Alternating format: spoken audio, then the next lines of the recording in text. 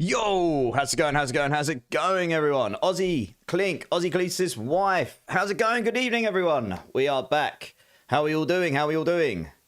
Hope we all had a good weekend going into the new week. And yeah, first stream of the week. So we're going to get straight into it. I'm just going to chill and do some leveling and stuff today. And if anyone wants to do anything in particular, let me know. And otherwise, we'll just do that. Yeah, we're good, as you know. Hey, oh nice. You've been smashing the PoE2 grind, as you said earlier. Yes, that's good. It's been good. I think the PoE2 economy reset is actually closer than people think, because they're putting teasers out. I don't know if you've seen that, Clink. They posted out about towers being overhauled a little bit with extra staff, and they've been teasing the Templar. So I think that's all coming with the economy reset. So it should be good times. Right, let's get into the game. Probably going to go start with some pits. I need to level up some glyphs. And we'll go from there, I suppose. I've been a little bit under the weather the last couple of days with a cough. So, yeah. Well, sort of. So, yeah, if I'm... yeah, I'll do my best. I'm drinking lots of fluids. It helps. Like I say, if there's anyone that wants to do anything in particular, just let me know. I haven't really got an exact plan tonight, to be honest. I just wanted to come on and do some stuff. So if anyone wants to chill and do something else, just let me know, really, and we'll... yeah, and then we can go do that. I'm probably going to level up some glyphs that aren't related to this character, so they're ready for, like, another Spiritborn build at some point. We're going to be doing the Rogue on Saturday, because I'm going to be doing, well, 12-hour stream is the aim. So it seems like the most sensible time to do it. We can start from scratch, work our way through, build a build, and hopefully by the end of the stream get it into a pretty good spot. For tonight, this build's about as far as it's going to go, I think, with Thorns. I don't know. It might it might go a couple of levels higher. The funny thing is, I looked at the leaderboards. I would get in the top 50 with this build right now. But most of the builds above me are using some mechanic. I was trying to work out, they're kind of using Rock Splitter Rake, and I was trying to work out where the damage was coming from, but it looks like the damage is actually coming from Noxious Resonance, stacking crit, and then there was either some bug or some very powerful mechanic going on with the Lifelink Witch Power. I think it's the combination of those three, and it does sound like that was made worse in the recent patch, either through bug or they changed it, I don't know, because I didn't use it. But I think because of the guaranteed crits here for 10 seconds, converts this linked damage into guaranteed crits. I think that's what they were doing. So, yeah. When you take damage, you deal lots of it to your linked targets. I mean, maybe that stacks with Thorns? I should try it, really, shouldn't I? Where could I put it? Maybe that's what they're doing. I did notice they weren't really stacking base Thorns, right? They were stacking crits. So I doubt this is going to make much difference. I'd be quite surprised. I'll just dump it in there and do a pit and see how it goes. Oh no, if the numbers go radically higher. But yeah, I mean, there was a couple of cool body builds. And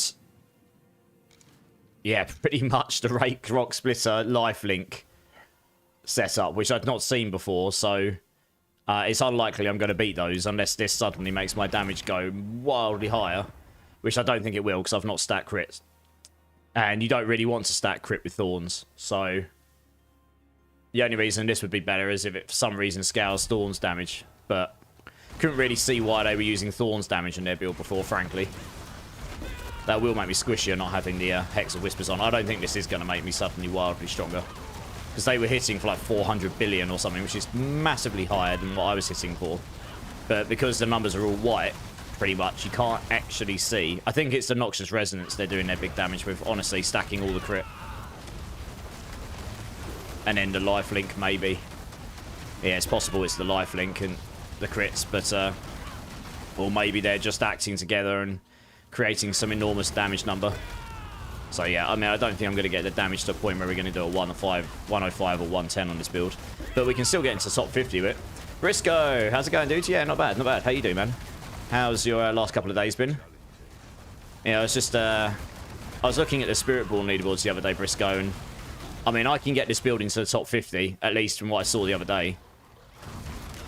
But once you go above the top 40 mark, they're all wildly higher. I mean, up to the highest was 135, so no one's done 150.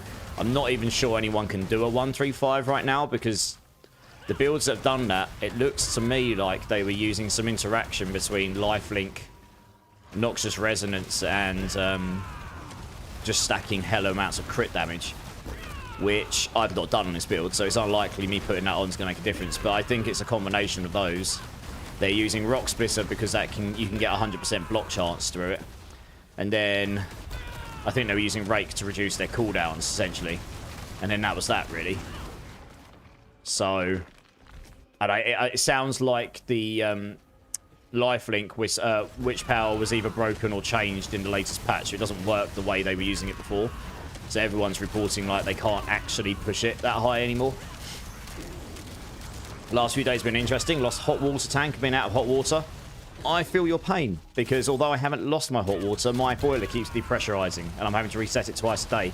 But I do now know it's the boiler and not the heating system, which is really good, because I was getting really worried that I might actually have to get someone in to rip up my entire floors and walls to work out where the problem was, and it does look like it is a component in the boiler. So anyway, it's not quite as bad as you're saying, but I feel your pain nonetheless. Hopefully you can get that sorted soon enough.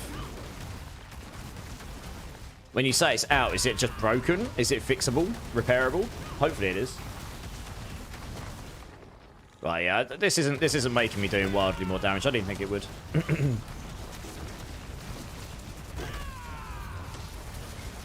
Still the same sort of numbers. I think it's that combination with Noxious Resonance. I made a conscious decision at the start not to do that because I wanted to do a pure Thorns build, so I'd literally be reconstructing the whole build at this point, and it would probably end up where they've ended up if I went down that route.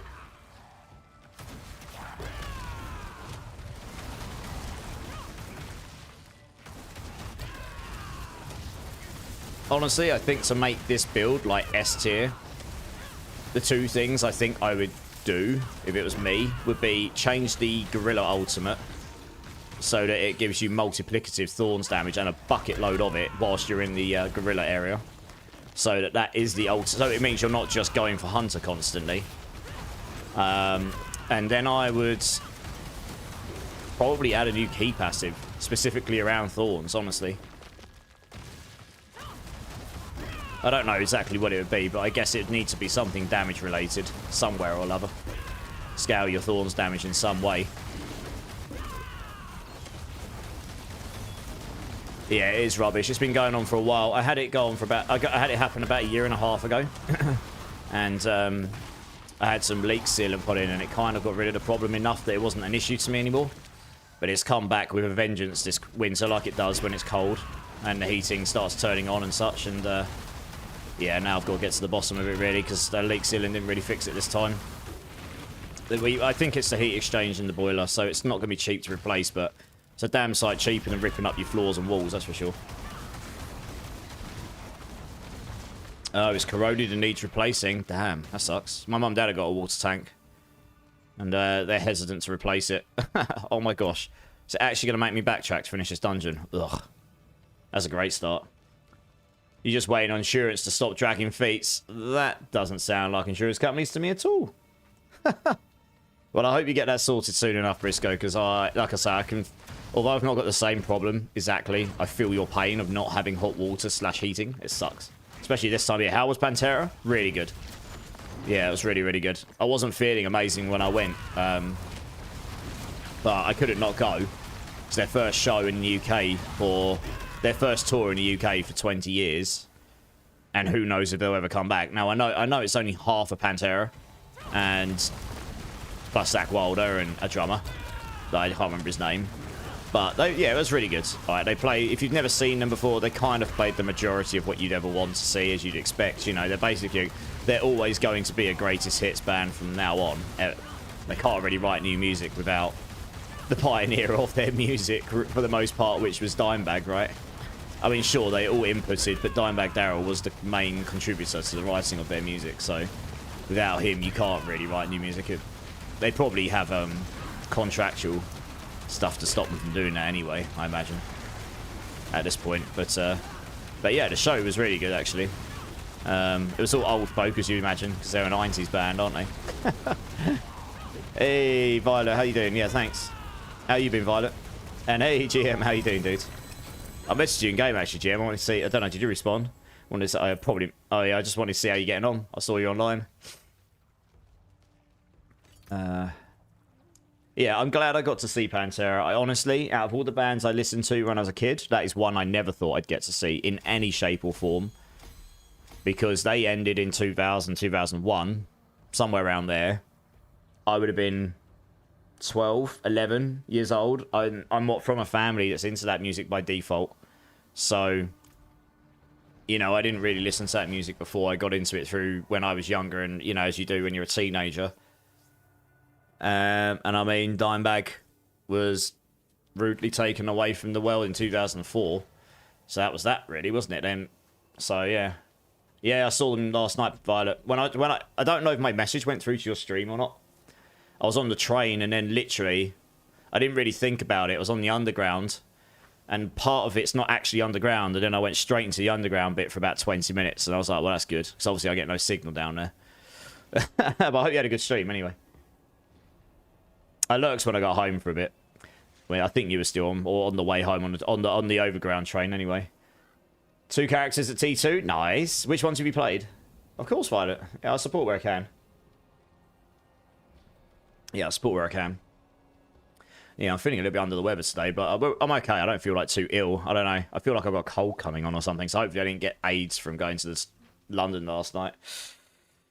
You know, freaking cold AIDS. Dear, oh dear. It's that time of year. I'm amazed I've managed to curb it for so long. I suppose it's because I never go out of the house. One time I go out of the house.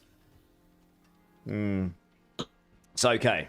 It's okay. I've got these bad boys. This will keep me going. They're amazing. Right, that definitely did not make my character stronger, so...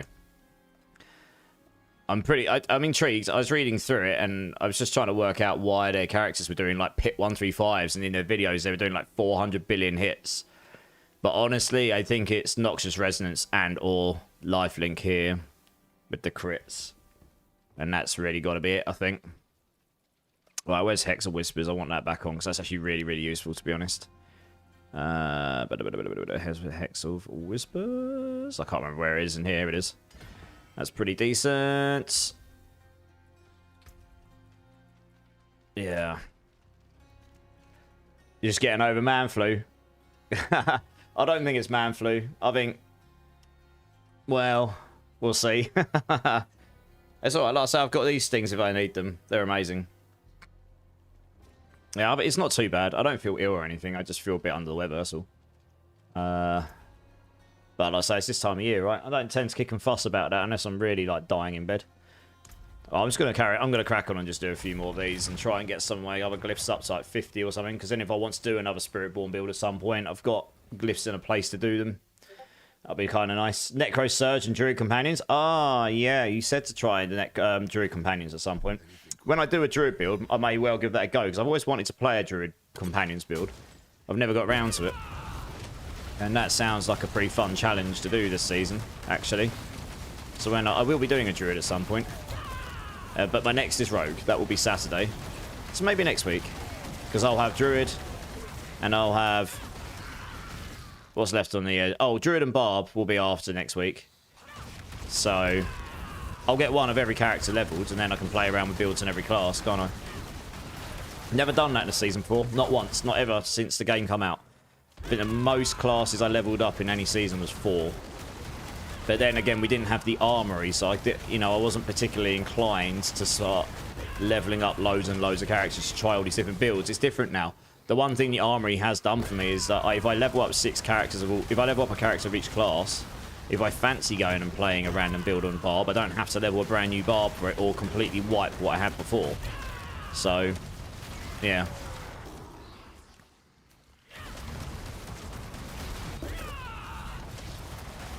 You feeling better now though, Briscoe, I hope? You say you're getting over it. Hopefully you're on the flip side of it now, feeling much better. Oh, I tell you what I should go do after this. I actually really should go farm some rot. My Piranado is not rank 5. I should really do that. Turns out Piranado is actually really useful for this build because it means I can take off, well, at least for the time being, I don't have to use Vortex so much. I'll tell you what I found interesting earlier as well. I saw another bigger streamer than me playing a Hydra build, claiming it to be a Hydra build, and their damage was not coming from Hydra at all. They were casting Hydra, and I'm not actually sure it was doing anything for their build, genuinely. I was watching them for ages, and I was trying to figure out how they got to pit 96. Now, I can do pit 98 on mine, and mine is, I've demonstrated it does damage from pure Hydra. But then, I'm pretty sure most of their, and I'm pretty sure theirs will go higher, but that's because most of their damage, they're not using Serpentine's aspects, which kind of goes to show why the Serpentine aspect probably isn't the best thing on the build. But it's also because they were basically doing an Inferno ultimate build using Flicker Step with Hydra on their bar, casting Hydras down. But they weren't even maxing out Conjuration Mastery or Primordial Binding or putting ranks into it. So I'm not really sure. I don't really understand why they had Hydra on their bar, because I don't think Hydra was really doing anything for the build. I don't think they were doing any damage with it at all. I'm pretty sure all their damage was pretty much coming from Inferno. So it was kind of a misrepresentation of the skill, but there we go. They did do some interesting things with it. I looked at their planner, and actually, funnily enough, their planner's really similar to mine in some ways. But they did have the Flicker Steps on, which I guess kind of makes sense. Yeah, I mean, that does allow you to get your cooldown, your ultimate cooldown quicker. And give you more ultimate damage. I mean, maybe that would work better on mine. But they, like I say, they weren't really scaling their Hydra damage in any shape or form. So I'm not really... Yeah, it wasn't really the Hydras doing the damage, if you want me to be honest. Oh, an ulcer. Nice. Hey, Obnoxious. How's it going, dude? How you doing? Sorry for yelling. You're good. Loads of people come in here and do the sheep scream, so I wouldn't worry about it too much. James over on YouTube. How's it going, dude? Are you still feeling good about this build? Stronger than your Hydra, James? Yeah, this build is stronger than the Hydra right now. I've done 100 on this one. I'm just doing 90s right now because honestly I can do them quicker.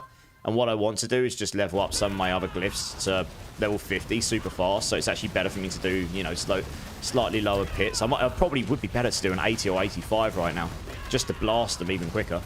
But I can do 100 comfortably on this. With the Hydra, it was a real struggle bus to get to 100. I was just saying, I was watching someone else's Hydra build earlier, and they were using Hydra, so I'm not going to say they were lying, but they were misrepresenting the skill, because I think if they didn't play, I don't think their damage was coming from Hydra. Not all of it. Like, actually, I don't think the majority of the damage was coming from Hydra. I think they were placing down Hydras, so they looked cool, but I don't think the Hydras were actually doing the majority of the damage, genuinely. But, I mean, I could be wrong. I only watched them for a little bit. Their plan is very similar to mine, but they were using... It looks to me like they were getting most of their damage from an AoE skill, which will be Inferno, because they were blasting stuff like that. So, yeah. And they weren't using Serpentine's aspects, which they can't... I mean, that aspect really does need juicing up in a lot of ways, because it's the only one for Hydra, and it's kind of a bit meh, honestly. But yeah, I mean, the Hydra build's fun, right? I got it to 98, I think. So it's pretty close to 100. For this Thorns one, yeah, I haven't played the Hydra build so much recently. I've been playing this one, so it's been quite enjoyable. I've got Ritual to 100. Colossal's at 89. Outmatch is 83. Revenge is 82. Hubris is 81. So, yeah. I've got a little bit of extra power to gain there, and I'm Paragon 262. So I can still gain another 38 Paragon levels, so I can obviously gain a little bit of power here as well. And I've still got some triple Masterworks and greater affixes you could get if you got perfect gear. And maybe like 2% here on the Zepazontek, although you're talking small gains here at this point. I could get a triple impotent for another rank there. So there is like little bits of power here and there. 4% on adaptability. There's little bits here and there, but honestly, I got the majority of this build in place now, really. To be honest, I didn't snapshot in that last one either. I probably should. I'm running 3,800 decks without snapshotting. If I can snapshot, I can get to well over 6,000. It's kind of bananas, actually. So, yeah. It's pretty good. I mean, this build might do a 105 if I had absolutely everything jacked. I was saying earlier, this build will get me in the top 50 on Spiritborn leaderboards on Helltide straight away, mainly because people haven't really been playing it very much. And the ones above that, they're either Quill Volley builds, and there was only a few of those, and then the rest were all using a Rock Splitter Rake build, but it wasn't Thorns-based damage. Although they had some Thorns in there, it looked to me like the majority of the damage there came from stacking crit everywhere on the build, a bit like the old Rushing Claw Toxic Skin build. So Noxious Resonance, the key passive that scales with crit damage, was doing a bunch of like a big load of the damage. And then there was obviously some interaction going on with Lifelink, because everyone was using Lifelink, and they were talking about how this broke in the last patch, and now no one can push to 135 on that build anymore. So there must have been some interaction going on between those things or something with the crit damage, allowing 400, 500 billion hits. That's what I saw that at least. There might have been higher. The highest I've seen my one do is like 15 to 20 billion. And that's pure Thorns, no crit damage, nothing. So, yeah. I'd have to... I mean, if I rebuilt the build for it, it'd end up being the same as what they've done, probably, to get the sort of damage they did. Durbin, how's it going, dude? It's good to see you, man. It's good to see you. How you doing? Cheers. Cheers, everyone. You broke your arm. Damn, obnoxious. I'm sorry to hear you broke your arm. How on earth did you do that? You're chowing breakfast? How the hell did you break your arm, dude? I hope you're okay. You have to play some Baldur's Gate 3. I'll be lurking. Thanks for the love, Briscoe. Appreciate you, dude. Yeah, it gives you time to watch some nerds at least. Nice. Do you recall how high you needed your glyphs to get into tier 4? I'm pretty sure my glyphs were like not very high at all. Because James, when I leveled up a Thorns. When I leveled up this Thorns Spiritborn, the next day I started from absolute scratch on hardcore and leveled a different Thorns. You know, a different build of Thorns Spiritborn there. And I got to T3 on hardcore, like, with less optimal stuff. So, honestly, and, like, my glyphs would have been pants. And I did, you know, I really didn't have anything to work with because that's my first hardcore character this season. So, to get to T4 in this build is actually not too difficult. The problem with Thorns... Oh, I suppose I did have a decent razor plate, right? That helps. I did go play with some fellow streamers, and then they helped. They had some good hardcore characters, so we were able to go farm me a single GA razor plate. That helps, but yeah, I mean, as long as you got a razor plate and with a somewhat decent aspects, maybe if you can get the uniques in some form, Zephyr Tech, razor plate, Loyalty's Mantle, and get the Mystic Circle tech helps a lot. That was a big damage boost. Yeah, honestly, I mean, getting to T4 is not that difficult in this build. It's more just scaling it in the very high pits, because Thorns, you can't get much more base Thorns damage than what I've got already. I've got 5,400. There's only small games to be made there. That's a complete GG razor plate there. Doesn't matter where your Masterworks go. As long as you've got 4 GAs, they can all go in any of them. It doesn't matter. So that is a GG razor plate. You cannot get any more Thorns on that right now. I could get a tiny bit more here on Binding Morass by getting the triple in Armored Hide, I suppose. Active duration.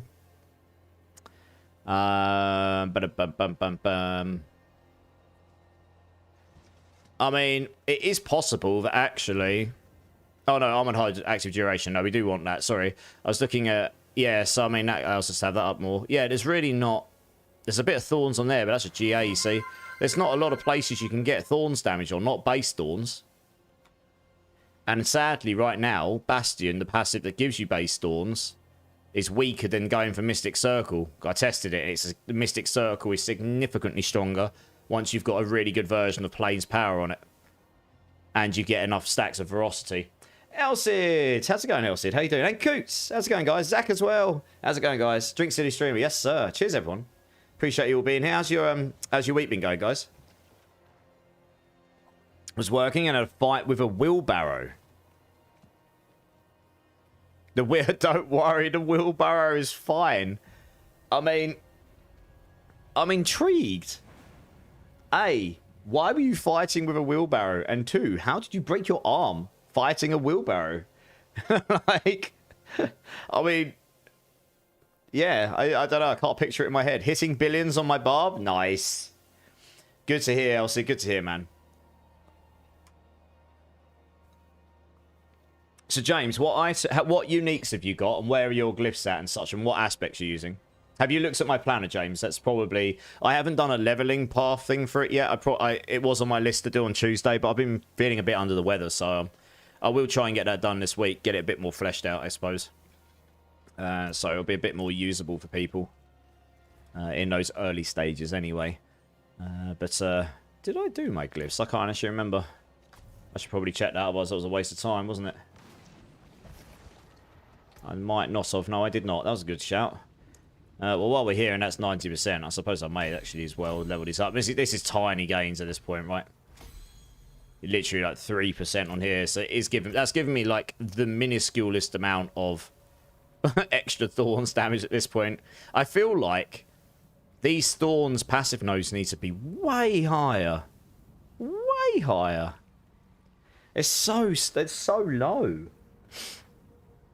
Yeah, I feel like Thorns is actually, as a build, is in a pretty good place. It genuinely just needs the baseline numbers jacked up. And two other things.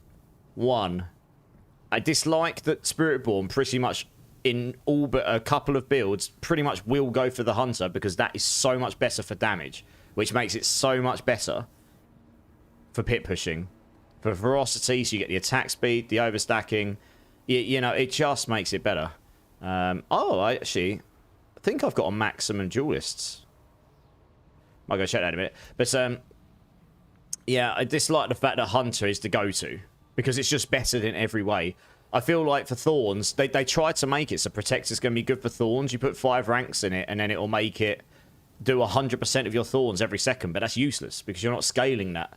You're scaling your, you know, I mean, this is the best way for scaling Thorns right now that I've found in terms of upper tier numbers, and that's pure Thorns, no gimmicks, no crit, ridiculous mechanics, and that's because you're scaling all your basic damage, but that doesn't scale your ultimate Thorns.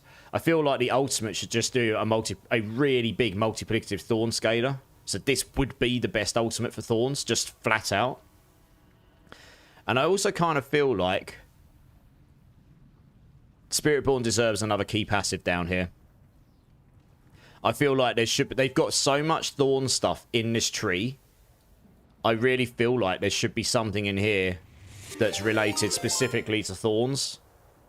You know, a Thorns key passive. I think that is actually missing from the war armory of, you know, the toolbox of the Spiritborn. And I think you do that, and the Thorns builds could be S tier. Because I've got it to 100, like, comfortably. It's pretty good. We have got a raid coming in from the legend himself, Beacon. How's it going, dudes? Welcome in, raiders.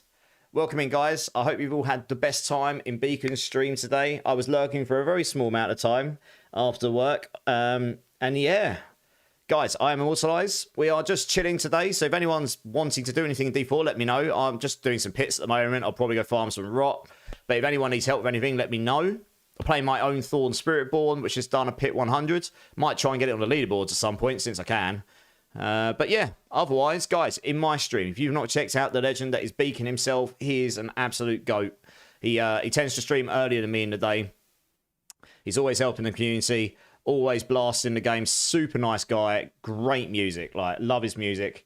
And what's happening in this legend's place? Ah, dude, you're the legends.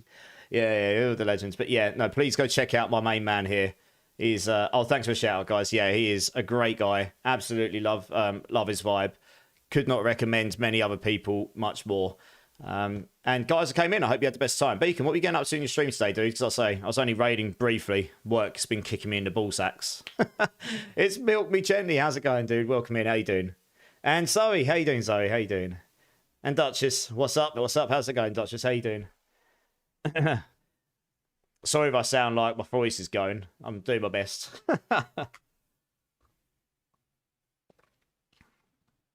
You're doing a bunch of horde and a little bit of softcore at the end. Oh, no. Oh, were you doing hardcore horde stuff?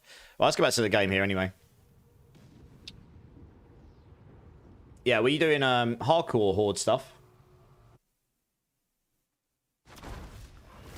I suppose I asked who we were torturing. I mean, say hi to. Well, it's okay. You can come and torture me any day, baby. Oh, yeah. Wink, wink. It's not really torture if I enjoy it, eh? Oh, not just... The ute was pretty full of stuff, and so we two-man lifted the wheelbarrow up and tipped it onto the top. When lifting it off, my offside didn't know I was hanging onto it and threw it down. So, oh yeah, ow. That does seem that sounds painful. Well, I hope it recovers fully, and you enjoy your time off work, I suppose. You're looking forward to Saturday's stream. Be happier if my son would go to sleep as it's 10:45 p.m. It is 10:45 p.m. Eddie. Yeah, Saturday's stream should be really fun. I'm going to be starting about, I don't know, 2 or 3 p.m. maybe. Might start a bit earlier. I'll see how I feel. But yeah, we'll do a 12-hour blast, I think. What are you drinking and how did it fill itself up without you moving? Streamer tricks. He's been keeping an eye. So I'm drinking Ribena. And it's magic. So, you know, I just train at Hogwarts, mate. You know, I put it down here. And then it just empties. It's great, isn't it? And then you see I put it down again. And I pick it up and then it's basically full again. It's magic. You know, that's what they teach you at these magic schools.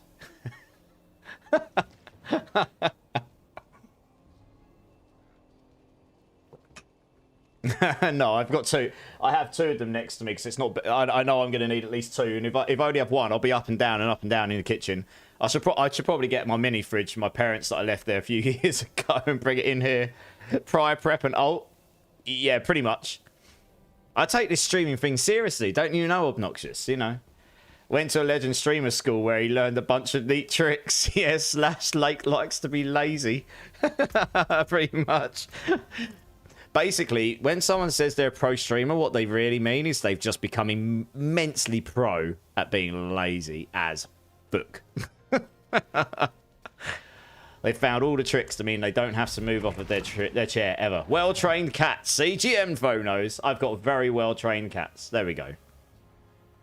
Could you imagine? My cat's going in and out, just getting me drinks. Jesus. Be done for flipping animal cruelty or something. Secretly sat there with 20 glasses of juice. I've only got 2. I'm not that prepared. I've got 7 boxes of jelly beans, though. Oh, dear. So many jelly beans. Oh, I should have done a snapshot. Never mind. Mini snapshot, and I'm just under 6,000 decks. If I do a big one, I'm like 6,500, 7,000 decks at this point. It's completely bonkers. Ridiculous levels of decks. Yeah, I really hope they add like a full Thorns. Yeah, I think just a couple of small changes and this build would genuinely be an S tier build. This feels like a great build to play anyway if you're not wanting to blast 150 pits. You know, it feels good to play. It just needs a couple of extra big, you know, kind of extra tools in that box and off you go, really. I mean, I want that key passive alone. I'm not sure if it should just be a straight, you take this and you get 50% more Thorns, because that wouldn't be enough. It needs to be some way of scaling Thorns, really. It needs to be like, because you would be sacrificing damage reduction and your deck scaling if you took it. So it'd need to be pretty, it'd need to be like, you will take this for Thorns builds. This is so good that nothing else will be better than it for Thorns builds. That's what it would need to be. So I don't know, it'd need to scale, like, the more flat Thorns you've got, the more multiplicative Thorns you get or something, you know what I mean? So it makes you really, really want to go into flat Thorns as much as humanly possible. And then you're double dipping and getting your multiplicative stuff as well, or something like this. I mean, you could do another thing as well. You could go stack vulnerable damage and this, or like the crit multiplier one, you know, and such. With an unlimited scaler, I suppose. You could do this as well, but there's so many ways you could do it. But I just feel like it's missing. It doesn't really have a dedicated key passive to it. I've taken what I feel is the best for this build. Obnoxious Resonance with crit damage scaling probably will do more damage because it's got an unlimited scaler in it. If you can get it higher than what I've got here with the deck scaling, then for sure it's going to do more. But I didn't really want to do that because it's not a pure Thorns build, you know. It's not. I wanted to make a build and see how far I could take it by actually doing just Thorns damage. And that's it. Pretty much. I mean, there'll be other little bits in here, but that is my main source of damage. Tested and proven. And that's kind of what I set out to do, so. Has anyone else had the new quest bug on alt? What, you mean the season quest? I don't think so. What's bugged on it? Pro streamer means they can sit on their ass as much as possible for hours. Exactly, right? Exactly. Yeah. Oh, dear, dear. Good times, good times.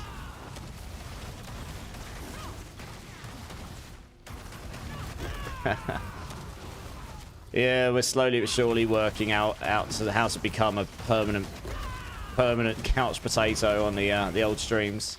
Another altar. That's 2 and 4 dungeons. I haven't even got a draft of Whisper on. It's lucky. Shell block. How's it going, dude? Definitely feels good to play. Yeah, it does. It's actually interesting because you were one of the guys that mentioned to me you wanted to try Rock Splitter Rake. I don't know if you were in here or not.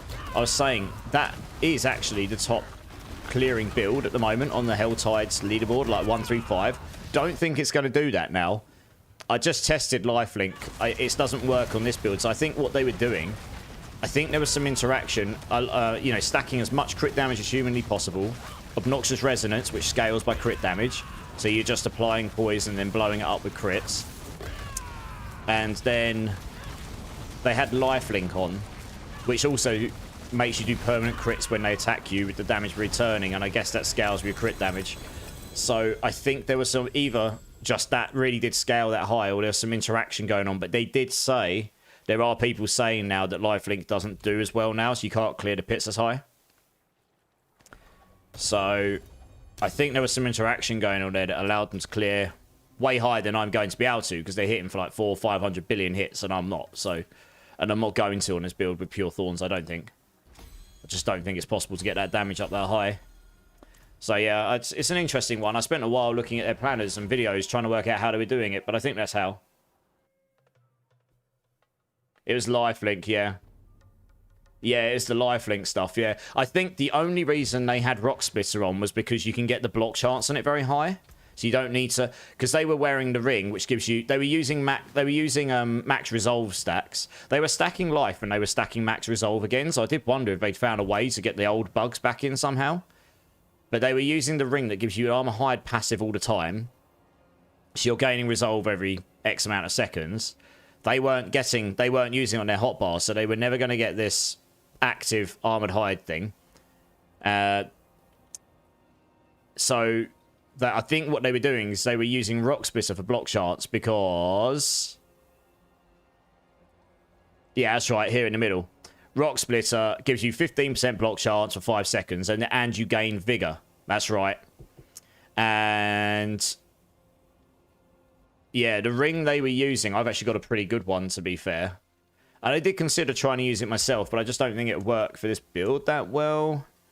Really? I mean, I suppose it would be higher than 30% damage here, but then you would lose Mystic Circle potency, so I don't know. But they were using, where is it? This ring here. I've not got good max resolve stacks, but you can get loads of maximum resolve stacks here. You get vigor when, yeah, that's right. There is an aspect I want to try on this build, which might be better than what I'm using. But yeah, so this gave crit charts, vigor and resolve, bunch of damage when you evade, and so on and so on. So I think they didn't have 100% crit through arm and hide. So obviously, Rock Splitter being 15%, sticking on Patient Guard that gives you 25, and then they were tempering on like extra block chance. I think they were using Rock Splitter for block chance, and then Rake for cooldown reduction, so that they could just smash their skills constantly. And it's actually reminded me, there is an aspect I didn't notice before, which I might be able to use, which probably won't be better than this, but it'll be very interesting to try. Where is it? Resolve. Let's try and resolve. I can't remember what the actual aspect's called. Never noticed it before. Tenacity. Here we go. You gain resolve for each vigor you gain while at maximum vigor. This can overfill your resolve by 5 stacks. This may not work very well from a build because I'm not generating that much resolve, but on their build, they're going to be generating so much vigor and they never actually spend it that they're going to be overfilled on their resolve by 5 stacks all the time. So that plus, I don't know, a GG ring, that gives you what, like 8-9 stacks, plus your, yeah, plus you get, they were doing Spirit Hall potencies, you're getting a bunch of stacks here. They're up at like 20 stacks of resolve or something. Yeah. I mean, that gives me a 10x damage multiplier, but that's probably not as good as 30 here, honestly. The door never opened. I enter bleeding root hold and no location. Did you... Oh, did you go and... Did you open one of the roots? I don't know, without seeing it. What am I scaling, Obnoxious? When you say scaling, Obnoxious, what do you mean, sorry?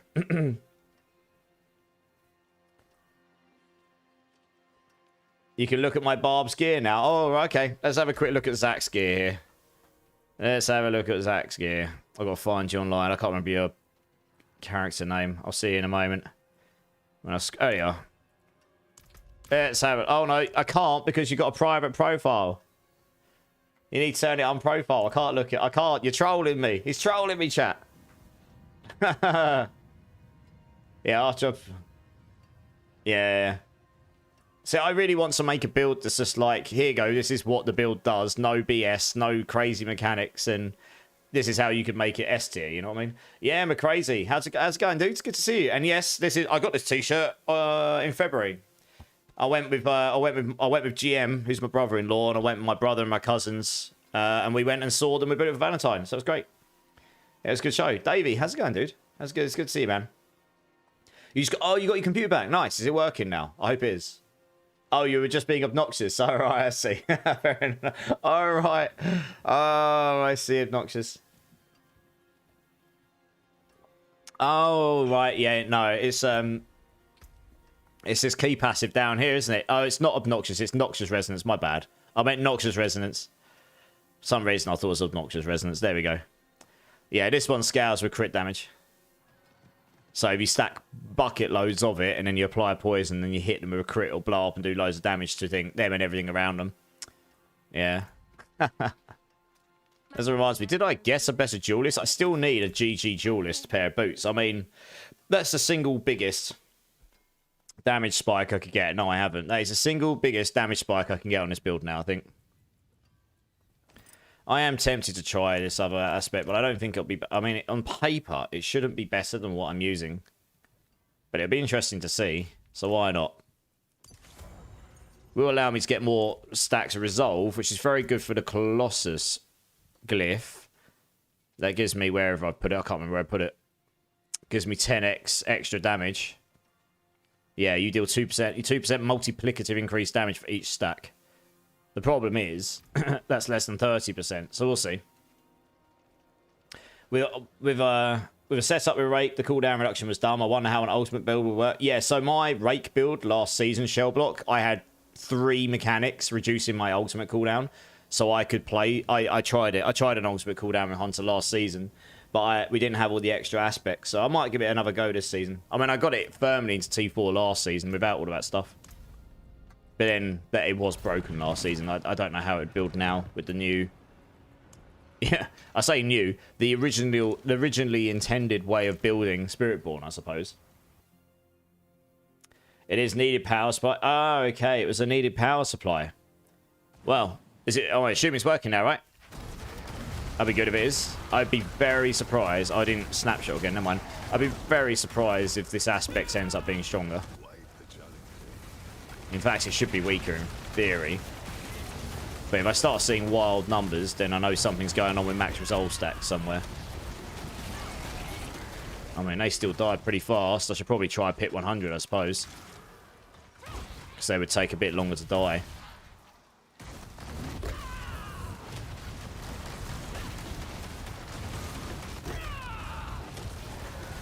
And then maybe that's one of the ways they've scaled the damage, I don't know.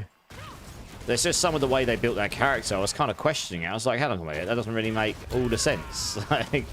like what?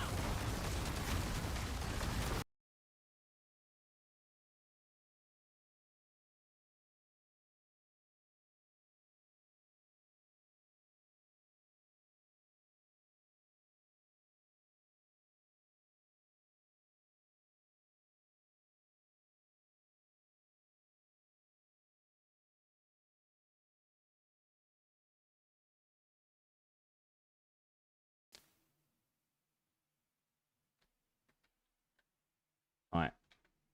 Good. Dear oh dear, what on earth? Oops. What the? Why is my game sound going weird? Now I can hear my game sound. I'm not meant to. That's not... Sorry, guys. Bear with me 2 secs. I'll sort my camera out. It did this to me the other day, and I don't know what causes this. I know how to fix the camera, though. That's always good. There we go. So I'll make sure everything else is working. Can you still hear me, guys? I think you can. I'm just going to double check. For some reason, my USB goes... Yeah, it's really strange. The only reason I know it's that is because my mouse stops working, so my character starts doing some weird... It just keeps running. And because I've got so much stuff all connected in the same USB thing, it might just be because of the sheer number of things I've got connected there. Another reason for me to get a second tower.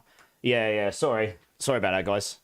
Hopefully it won't happen again tonight. I'm going to go open my window. It's pretty warm in here.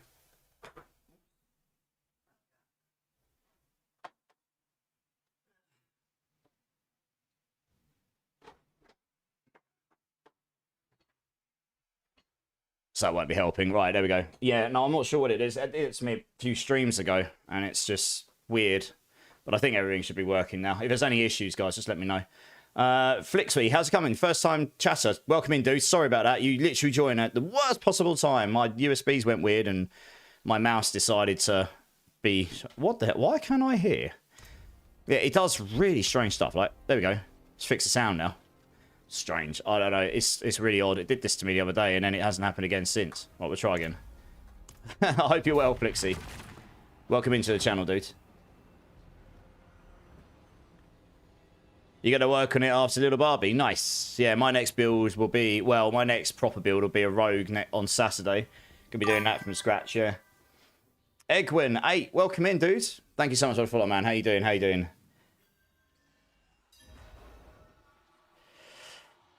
T33. Nice. GG's. Yeah. Yeah, I think just getting a second tower at this point is pretty much a must-do for me because I've got too much hardware in one computer. I think that's really where a lot of my problems are stemming from. It's just too much stuff going. I've got a very powerful computer. Doesn't matter. It's just too many things connected to it, I think. So it just gets itself in its knickers in a twist sometimes. On mod duty. No worries, Egwin. You're good, dude. Thanks for coming in, though, man.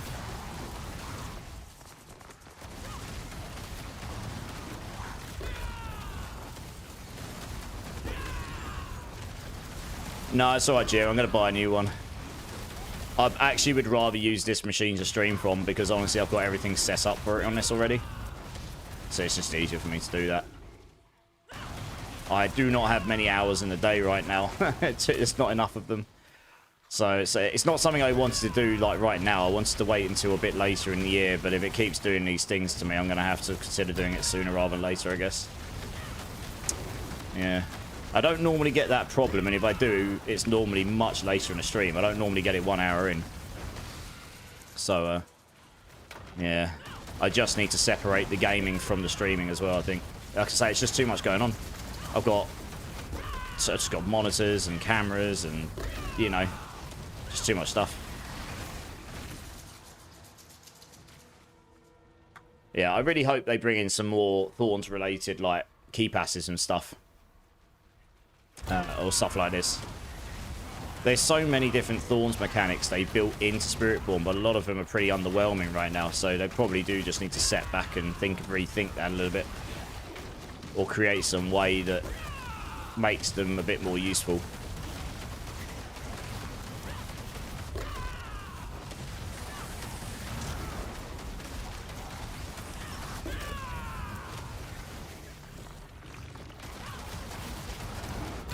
Yeah, if I do an ultimate build shell block, I'm not sure I'd do a hunter one, just because it will end up being extremely similar to what I played last season for most of the season when I was playing it.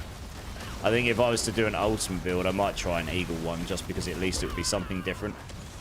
But I'm actually more inclined to play a razor wing build, to be honest, at the moment. I have no idea if it'd be any good. No idea. Never played it. And I know they added some stuff for it this season.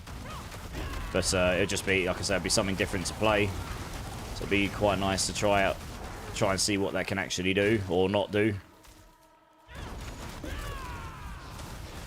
Hey, Kezen, I'm good, mate. How are you? How are you good? How you doing, dude?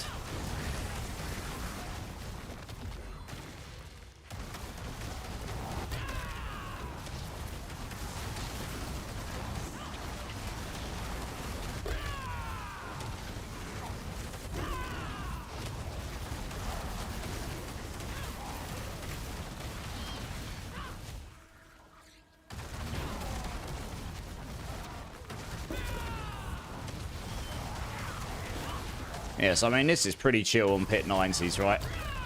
I can do higher, but I'm just leveling up some glyphs here. That's the main aim. If I could get that extra stack of duelists so I can get a 5 out of 5, that's a pretty significant damage boost. That'll be 14.5x more damage. So that's pretty significant. I mean, that might push me up a couple of pit levels, honestly, because I had a bit of wiggle room anyway on 100. I think I did it with like 6 minutes to spare, maybe 6.5, something like this. So I'm not sure I'd be able to get a 105 down, to be honest, but I might be able to get a 102 or 103 down. Oh man, it's these last few maps I've done, the map segments have been pretty annoying, to be honest. There we go. There we go.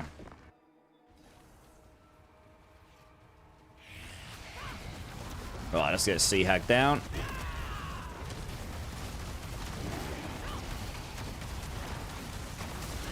I think if I'm going to try and push any more pits, I should probably go get my Piranado leveled up. It's only level 2. That could use a little bump to level 5.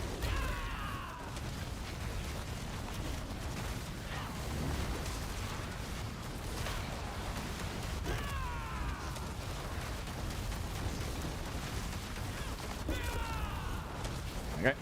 Boom. And I'm pretty chill.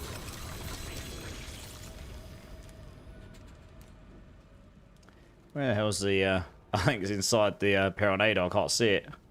Oh, it's right there. I guess we'll level up this one.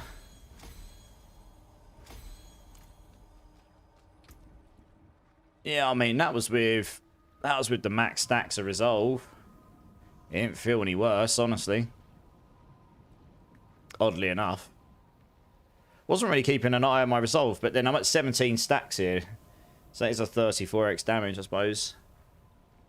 RS Scott, R Scott 1222, welcome in, dude. First time chat. How you doing, man? I beat the main campaign for the first time. Hey, GG's, dude. Nice. Is that as in the main game or the Vessel of Hatred campaign? Yeah, welcome in, man. That's awesome. How's the concert, Durbin? Yeah, it was really good. Yeah, Pantera were awesome live. A band, as I was saying to some of the guys earlier, it's a band I never thought I'd get to see, and I know it's only half of the band, but you know, the main game, nice, man. What class were you playing? What build? Yeah. That's awesome, dudes. Yeah, welcome to the community, my friend. How much have you spent on a Telestomp build now, Obnoxious? So the last time I logged in, I want to say that my current setup on there, when I bought the stuff I bought, so I don't know if the market's gone up or down since then. It's about a week and a half, 2 weeks ago. I probably spent about 250 divines on it now. Because I got that relic, didn't I, in the Sekimas that I sold for 290 divines, and I had about 20 to start with. And I did spend, it might be about 270 actually. So it's a fair amount. But the stuff I've got now is like really GG. I do need to update the planner for that a bit more with the final stuff I ended up with, actually. Got some guy coming to my YouTube comments the other day, and he was just completely trolling. So it kind of demotivated me a little bit, to be honest. I couldn't be bothered. Very much a smile and nod moment, you know? But yeah, it's pretty expensive. But I mean, before that, my build really wasn't that expensive. I was just very good at shopping around, I guess. The main game, Barb, nice. Were you playing the new Earthquake Boom builds? The one where you blow the earthquakes up, or you doing spin to win or something? Yeah, if there's anything we can do to help you, dude, let me know. Always happy to help the community. Right, I'm just going to try push 100 on this build with that aspect, because I want to see... how that feels in 100 with that aspect. I'd be surprised if it gives me more damage, but who knows. Spin to win, that's a pretty popular build to start out on, nice. So have you got Vessel of Hatred, or are you just sticking to the main game for now? Spin to win, you'll have to wait until I've done this pit, because this is actually, if I stop, I lose that time, and this is a pit, this is the highest pit I've done on the build. Just bear with me. I would normally, if it was any other level, I'd do it. I mean, just going... But I'm actually testing time, I'm actually time testing here, so... a minute is actually really significant when I'm trying to time test something. Where's he gone? It's very, very annoying that this guy had teleport because he's just wasted 20 seconds of my time, probably. He's dying pretty quickly, though. Interesting. It's possible this aspect is stronger. I didn't know this aspect existed. It's definitely a newer one from what I'd used in the past. I don't think it was available last season, actually. Because I'm pretty sure it would have been used otherwise. Just for the overstacking. Due to with all of that max result crit damage scaling that was going on. You have Vessel Hatred, and I'll enjoy that next. Nice. Yeah, yeah. I'll do the campaign. Get that done. Get all the mechanics. Get all the new stuff unlocked that's in Vessel Hatred, and then you can get into the, you know, the end game loop and sort of enjoy as many builds as you want to, really. Well, I say, dude, welcome to the community. Always happy to help people, so just hit me up if you ever need anything. And I'm live. Yeah, I'm live like 4 or 5 days a week, and quite a lot of that I'm on D4. So I'm always about. Normally at this time, but some days I come in a bit earlier. Some days I stay on a bit later. I'm getting a lot of TP enemies right now. This is really unfortunate. Oh, Scott, thanks for the follow, man. Appreciate you. Yeah, I love to meet new people in the community. I mean, the time's going pretty quickly so far, considering I've had to wait and be patient on those elites so far. Right, let's just crack on. Right, there we go.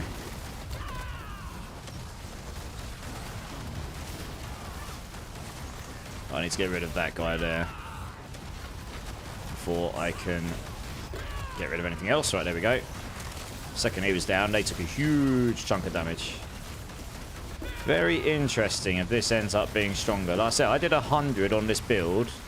That was 10.7 billion there. I think the highest I've seen is 15 or 16. 14.2 there. Okay. It doesn't look like this is any worse, genuinely. And it does look like my resolve is just staying at 17 here. Yeah, the second I go down, it's just going back up again. I need to go over here and get rid of these. I'm not about to kill these other things till these are dead.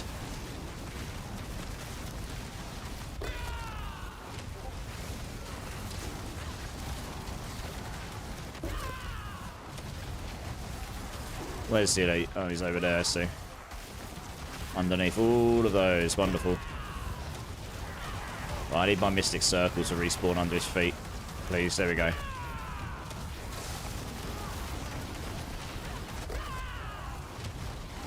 This has been a pretty trash map segment so far. Honestly, I really kind of wanted to get on the next one. This enemy type here is quite annoying because they TP around, which means they TP outside my Mystic Circle, and I do a lot more damage when I'm inside there, so that's probably cost me like a minute and a half so far, honestly. The amount of time I've had to waste.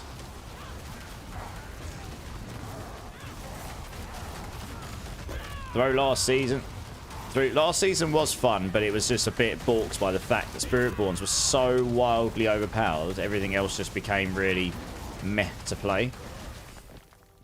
Vortex helps a lot with Pit. It does. I'm not using it currently because there's something I need on my build still. Something to do with my ultimate. I can't remember exactly what it was, but it's I need something that gives me more cooldown reduction. Oh yeah, that's right. I need cooldown reduction on my amulet, so I can get my cooldown reduction on my ultimate down below to where it is now. It's at 12.48 seconds right now, but I want it lower than that, and the only way to do that is getting cooldown reduction on the build.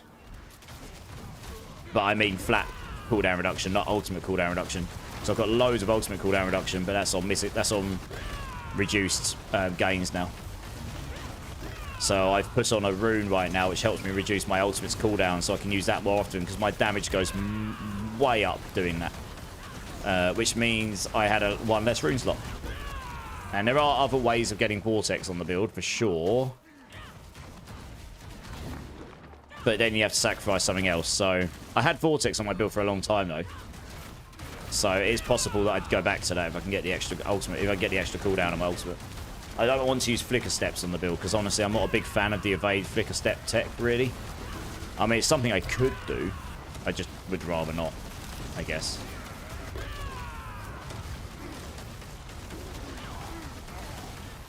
Yeah, still not convinced this is actually faster. It's going to be really hard to tell. It doesn't really feel any worse or any better than what I had before. It just feels different, I suppose. I got confused because my build went to the Eternal server and the game changed some of my equipment when I just picked spin. Ah, so you started your build before the new season started. Yeah. So, I mean, you can carry on your build just fine. But the things that would change is if you were using any seasonal mechanics like there are in this season, the witch powers, those won't exist on Eternal once this season ends. So when Season 8 comes around, all your characters will go to the Eternal realm, but all of the witch power related stuff will go goodbye. That includes all of the jewelry stuff we've got right now. So your builds kind of won't work the same as what they did during this season, I guess, for that reason alone. They might not be that different, depends how you built them and what they rely on. But those things, technically speaking, won't be available. Oh, where's the next set of elites? Here we go. Yeah, I don't think this will be fast. I'm not even on the boss yet. And we're at, well, less than 9 minutes left. Pretty sure I finished 100 with 6 or 6.5 minutes left before. Does give me more defense, though, I suppose. And I didn't snapshot. I am at 6.3k, I suppose, so the snapshot wasn't too bad. I could have snapshot better. Don't actually need that. Where on earth? I really hate this map segment. It just creates backtracking galore. Yes, I'm pretty sure most of the pro pit pushers, if they get this map segment, they just quit the dungeon and start a new one. I don't really do pro pit pushing, but it is one of the worst for backtracking and such like this. Right, there we go. Well, it's going to be pretty close. Depends how much damage you do to the boss, I suppose. See Hag. See what the biggest number is in the boss.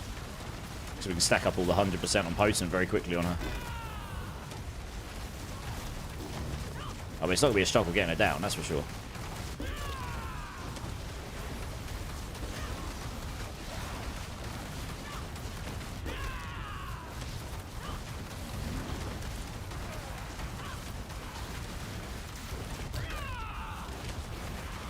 Yeah, I've not quite got Armored Hide to the point where I can keep Armored Hide up permanently.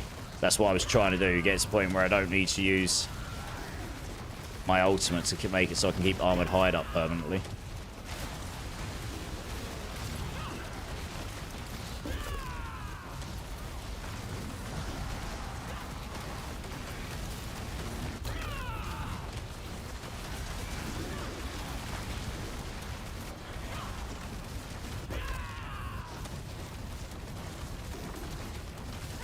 Yeah, they use rakes to get their ultimate cooldown higher. That's what I mean. Having cooldown on my amulet would mean I'd have my ultimate that more often, and every time I cast my ultimate, it gives me one of my other skills back, and so on. It just creates this quicker loop of everything.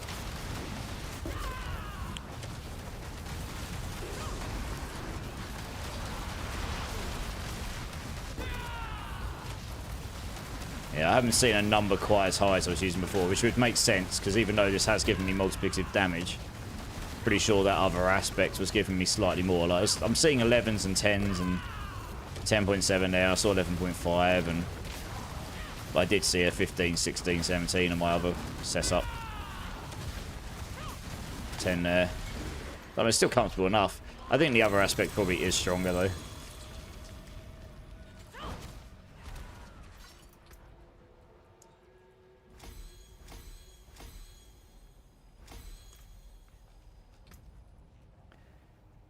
I'm kind of praying that I get the duelist aspect drop with Ancestral on it. I mean, that would be a nice little damage spike right there.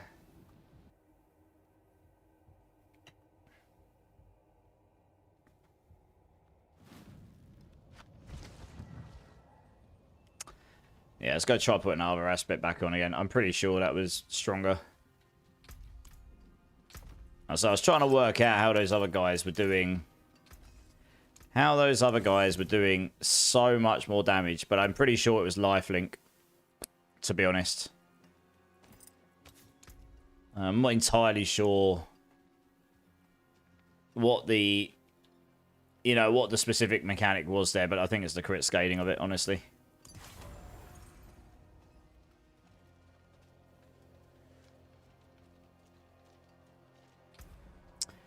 We've got all those on. Yep. Let's just try another one here. Very quickly know if it's quick or not. Or quicker, I mean.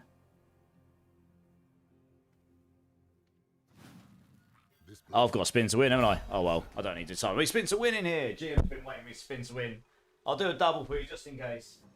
There you go. Yeah.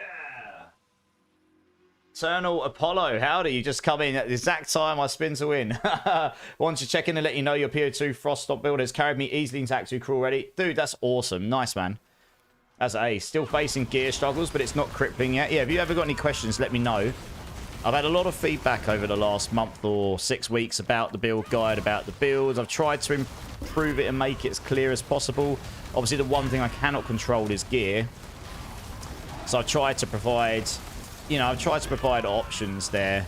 I have actually got some updates to make to like the very, very end game version of the build. So you're not quite there yet. If you're at Act 2 Crawl right now, you won't be on that variant yet. My build has beaten everything in the game. My version of that build, which I've just got, it's mainly the Pinnacle variant. But there are a few changes I need to make. I was just 16 billion, and yeah, this is way stronger. So I will be looking to update that at some point.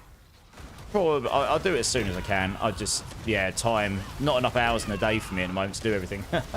You know how it goes. But yeah, I hope you're enjoying it. That's the main thing, dude. It's not overpowered, so it's definitely not going to one-shot the screen or blast it. I've had some people come into my YouTube comments and honestly just troll me and say it's rubbish compared to other builds, and I think it's just because of what their expectations were is just set too high. Depends what you... my response is depends what you want from a build. But that build is really... It can do everything just fine, comfortably fine, and I found it really fun to play, so... And it's not using any broken mechanics, not one. So, you know, if that's your kind of build, then it will help you. And I've tried to write it in a way that will make it accessible to people who are genuinely new to Path of Exile or Path of Exile 2. No elitist stuff at all. I'm not hiding anything from you guys, you know, I'm just telling you this is how it works. And if you're interested in knowing that, it's all in there. Like, try and explain like how the mechanics work, and then you can use that in future yourself in your own builds or different builds if you want to, you know. So that was kind of what I was going for, really. Create a nice little learning resource, and also it was a nice little learning experience for me as well, because although I've played Path of Exile a bunch, obviously we were all learning Path of Exile 2 as we were playing. When I started that build, I started it on day 1 of the game coming out in early access, so it was a new game. And I didn't get a chance to play it beforehand. I wasn't part of that lucky group of people. What? I did have a question about what I should do with the gear sets after filling in ones you put out in a passive tree. Okay, yeah. The mobility and utility more than makes up for any damage fall off, though. I've yet to see any. Yeah, the damage... So, if you feel your boss damage is getting weaker and you're not using Sigil Power yet, that is the way to do it. And I didn't use that myself when I leveled up, but you can use it from level 1 if you can find... Well... very low level if you can find a staff. So you need a chiming staff. It doesn't matter. It could be a white one. It does not matter what it is. It's just a chiming staff that comes with Sigil Power on it as a passive skill. So you want that. You stick it in your weapon set 2. Now, what Sigil Power does is it creates a circle on the floor. A bit like this one on the floor that I've got here. This is called Mystic Circle in Diablo 4, right? But it's actually quite similar. When I'm inside that circle, I get bonuses. But right now, I'm using it as a damage boost. And that is exactly what Sigil Power is going to do for you in Path of Exile. It starts off with a small boost, and the more mana you spend inside it, it goes up from stage 1 all the way up to stage 4. And the higher a stage it is, the more multipliers you get. So it gets stronger and stronger and stronger. And what I've done in the passive tree is made it so that when you use Sigil of Power, it will, because it's a skill you can put on your hotbar, you can make it so when you cast it, well, actually, when you cast Sigil Power, it will always swap to the slot you've got your staff in. So if your staff is in weapon set 1, it'll go to weapon set 1. If your staff's in weapon set 2, it'll go to weapon set 2. But obviously, I'd recommend putting a weapon set 2. So you'll cast your Sigil Power, it goes to weapon set 2. And what you can do is you can unspec a load of passives in your tree that are just damage related. You don't care about that when you're casting Sigil Power, because Sigil Power is not damage related. It's literally you just want as much area effects as possible and as much duration increase as possible, so it lasts for longer and it becomes this ridiculous size circle on the floor. I mean, you should see the size of my Sigil Power. It is huge.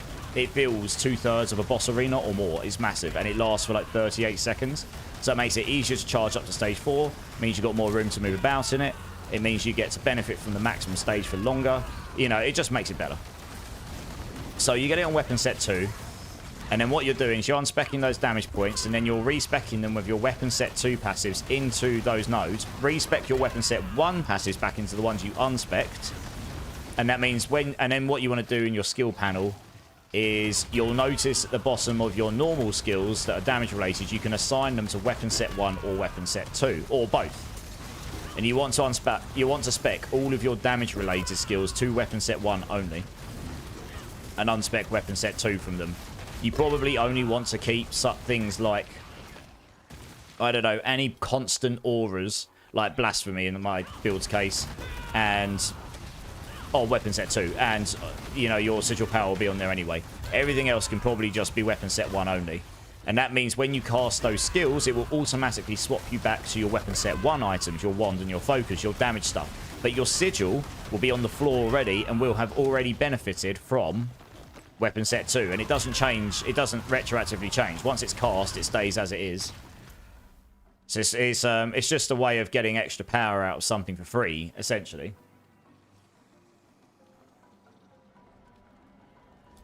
Being able to block off waves and then build up cross stomp though is great. Yeah.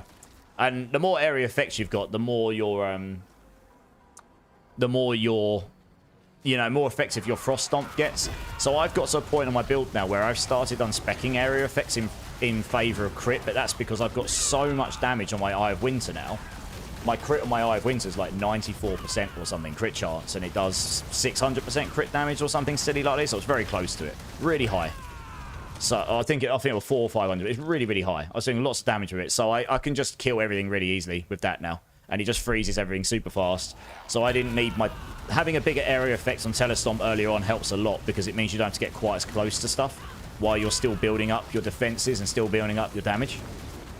It's all about a journey. You know, your stepping stone. You kind of go, right, my build's improved. Now what's the next biggest improvement I can get? And then you aim towards that.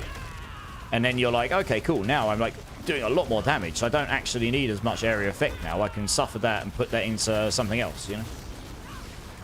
Worth noting to make sure to unspec nodes from ends of chains before adding it. Yeah, exactly, yeah. I mean, my planner shows which ones I use. Does that make sense, Eternal? It's a lot to take in, and obviously it would have been easier if I was on PoE 2 tonight and I could have showed you, but the planner, you just follow those red and green lines and that will help you out. I did change the planner a little while ago so that the earlier variants didn't put in 100% of passive points, because I'm only at like level 94. To get to level 99 or 100 takes some real serious grinding. So I think I made the earlier variants up to like level 50 or 60 or something.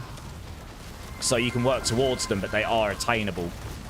Or you can just move on to the next variant if you're lucky enough to find good enough gear, or if you're pro enough at the game and you know what you're doing. Because there is an element of that. If it's like your 4th character in a season and you know what you're doing, you might already have really good items, meaning you can just get to the 2nd or 3rd variant way earlier. But if you're starting from absolute scratch, you probably won't have that stuff so easily. Night Medic, how's it going, dude? Dan Corsh, how's it going, dude? Drink City Streamer. Yeah, C-Sex, dude, C-Sex. How's your weekend been, guys? Well, I suppose that in the beginning of your week. Oh, it's about the same. Do you know, my numbers definitely go higher. My numbers definitely go higher overall here. But yeah, I mean, I cleared that. In fact, it's about the same. Cheers, everyone. And over on YouTube, Tombstone. Hey, man, do you know anything about Quill Volley for this season? You're on pit 85 with mine, with most glyphs at 80, lowest at 72. It's taken me ages to kill the boss, but I can clear it. Sorry, I'm only just getting back to you. I hope you're still there. So I've never played Quill Volley, but I know roughly how it's built, or at least how it should be built, because I made the Mobilitics Rake build last season, which was built very similarly. It just used Rake instead of Quill Volley. So I think you need... I'll tell you what, add me up, Tombstone, so I can have a look at your gear. That might actually be easier. I'll ping you my... This is my battle tag. If you add me up, let me have a look at your gear and stuff. Are you following a build guide, or are you just following your own intuition? Let's start there, because if you're following a build guide, that'll give me some indication, like, if you're following... You know, who's, it'll just give me an indication, like, if you're following someone who says you should be able to do X, Y, and Z, or whether You're not. You're using the rod. Yeah, you'll be using the Rod of Kep crit overpower build for sure. So last season, that's what we did with all builds, and we scaled it with the max life and the block charts crit scale damage because it was all broken. But the Rod of Kep was way stronger. It was like 10 times more powerful, and a 4GA Ibawaka. So it sounds like you're pretty good. You're following Nick 2's build from Season 6. I wouldn't follow the Season 6 one. That's why you're struggling. Join me. Add me up. I just pinged you my battle tag. I bet I can tell you immediately what your problem is. If you're following the Season 6 one, that's probably the problem. Yeah. Because that is probably built in the way that was broken last season and no longer works this season. But let me have a look. I could be wrong. Because I can view your gear. But I bet your build should be able to do a pit 100 easily enough. I mean, some people have done higher than what. This is a pure Thorns build I'm playing. And people, there are some... I could get in the top 50 in Spiritborn leaderboard with this build right now. Mainly because there's not that many people play Spiritborn. Honestly. But for a build, this is a pure actual build. Like, no broken mechanics, nothing crazy going on. It just is what it is. It says it is on the tin. And I think last I looked, if I pushed the pit 101 or 102, it'd be like in the top 40 or something, or just about there. Raziel, how's it going, dude? How's it going, man? Yeah, if the ad doesn't come through, Tombstone, ping me your battle tag and I'll add you back. I've made space so I can get you in. Because I'll have a look at your gear. I could probably help you. I think I have an idea what your issue might be. And thanks for thanks for following me over on YouTube as well. I appreciate that, dude. What have you been playing recently, Gorse? You still smashing the old PoE grind? I think we'll start hearing some more about the economy reset for PoE 2 still soon. They've announced some stuff the last couple of days. Templar looks like it's coming with the economy reset. Because they've been teasing that. And so don't hold me to that, but it looks like that could be a possibility. And towers are getting an overhaul. So they're going to be able to have all of the different mechanics, bosses, breaches, expeditions, and so on. You're going to be able to get all those. So it'll make towers a little bit more worthwhile, you know, rather than just stand-ins. So that should be nice. Templar, yeah, it's another one of the classes, Briscoe, on PoE 2. They've been teasing it.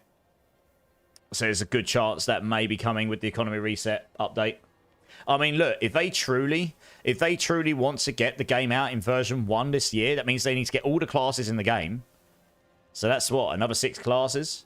All the ascendancies, of which some are still not in for the current classes. 3 whole entire acts of the game, and God knows what else they're planning. So it's slamming PoE and PoE 2 still. Nice. Oh, you're at work right now, Tombstone. Alright, no worries. Okay, Tombstone. So let me give you... Okay, so let me ask you a question. If you're following Nick 2's build, are you stacking max life everywhere on your build? And block charts stuff? Are you following a build that's just making you get...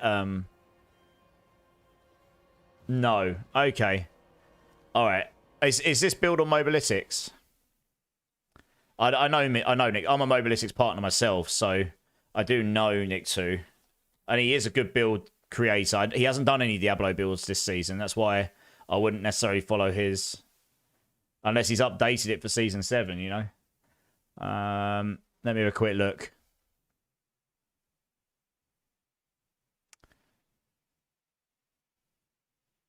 Alright, you're probably... Okay, let's... Oh, no, so he's got one here. Quill Volley leveling an endgame, Season 7. Is this the one? This would be a better option, right? That's Season 7. Is this the one you're playing? Quill Volley leveling an endgame, best build. This is Nick 2 as well, by the way. But this was done on the February 11th. And this is for Season 7. I'd follow that one. That's the Quill Volley build. Yeah, if you're following a Season 6 one, I'd follow this one. This will probably be better. Actually, funnily enough, he's not using the Rod of Kepaleki here. He's using the aspect... Oh, is this leveling? 1 second. Oh, that's leveling. Ignore me. In-game overpower. Here we go. Rod of Kepaleka. Yeah, he's using Rod of Kepaleka. So yeah, the Rod of you'll be using the Rod of Kepaleka. You'll be using the Banished Talisman. Aspects of Moonrise makes sense. Yeah, the Midnight Sun, so you can get your resource back. That all makes sense. Julius makes sense. Disobedience makes sense. Unyielding hits makes sense because you're scaling your damage. False Step, Ibuwaka. Yeah, this all makes sense if you got all this.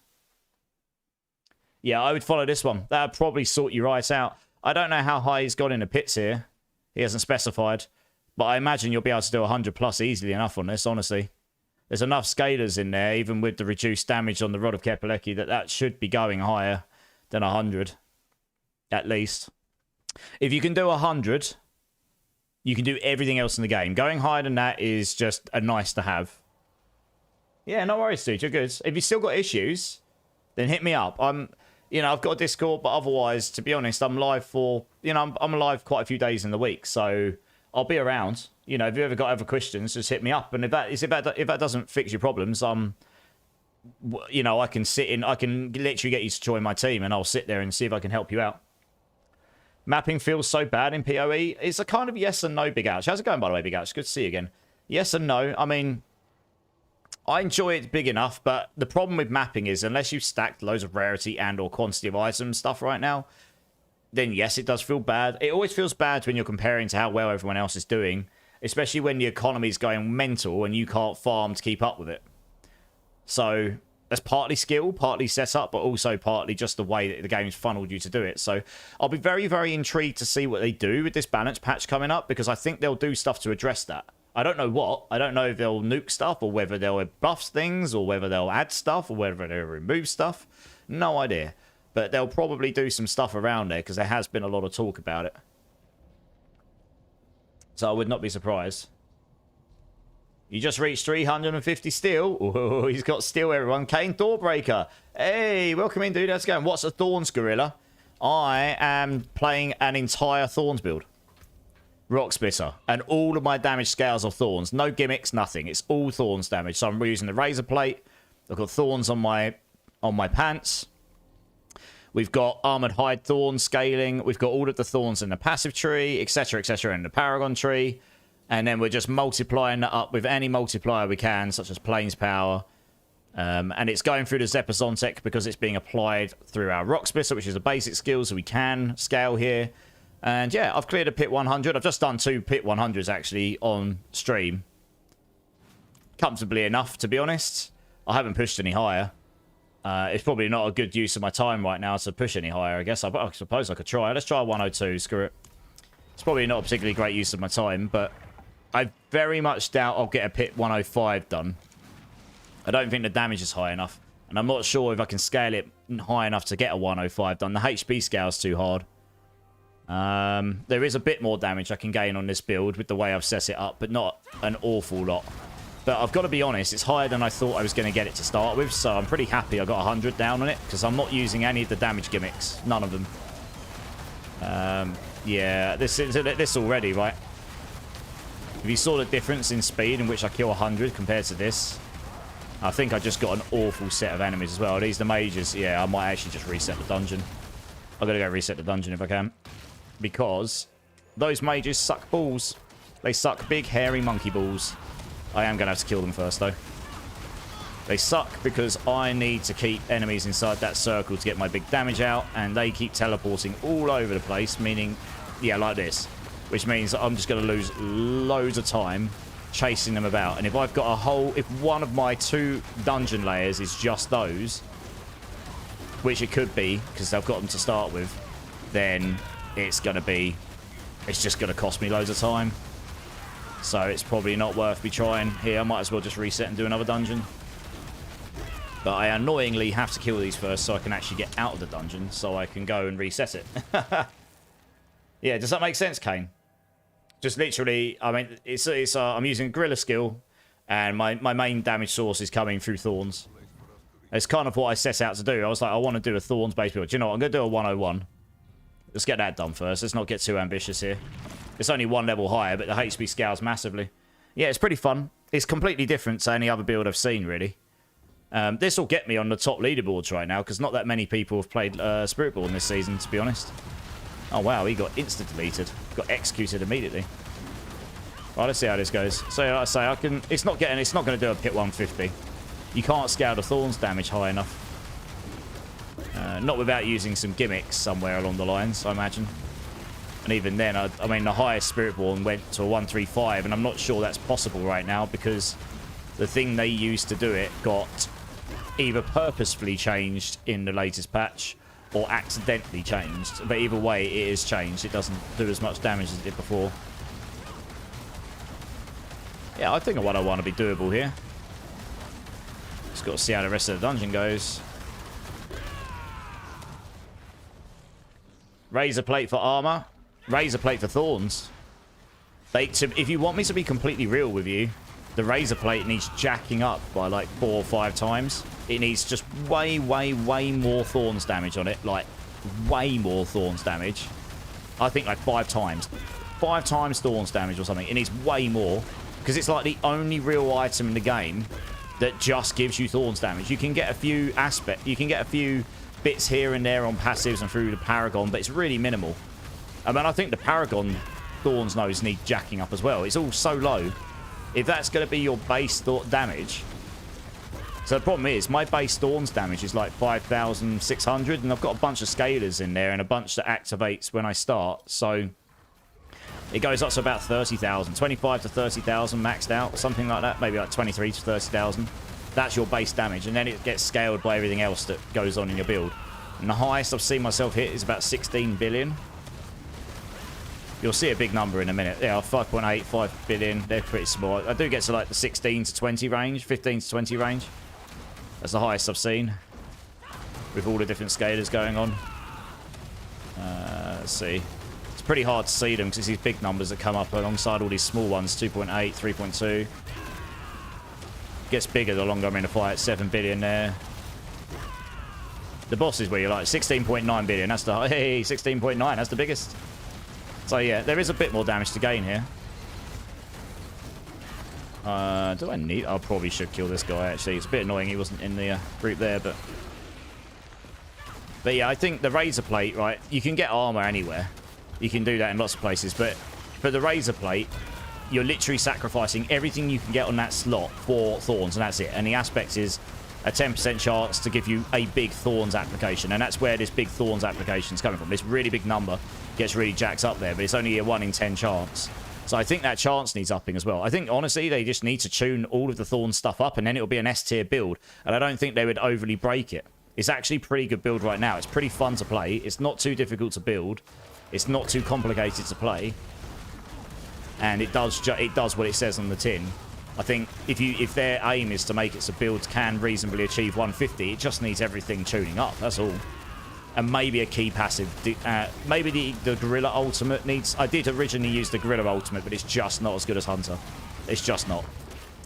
The 5-level Gorilla thing they added on, which does 100% Thorns every second, isn't that useful for most Thorns builds because that's not scaling with all of your scalers for the rest of your build. It just does a few million here and there every second, and it's at this stage you need billions, otherwise you do no damage to anything.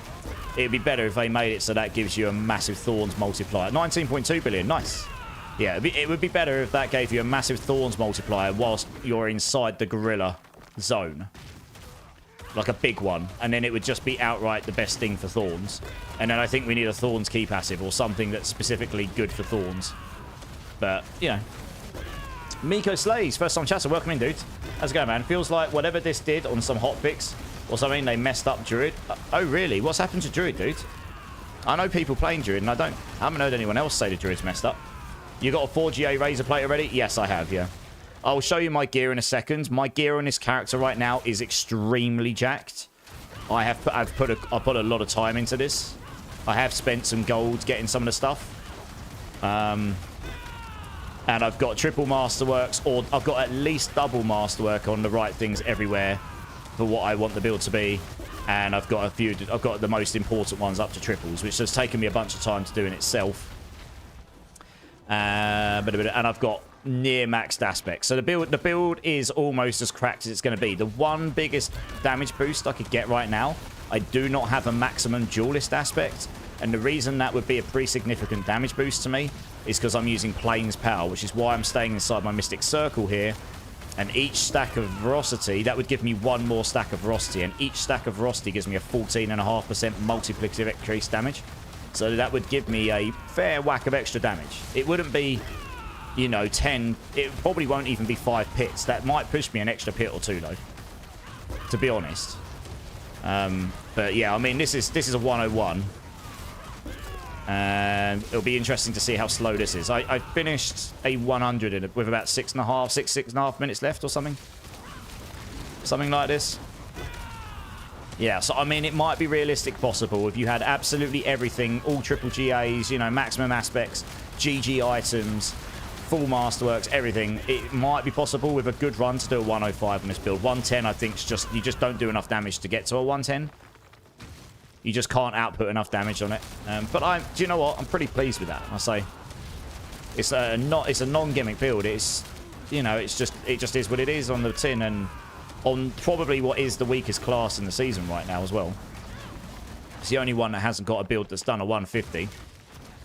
And honestly, when I was looking at the leaderboards, if I was to put up a 101 of this, if I cleared this now, this would put me, I'll show you in a minute, it'll put me in the top 50, I think. And it'll put me, if not in the top 40, near to it.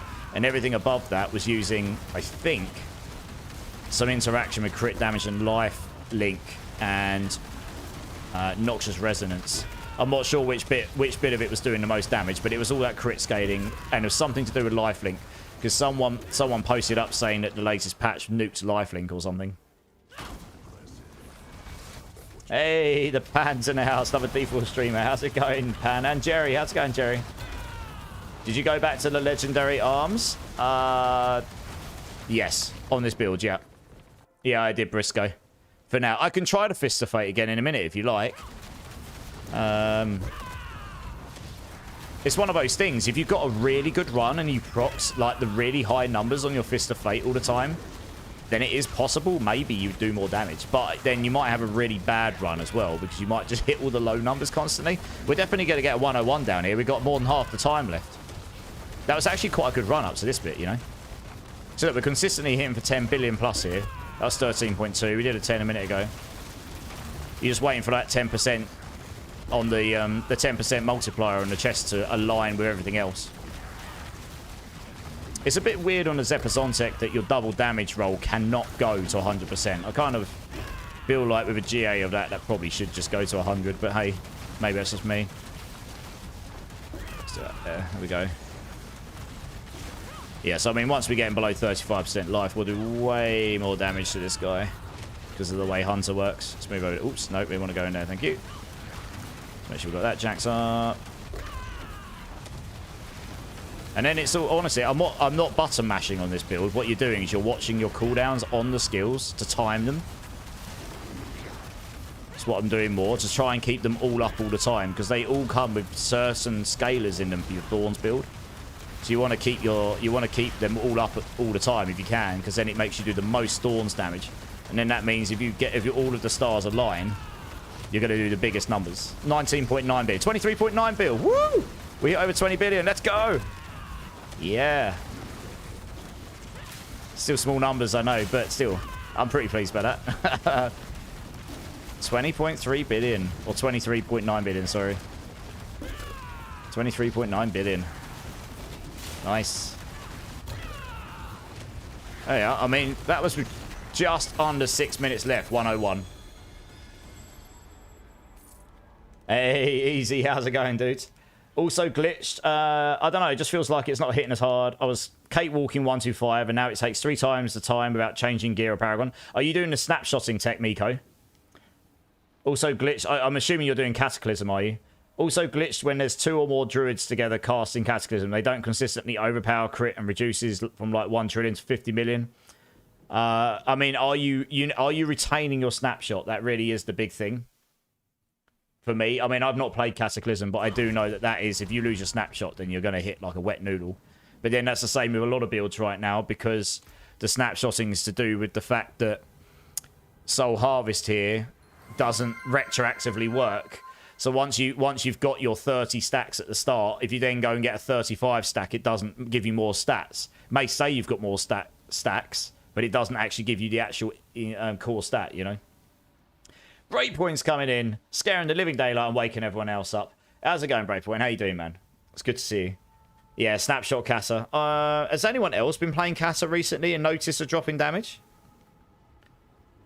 Because I don't know, I haven't been playing that, unfortunately. Pan, how's your streams been going if you're still there, dude? I've been lurking in and out when I've been able to. I did 130 yesterday. 1 button press on Necro if you don't count healing. Yes, this build is not going to do a 130, sadly. Yeah, my ult time overlaps by 5 to 7 seconds, so it's always up. Yeah, that makes sense. Yeah, I don't know then. Someone else would have to say how they've been getting it. I haven't seen an issue on Casa. Shellblock hasn't seen an issue. I mean, Shellblock here is kind of like a resident druid wizard. He kind of knows his stuff about druids, so... I mean, he's the guy to ask, really, I guess. I've played a bit of druid, but he knows way more about druid than I do. Spy, how's it going, dude? It's good to see you, man. And yeah, Breakpoint, how's your day been, dude? I mean, I just got to billions on Kata with not perfect gear, which was more than the day before. I mean, that's the aim, right? To get more than the day before. So yeah, gear-wise here. Actually, let me do my glyphs before I forget to do it. Most of my glyphs are now getting up to that 90 range as well. Zach's like, cool, you've done a 101. Have a little bit of a Star Wars Cantina. Yeah. Because apparently I don't dance enough. Thank you very much, Zach. Good dude, just testing more on Spiritborn. Nice. What you playing? You want a Wanga? I want a what? I'm not entirely sure what you're trying to get at there, Kane. That could be something legit, or it could be something naughty for all I know. Me either. Okay, great. At least it wasn't just me. Different reason though. Yeah, Quill Volley. Ah, nice. Thorns build is fun to watch because it's much different. I agree. So I'll show you the gear. Here we go. So obviously, I am disclaimer. This is very good gear. So obviously, doing a pit 100 with this gear is one thing. If you haven't got this good gear, you'll probably get like a pit 90 done. Because the HP scaling is really, really hard. But you can do a 90 on this build real easy. I've got a 4GA's Epizontek, almost perfect GG with the triple roll. And that took me a long time to get the triple roll. I've got a quads loyalties mantle. Not quite perfect on the cooldown, but it's pretty close. And with a double in all stats, I'd probably go for a triple in all stats because that just gives you more damage. Oddsy, just trying to get damage wherever you can on this build. You're pretty tanky anyway. Got the quads razor plate. The great thing about the razor plate is it's the easiest item in the game to masterwork because you can stick your masterworks anywhere you like and it will still give you the same return. So, but I honestly feel like the base thorns on this needs to be a lot higher. If you're literally sacrificing absolutely everything but for thorns damage here, I kind of feel like the aspects and the flat thorns just needs jacking up. I don't know, at least 3 times as much place thorns and maybe make that a 25% chance or something, you know? Make it just way stronger because that is if you're playing a thorns build, you really want to be using that item, right? I'm using it because I truly didn't care if I was going to get the highest in this game. I just wanted to I want to make a build, pure thorns, that is the damage, how high can we get it? Maybe it'll get, I was like, I can definitely get it to T4, hopefully I can get a bit higher than that, but getting it to pit 100, I'm pretty pleased with that, because if you can do a pit 100, you can do everything else in the game, other than pushing the pits higher.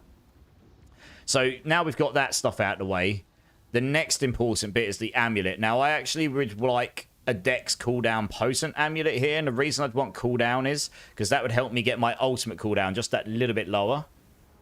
Because this is why it's a bit annoying that Gorilla is not the best ultimate here, and I did use Gorilla for a long time. Gorilla at 5 ranks does 100% of your Thorns damage every second around you. The problem is that does not scale with any of this stuff here, scaling your Thorns being applied through your basic attack. So the Thorns coming from your ultimate does like, I don't know, 1 million. And your damage from the Epizontek basic skill stuff, it goes up to billions. So the Gorilla skill becomes useless, like the damage becomes useless. It'd be much better if within that Gorilla area, it did something to scale your Thorns damage, no matter what the source was. And it's kind of the same for a lot of the... there's a lot of Thorns aspects that are very, very strong early on. But they're not so good later on because they don't scale. Because they just do 300% of your Thorns damage. The problem is... your Thorns damage is really low. You know, my base Thorns is 8.8 in here. And when I start attacking, it'll go up to, I don't know, 23,000? 22.3? I think when I start hitting stuff, it goes a little bit higher. But it doesn't go that high, right?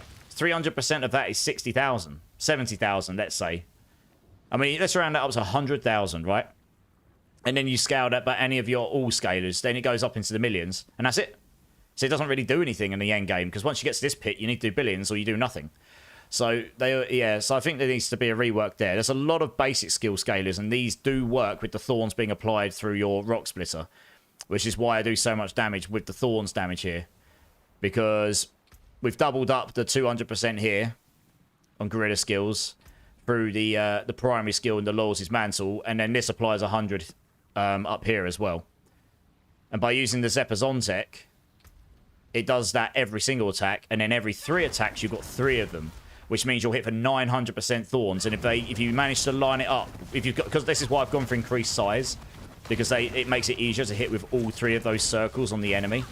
If you hit with all 3 of those and they all proc the luckiness all at the same time, with all of the stars aligned, that's where you get your real big numbers from.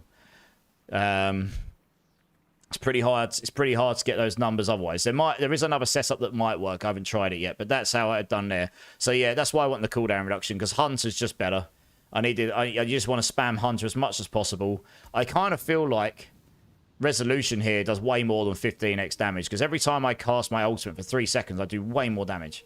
I've always thought that since last season. But if nothing else, you get Supremacy as well, and you get all these other stuff. So yeah, the more you can cast Hunter, the better, really. That stack's posting up super fast. And then, yeah, rings, it's just dex, attack speed, resistance. I've got resistance to all elements on both rings and my pants. That helps me get resistances solved. So my armor and resistances are solved on this build. I think if I take off right here, maybe my armor isn't quite solved. But if I was Paragon 300, I can get more armor nodes, and that would solve armor for me. So that's not really an issue when I'm playing solo. And then, yeah, boots, I've gone for Dex Max Life Movement Speed, and then Armored Hived Active Thorns, just for more base thorns there. That starts off at 400, that's 72.2% more of 400. So that gets me, what, another 290-ish? That could go up to, well, 80, 90%, well, about 90% probably with triple masterwork, I guess. And then more Armored Hide Active Thorns here. Dex attack speed vulnerable. You want to be... So I got up to 170% attack speed on this build because of the ferocity stacks you get from overfilling from Hunter and the extra stacks from Duelist. If I had a 5 out of 5 in my Duelist, I would be able to get to 175% attack speed, which is about as fast as you can get. I think that's as fast as you can get without using the secondary spirit from Jaguar right now. So that's why we've got Duelist there. And yeah, as you can see, some of my gear is only single GA. Most of it's 2. But I mean, the amulet would be a pretty big boost if I got 7 in potion, got the cooldown, got a GA index. And then yeah, honestly, I've taken the Mystic Circle tech because that does scale the Thorns damage while you're in the Mystic Circle. And I've got Mystic Circle potency everywhere. So I got lucky, got a triple there, got a double there, got a single there. Although I wouldn't go for a single there, I'd go for another impotent.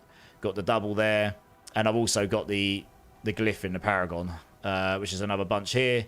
So that just means that I get up to 13. I think it's 12 or 13 stacks of ferocity. It's 12. Let's say 12. 12 times 14.5% multiplicative damage. So I'm up at it's like 170, 180% extra damage. Massive. That with Moonrise, adaptability. And then I've shoved on Vehemence because that gives me extra cooldown on my ultimate as well as 30x damage. You can't really use this until you can cast your ultimate more often. Yeah, so it's just kind of all working in conjunction, really. And that's where we got it to. And I've just did a 101, and that was relatively comfortable, to be honest. I had plenty of time left, so I've got no doubt I can get a 102 down, probably.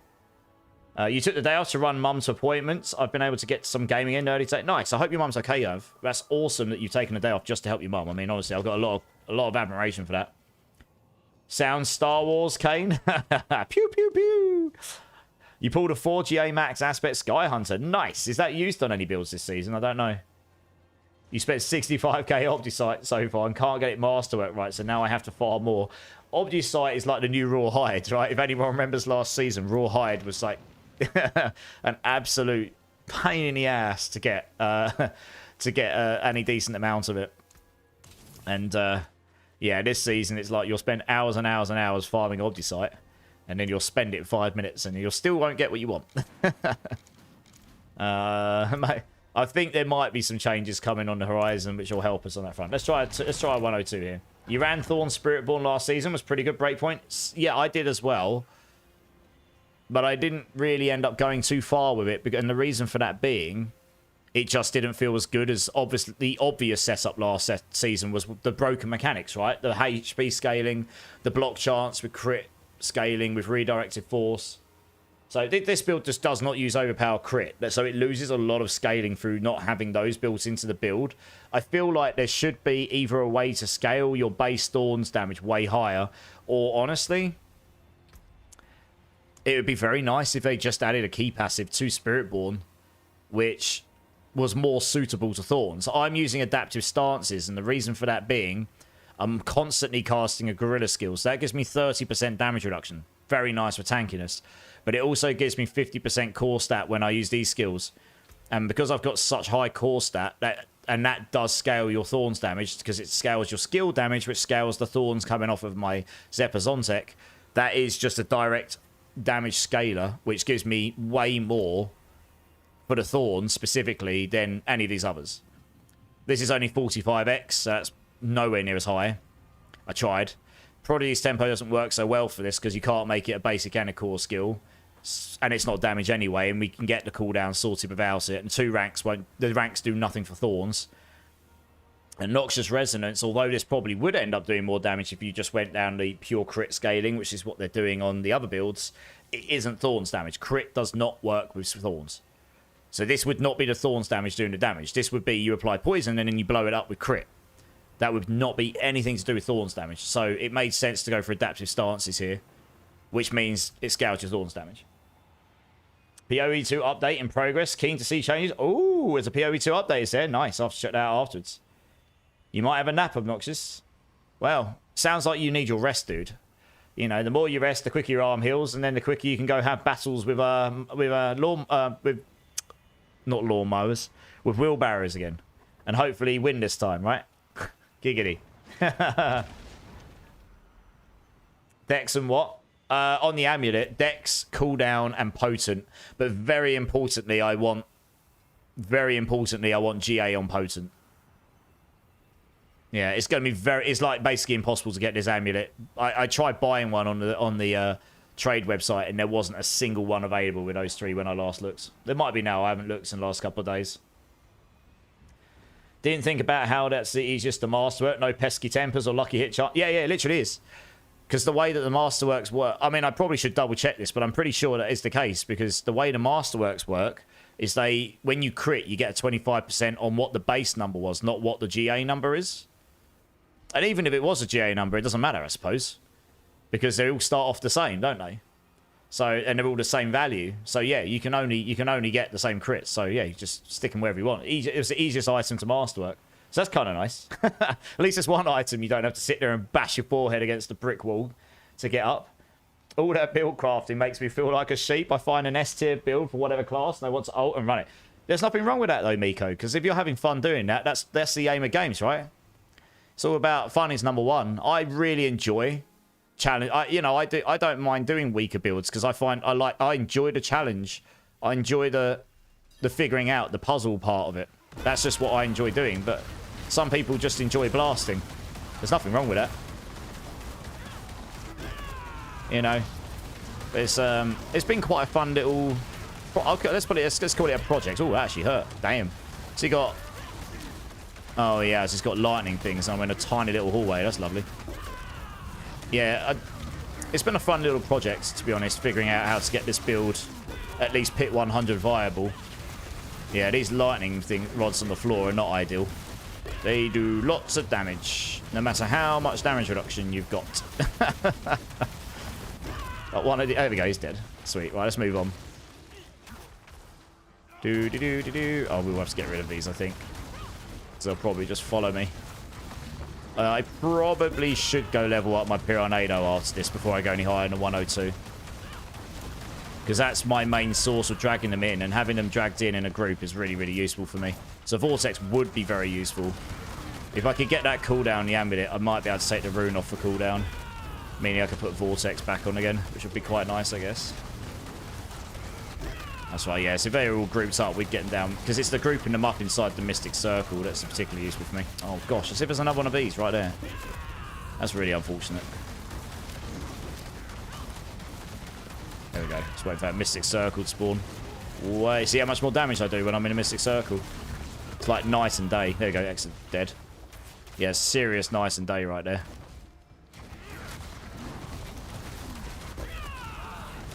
I do love it's not a spammy build either. Like, you are using your skills. You're just not sitting there mashing your buttons faster than you can play the piano, you know? It's more about timing.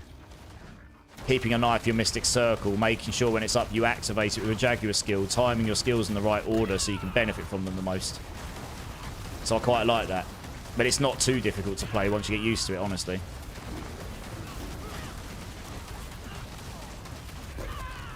Yeah, that cooldown on the ultimate would be super nice. I'll just be able to cast it that bit extra more.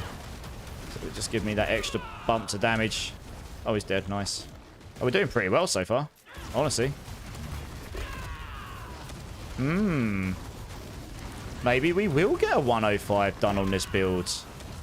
I mean, that would definitely be exceeding my expectations. I'm a pretty realistic build crafter. I don't tend to set my goals so high that they're unattainable. But it might be possible. If I can get that duelist aspect to 5. Also, I've got this execute mechanic in here. So I've got a really good chance of executing them. That's why I'm dead dying so fast. Every time I use Ravager, it's a new cast of Ravager, and it hits like 7 or 8 times. And if I happen to knock them down with that, which it's got a 49% lucky hit chance, right? So it's like let's say I hit 6 times. On average, 3 of those has got a chance of knocking them down. And then every single one of those has a 5% chance of it just executing them with no threshold. Just kills them, which is why sometimes they die with half HP. It's really useful for clearing the pits quicker. But you need to be hitting with skills that are tagged with Gorilla, like, very often. Yeah, that Lethal Shrine will do nothing for me because it just makes you do crits, which they fixed. That used to make your Thorns damage crit. They fixed it this season. So that would have been real nice if that worked, but it doesn't anymore. Oh, I need to kill this guy over here. I do like that I'm permanently unstoppable as well. Being permanently unstoppable is kind of chill. It's a pretty chill build. You're pretty tanky. I can get a lot more life on this build just through leveling my Paragons. Probably, I think I worked it out. It's about another 20 to 30% max life in the Paragon tree still. So that'd be a whole bunch of tankiness right there. And so I'm not too worried about getting tankiness at this point. It's just damage. I'm consistently hitting for 17 billion there. Something's scaling my damage because that was a 17.1 right there. Alright, this stuff is dying quicker than I was expecting. I'm going to be honest. It's going okay. It's going okay. Next set of elites, they in here. Yeah, I thought it might be. I was going to say. I would have been surprised if it wasn't one of Toinos. Probably shouldn't stand in that, should I? Where's my Mystic Circle gone? I'll pay attention to the chat in a minute, guys. Sorry. That's the only problem with doing these pit pushes. I have to pay attention to what on earth's going on. Definitely don't want to die in a run like this if you can avoid it. Just costs the time, doesn't it? Hey. I had a quick glimpse. Why so serious? How's it going, dude? I actually realised I forgot to follow you earlier. I don't normally do that. I totally forgot to throw you a follow. How you doing, dude? So yeah, guys, earlier I was, as you know, I do. Some of you that have been around a while. I like to go and chill out on other people's channels sometimes, and I came across this old little chestnut, and he's another British streamer playing D4. I knew straight away he was British because of his accent and the way he was going. Some of the sentences he's using, which I'm not going to use on stream right now, because it's a bit naughty. I might have to add money to my swear jar, but no, it's I knew straight away, and there's not that many British streamers, so yeah, I was sitting in his channel for a little while, chilling out. I'll throw you a follow bit in a little while, dudes. I totally forgot to do it. And when I kicked up my stream and I saw you followed me, I was like, do you know what? I forgot to do that, but I will not follow people. I won't follow people unless there's a reason behind it while I'm live, because I don't know, it's not my, focus on my stream and stuff. Yeah, no worries, man. No worries. Like I say, There are a couple of British streamers. So there's Big Daddy Den. He's been streaming. He's like the longest D4 streamer ever. He's been doing it for like 10 years or something. And I know him a little bit. He's originally from London. I think he lives somewhere else now. But he's been doing it since forever. So he's British. And yeah, there's a couple others as well. 4 Year Chaos. And I'm trying to pay attention to the pit while thinking. Yeah, 4 Year Chaos. He comes on occasionally. He's a British streamer. There's at least one other. It'll come to me in a minute. I should know. Yeah, there's a handful, but there's not many in the D4 community anyway. So yeah, you have to keep your eyes open for them. It's all good. I mean, I do sometimes. I try to keep it PG where I can, you know, just in case. I didn't ask earlier because I didn't want to impede on you were vibing, and it sounded like you were playing with your friends' family and stuff. So I didn't really want to impede too much. But how long have you been doing the streaming thing? So I haven't seen you on before, but that doesn't mean you haven't been doing it a while. It's just maybe I haven't seen you before. You just off to bed? Yeah, I stream the unsociable hours because I work as a game dev in the day, and that's what I've been doing since last May. So I'll be on to about 3:30, 4 our time probably. Agravain's in the house now. This is the guy that doesn't hold back with his naughty words, do you, Agravain? You bad boy, you. How's it going, dude? Streaming for a while, to be fair, but used to play a lot of CODs. Yeah, okay, fair enough. Makes sense. Well, it's really nice to meet you, and thanks so much for jumping in and for the follow. Like, I didn't expect that at all. I deliberately didn't say anything about it. You know, like I say, it was your channel, your vibe. I was just checking out some other people, and yours caught my eye because, A, you were responsive, but secondly, the second you spoke, I was like, well, he's definitely British. You could just tell. Yeah, Tremaine's like, you what? How's it going, Tremaine? How you doing, dude? Hey, Brizzer96 coming in with a follow. Cheers, man. How's it going? Welcome in. All right, we might get a 102 done here. We might get a 102 done. It's definitely slower, but then that's to be expected. The HP scales up, doesn't it? This will take us to the boss. No, I can't do that right now, Omni. I'm doing a pit push. I'll give you a freebie when I'm done. I'll give you a freebie. Let me finish my pit first. I don't often pit push on me. He's coming. Oh, how you doing, Omni? Coming in and just be like, do you know what? He's going to succeed his pit. Let's ruin his pit run. Let's throw one of those in. You joker. Yeah, cheers, dude. I'll catch you soon, man. Jester's in the house as well. Drink City Stream. I've got to go get another drink after this. My throat's going on musky and I've run out. But yeah, how you doing, Jester? It's good to see you, dude.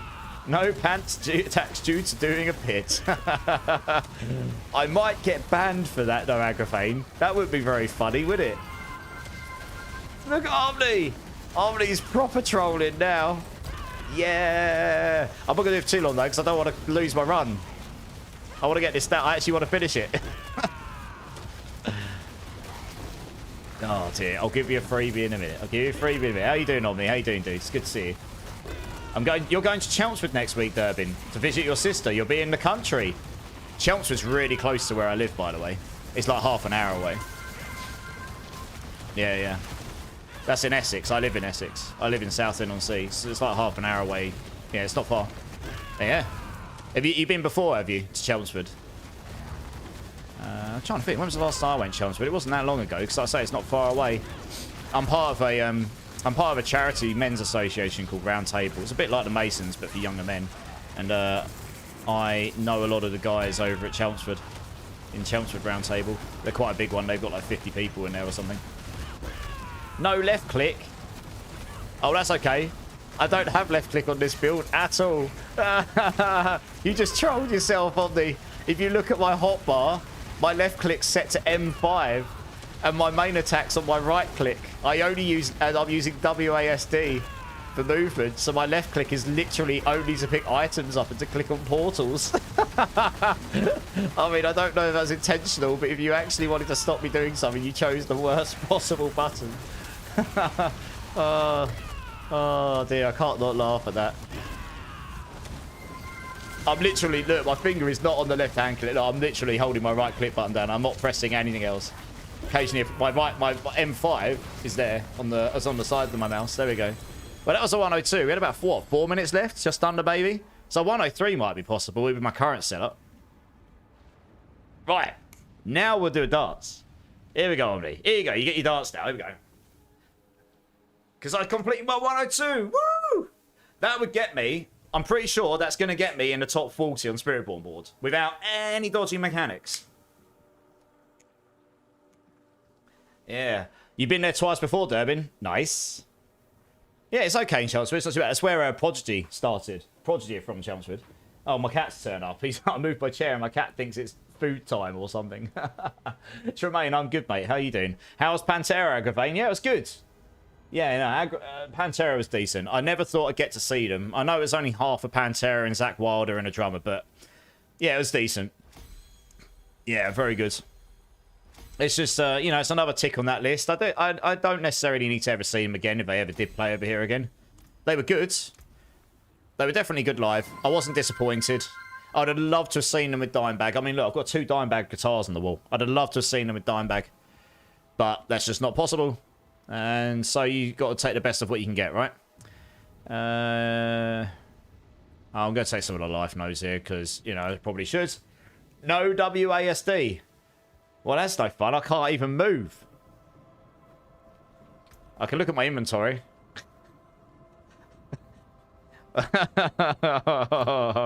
Oh, Omni's on a mission today. Jesus, right, I can press T. I can go back to town. Yeah. Phil is cooked. He is. I tell you what, Phil was actually, his vocals singing-wise last night, and you could tell he was tired because they'd been touring for like a bunch of days, so I imagine his voice was tired. And you can tell he's gotten older because his voice has got deeper, and you can tell he enjoyed himself a lot when he was younger for that reason as well. But his actual screaming vocals live was actually pretty decent. His actual singing vocals was not terrible. However, he's a terrible frontman between songs. It was partly because the sound tech where I was at is normally very good. They had it all set so loud you could barely hear some of the stuff sometimes. It was all just really overpowered. But when he spoke so quietly, which might be because his voice is just knackered. But he was speaking deliberately deep, deliberately quietly. And like you couldn't hear what he was saying properly. He wasn't like a terrible frontman, but I've seen a lot better. You know what I mean? Yeah, exactly. So honestly, I think that's just how he is. Like, I think that's how he does his thing. Like, he was pretty good for the musical side of it. But I actually think it, in terms of between tracks and that, he probably should have just shut up more and gotten on with another song or something. You know? I've seen much better frontmen. But I say, I don't... It was good. I don't mind the fact... I love the fact that I was actually able to see them in some form or another, because I never thought I would be able to, due to obvious reasons. Chat is ruthless. This is the content I'm here for. I used to work in Romford. Used to work in Romford. Okay, well, I've been through Romford. I go through Romford when I go to work in London. I go on the Greater Angular line, Briscoe. I live down in South End. And I work in... I literally work just behind Liverpool Street. Anti-charisma now. It is, isn't it? Yeah. Right, I'm just going to go grab a couple drinks, guys, because A, Jester did claim for me to have some drink. And B, I'm very dry, as you can see. So I'm just going to go grab a couple of drinks. And also, Marksman, welcoming, dude. It's good to see you. I'll be back in 2 sets, guys. BRB.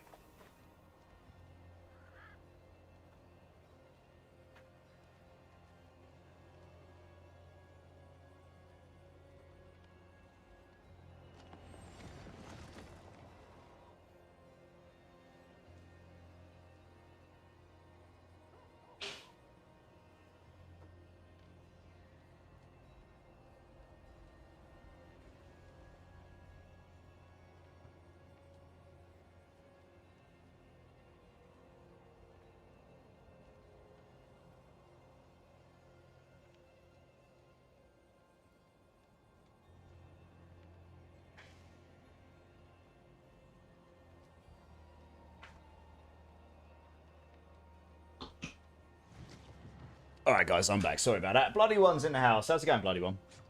Right, we have got Liquid. Well, hey, Jester, thank you so much for the drink, dude. Thanks, everyone else, for being here. I appreciate you guys. Nice. Oh, Marksman's coming in with a sub. 6 months. Holy moly, that time's going quick. Marksman. Oh, let's come over to this channel for we'll come over to this side for a minute, I suppose. Marksman, thank you so much for the resub, dudes. I appreciate you, dude. You've been around for a fair old back of time now. And yeah, your support is always very much appreciated, dude. Give me a bean number. I will do so. Anyone that doesn't know, something a little bit silly. Anyone who's kind enough to sub to my channel, I've got these Bean Boozled beans, and you know, if I get a bad one, you get to see me react very badly to it because they're not very good. Today, I offer you a pass. Oh, okay. Oh, actually, I'll tell you what then, Marksman. Hold on to it for later if you want, and then if you choose you want me to do a bean, then you can tell me to do one at some point. I do appreciate that though, dude. Thank you so much for resub. Pori Guru coming in with the follow as well. Cheers, dude. How you doing? Welcome in. Welcome to Community, man. Let's get back to the game. All right, I'm going to go farm some rot. Does anyone want to come join? The reason for this being, if I'm going to start pushing any high pits, I actually want to get my Pyronado up to level 5. My Pyronado is at level 4. Oh, it's at level 4. Okay. I need to get one more rank in this. I thought it was at level 2. I must have leveled this the other day. I was basically delusional. I need to go and get a little bit of rot, so it's going to take, I don't know, half an hour or something. GM, good night, man. Have a good one. I'll catch you soon. Hey, Marksman, I appreciate you, dude. Yeah, I'm literally just going to go farm some rot. If anyone wants to come join, you're more than welcome to. And if not, that's fine as well.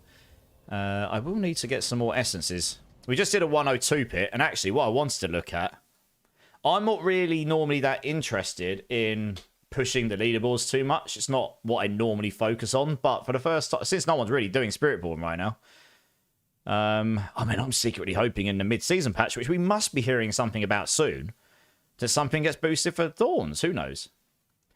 But if I look at Spiritborn right now, there you go, like, this 135 here was 2.10, so I don't think any of these are relevant now. I don't think you can do this anymore. It was this Rock Splitter Rake build. 2.1.2 is this patch, which is the Rock Splitter Rake build, but it's 10 waves less. So whatever was, I think it's the lifelink. I think it's been jacked, so I don't think you can get this high with it anymore. I think 125 is like the highest anyone's done with that. And then these are all 2.1.0 as well. Quill Volley. This one here is the Rock Splitter one. Quill Volley. So it's basically these two builds, right, for the most part. And I just did a 102 in quicker than this, because I had about 4 minutes left. 3-4 minutes. So that would have put me number 37 on the leaderboard immediately. So it put me in the leaderboards. Partly just because people haven't looked. I mean, number 61 is the 35. Barely anyone has played Spiritborn this season, so it's easy. If you want to get the leaderboards, guys, here you go. Easy peasy, right? But yeah, we could probably if we get 105 done, we can probably solidify ourselves here somewhere. That'd be quite nice. Oops, I didn't mean to kick at that. I've just logged off. Otherwise, I'd love to join. No worries, Briscoe. You're good, dude. All good. I'll be on tomorrow as well. I'll be on tomorrow. We're doing a 12-hour stream on Saturday, and I'll be on Sunday night. So I'm around. Saturday will be a rogue leveling.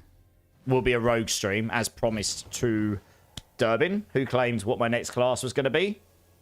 And we'll take that build for a 12-hour whirl, and then we'll work on it outside of that as well. And the Sunday will be the usual community boss runs or community stream. Hellspawn's in the house. How's it going, Hellspawn? How you doing, dude? Yeah, so I'm just going to go farm a little bit of this rock because I'd quite like to get the I'd quite like to get my Pyronado leveled up to max. Probably won't take me too long to get 1,000 rot. What time starting on Saturday? Good question. Depends how late I stay up playing Monster Hunter Wilds on Friday night, doesn't it really? The reason I'm not streaming Friday is because I'm going to a funeral and I don't know exactly what time that's finishing. I don't think it will finish too late. But it just so happens that Monster Hunter Wilds also releases on Friday. So I might just stay up and play that all night with people. But I reckon I'll start on Saturday about 3 or 4 p.m. my time. You know, GMT. Start in the afternoon and go through to the usual finish time. Because I don't want to finish too late on a Saturday going into Sunday. Otherwise I'll be too tired for Sunday's stream in the evening. Hellspawn, how was the concert? Yeah, it was decent. It was good. I didn't get home till like 1 a.m. Getting back from London when you're not driving takes ages. But the concert was worth it. I'm very, very glad that I got to see Pantera, even if it was only half of them plus Zach Wilder. I know Zach Wilder's amazing guitar. He's ridiculously good on guitar. I've seen him before. And I never honestly thought I'd get the chance to see them live because, you know, half of them are dead, right? That definitely doesn't help when you want to see a band live. It's irrelevant that they broke up and stuff. I mean, if half of them are dead, you just assume you're never going to see them live. So, yeah. So I'm quite glad I got to see them live. I'm not that bothered about seeing them again afterwards because they did actually pretty much play. If you'd never seen them before, they kind of played everything you wanted to see. I mean, Jason Momoa was there last night on stage with them. No word of a lie. They put it on Facebook. They had the big screens up, so there was famous people there because it's London, right? So you get loads of famous people at the big shows in London. So it was pretty cool. Lots of good stuff. And yeah, I like a bit of Pantera. They played all their bangers pretty much, you know, Walk and Cowboys from Hell and so on and so on, right? All of them. It was really good. Right, we handed that in. I think there was 3 keys over here I want to grab. There we go. I'll be sure to tune in for Saturday for sure, Briscoe. Nice. I appreciate that, dude. I really do. I never saw Pantera with everyone together. I only saw Dimebag with Damage Plan. Man, I would have loved to see Dimebag full stop. I've got 2 Dimebag guitars here on the wall. I've shown them on stream before. They're Dime Razorbacks. So, you know, massive influence in my life when I was younger. When I self-taught myself guitar, and he influenced me heavily, but I never got a chance to see him live. I was too young, I guess. Too young by the time I was actually getting into that music properly. And so, yeah, I mean, Pantera had ended by that point already, and yeah, and then obviously the worst happened, didn't it? Is Ozzy coming near you, bloody one? He's only playing... I've seen Sabbath before. Actually, funnily enough, I saw him in San Bernardino at Ozfest meets Knotfest 2016. They're playing in Birmingham. I didn't bother trying to get tickets because they were A, ridiculously expensive, and B, basically impossible to get. I do know someone who got one. It cost him like 400 Great British pounds. It is an immense lineup, but he's not going to be playing the whole set with Black Sabbath. He can barely stand up. He's got dementia. And he's now pretty much completely... What the hell? What's this, guys? What? I'm in town. It's going crazy. The wolves have invaded. Oh, dear. The wolves have decided the bounds of the town do not do anything anymore. I know. I mean, I know that. It still looks funny, though, right? Oh, wow. That's a new bug. Yeah, I was going to say, I've not seen that one before. I wish I saw him during my sober years so I remembered better. Oh, dear. Yeah, it sounds like Ozzy's going to come on stage for a couple of songs, do his best, and then other people, and then he's getting, like, you know, proper big boy musicians to go on, and I guess they're going to fill in for him through the set, I guess, with the rest of the guys. I think that's what's happening. But yeah, they're only doing the one show. It's in Birmingham. That's where they're from originally. That is... Birmingham is the... Bloody hell. Look at that. What the hell? Looks like I'm outside of a hailstorm. Jesus Christ. That's a lot of arrows. That's actually bringing my FPS down below 100. There's so much of it. Jeez. No wonder there's lag in here. Look, I can't pick this stuff up. He's actually causing lag. I'm going to leave this server instance. Look, he's lagging the server instance. He's actually lagging the server instance. That build is going to get... That's going to get nerfed. Whatever they're doing right there. I'm going to leave because it's actually going to... That's not enjoyable. That is ridiculous. I need to go to another area. That will get nerfed. If it's causing server issues, it will definitely get nerfed at some point. It is good, and it will get nerfed if it's causing server issues. Eventually. Every single build that's caused that, you literally just saw it lag spike the server. Every build that's done that in the past eventually gets changed so it doesn't do that anymore. Yeah, I mean, it might... If it's not that causing it, then it won't get nerfed. I'll take it back. It's only if it's that that's causing it, but that was a really bad server lag, and that was a ridiculous amount of arrows, so I'm just going to go to a different area. This is a bit silly. Holy moly. The Rain of Arrows build is a very good build, though, for sure, 100%. I know if anyone comes to me saying which build should I play, and they ask which ones are strong, the Rain of Arrows build is a strong build for sure. But if it is causing server lags, then that's definitely not good for the game's health, I'd say. I don't have to say, I haven't seen anyone with that build fire quite that many arrows before. But maybe it's just because there was multiple of them. I couldn't really see. There was so much arrows, whether it was one person or two or three, you know what I mean? Right, let's go find some stuff here. The quickest way to get right is to do the whispers, isn't it? It has been a while since I've done some rot farming. All I need is 1,000 so I can get my Piranado to level 5. That'll do me just fine. Thought I'd just kill these as well. Yeah, Zach, join in. I say anyone can join in while I do this, no worries. Oh, was that just ended? Oh, come on. Just went down. Let's go this one. Yeah, join in, no worries. I mean, I imagine I'll one-shot everything on this level of difficulty. They even fix stuff back in D3, build stats causing server lag. Yeah. It's just not good for the game's health if the servers are being caused to crash, halt, or lag due to an over excessive use of cooldowns or whatever, you know, whatever's causing strain on the servers. So they definitely won't want that happening. But yeah, I would have loved to have gone to that Sabbath gig, but honestly, I've seen everyone on the lineup before, and it's very expensive. And I've already got quite a lot of stuff on this year, and I'm trying to be better with the outgoings at the moment, you know. Trying to save a bit where I can, and maybe get to a point where I can give this thing a full-time go at some point. Yeah, so I don't know. I know people got tickets. Also, I just knew the thing is, ticket touting's really bad in England as well.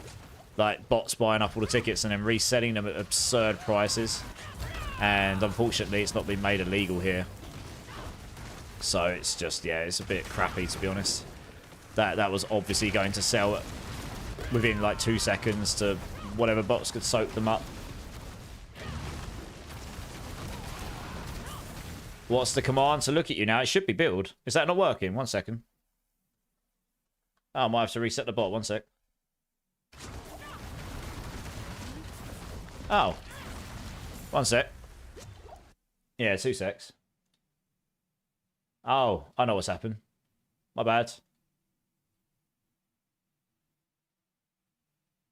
Yeah, I'll try it now. That should work now, Gorsh. Yeah. You had to reset the bot. It's not, that's not, yeah, no, it's there. It's actually because I've accidentally turned off the wrong thing. It does make sense. Imagine, the game lag's so bad it killed my bot. Oh, dear. Yeah, I need to flesh that planner out a bit more.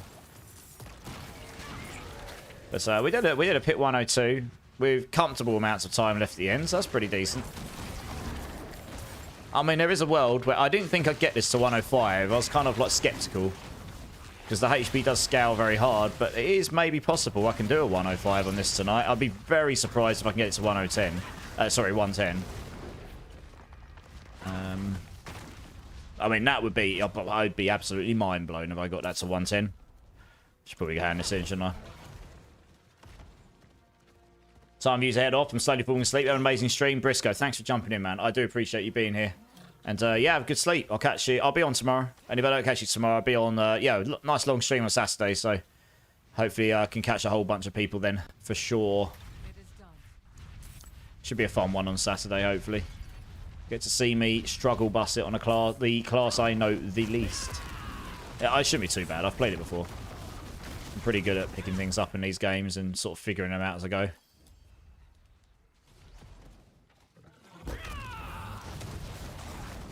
Hop.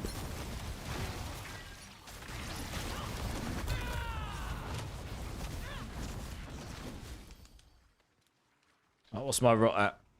500. Yeah, see, I can just chill and kill stuff in here and you'll get your rot fast enough. I might just rot farm for an hour or so and just overstack for a bit. I haven't done any rot farming in a couple of weeks now, maybe, actually. 2-3 weeks. Fair while. Haven't really needed to. But if I'm going to be doing the rogue on Saturday, actually having some spare rot might be a good idea. Because then that means I'll have stuff ready to craft out any gems I need specifically for any builds I want to play there. Yes, actually, it's probably a sensible idea.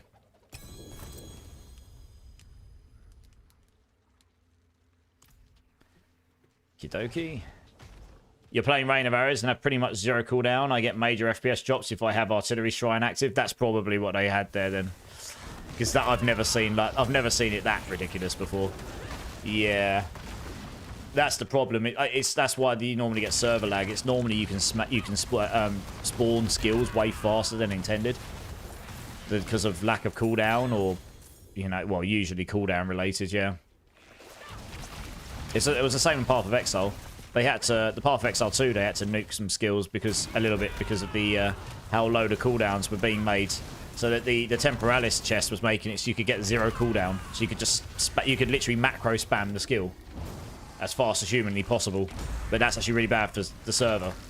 So they put a minimum time on, like, it was like really low still. It was like 0.1 seconds or something. But it meant that you just couldn't macro spam a skill. So it didn't cause the servers to get to a halt. And that might be what's happening here. Who knows? You got some rogue items for me. Nice. Well, I'm going to level up the rogue from level 1 to 60 anyway, just legit. And then I'll figure it out from there. But it's going to be, I'm going to do a 12-hour stream, so we should be able to get it into T4 in that time. Easy peasy, I reckon. Probably do that, just solo self-found if I wanted to. And yeah, see what we can do with it. But yeah, may well call upon some people some cheeky item assists. Why not?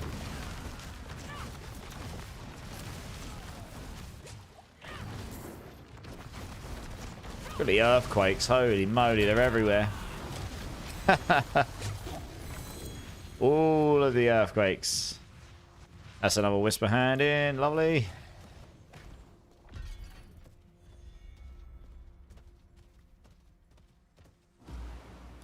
It is done. I would say this one here.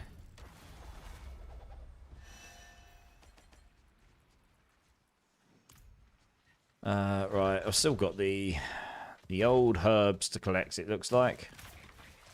So now I'm going to get this one out of the way. If you want to level character really fast, stack the Whisper Cache. Oh yeah, I know that, but I don't want to do it that way, actually. I know you can do that. I'm going to level up the character legit as even playing it, because it gives me a moment. I haven't played Rogue that many times before. So although we'll still level pretty darn fast, it gives me at least a few, sort of few levels to sort of just get used to the passive tree and stuff. Yeah. Rather than everything just being thrown at me all at once and then you just sitting there for 40 minutes trying to figure out how on earth anything goes together. Hey, Chow Rose, how's it going, dude? How you doing? How you doing? Yeah, you can do the whisper things. You get, was it 9 legendary whispers or 27 normal ones? Get you up to 16, easy enough. That's one of the methods you can use. Or you can just do what I'm doing here, the red whispers. You can level up in about 2 hours, 2.5 hours if you're really quick. I did it on 3 in hardcore, and that was from a fresh start. On Spiritborn Thorns build there, actually, as well.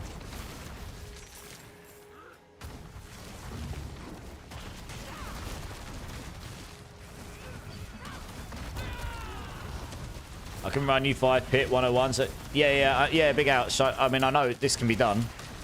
I probably won't do that though, because I want to actually level it, and I also think people want to see me actually level the character and see what I do, because I never play Rogue, right? I've done it once. They finally managed to convince me last season to do it through one means or another. So I really do appreciate the kind offer. I actually am planning on playing the character through 1 to 60. Probably just come and do I'll do my class quest, and then because I haven't done the Rogue class quest since this update where they made it so you don't have to do it anymore, so I'll need to do that, and then I'm just going to blast green Helltides and figure out the build, get used to the aspects and stuff. I like to actually try and learn the class a bit when I play, you know. Like Charles need that content for sure. Also, I think people legit want to see me struggle bust on the Rogue, so which is fine. It probably won't be that bad. He'll be fine.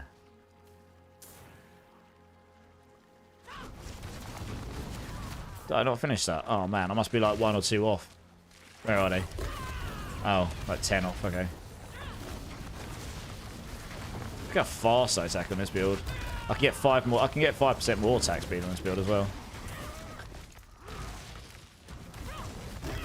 100. I got up to 190% attack speed very briefly at some point. I've never really worked out what that is that bumps me up 30%. When I use my ultimate, it bumps me up 30% briefly. Never really works it out what it was that specifically bumps me up to that though. So that watch it. 180, yeah, bumps me up 30% and then it goes down again. Weird. Oh well.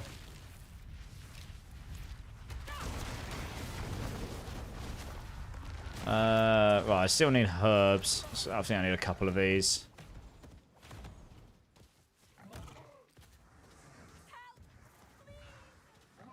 Oh, we'll do these here, I suppose. Hey, Gio Erickson house. How's it going, Gio? How you doing, dude? All of the stuff on the floor. Oh, yeah. Give me all that free rot. What are we up to? 855. Nice. That's already over halfway for what I actually needed to get. And then, might just stack up a little bit. Saying that, I'll get loads leveling up the rogue anyway, won't I? Probably. That's another benefit to leveling it up legit. I'll get loads of rot doing it.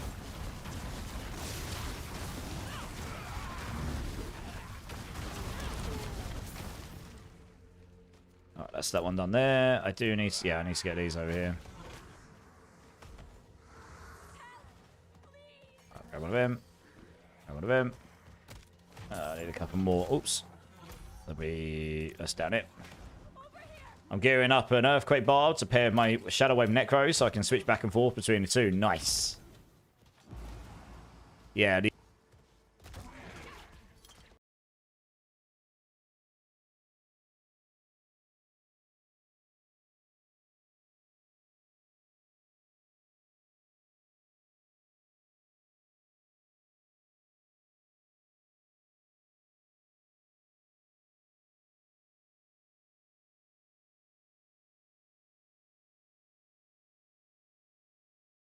Twice today. What the hell?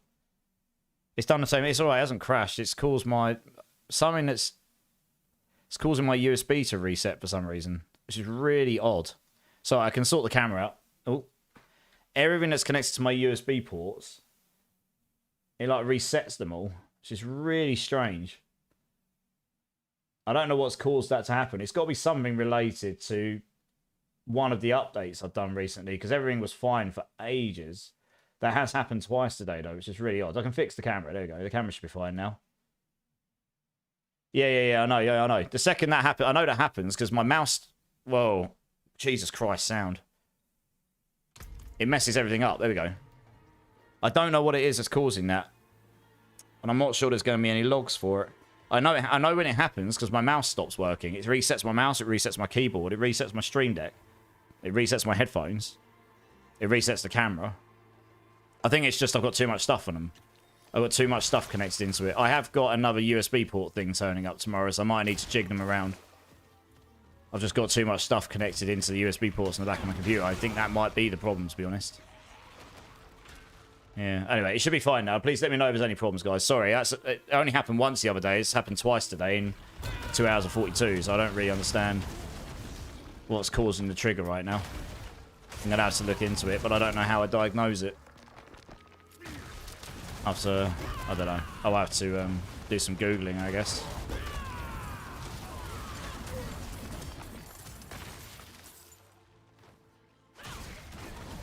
Anything in particular you're looking for in an Earthquake Barb? You'll have to... Chowros, what are you looking for in your Earthquake Barb? Yeah, everything should be okay now, guys. Let me know if there's any further problems.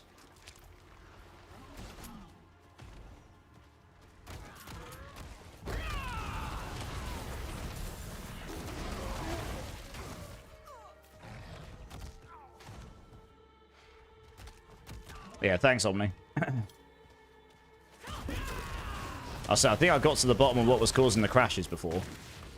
It was one of the two things I changed, but it's... Now I've got this weird issue where they're very occasionally... I mean, I thought it was like once in a blue moon, but it's happened twice tonight, which is really strange. So I've got to keep an eye on that. Hardware, eh?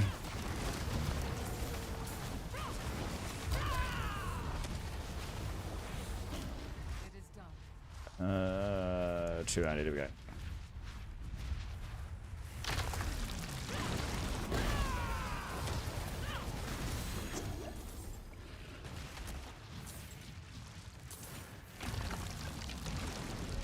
I might have to look to getting into that second tower soon. I wanted to wait till April to get my second tower to push it into next tax year.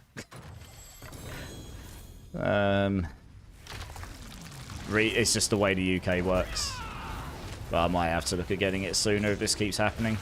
I'm pretty sure that as long as I can figure out the audio setup on it, that would fix all the problems I've been happening on stream. To be honest. Yeah. Server's getting close to unplayable in pit. Oh, really? My servers are okay right now. It was just that one instance I went into. That was pretty busted. Oh, we got one over here. Okay, sweet. Let's go do that quickly. I'd say really good Fist of Fate or Mantle. The rest I'm farming for in green tides. Okay, yeah, fair enough. Yeah, the Mantle's the new chess piece, right?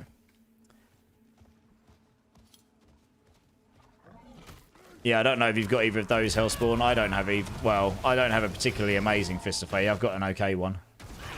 But I've been using that myself.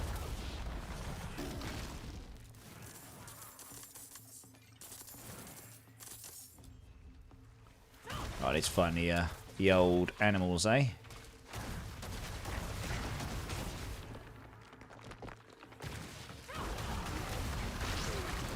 There is.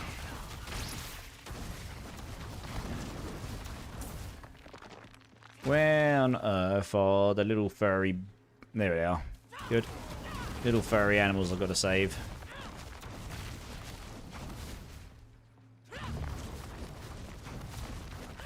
Nice one.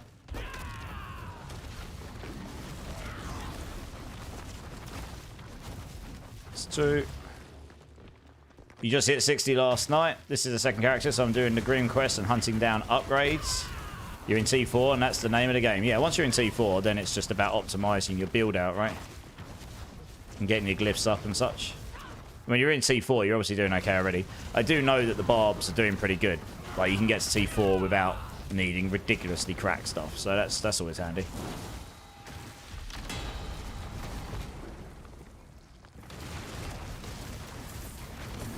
Okay, cool. Yeah, Hellspawn's just linked me some items, Chow Rose. I'll put them on screen for you in a second. Let me just do this here.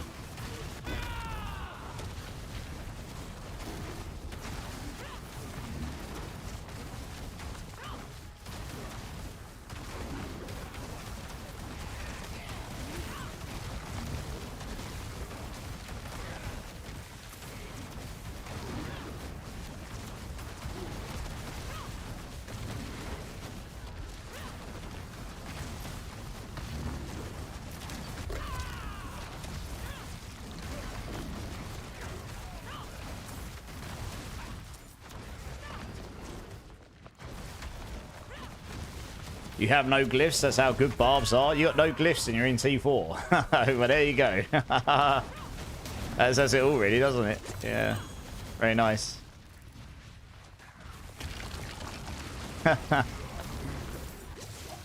No glyphs and in T4. Naughty.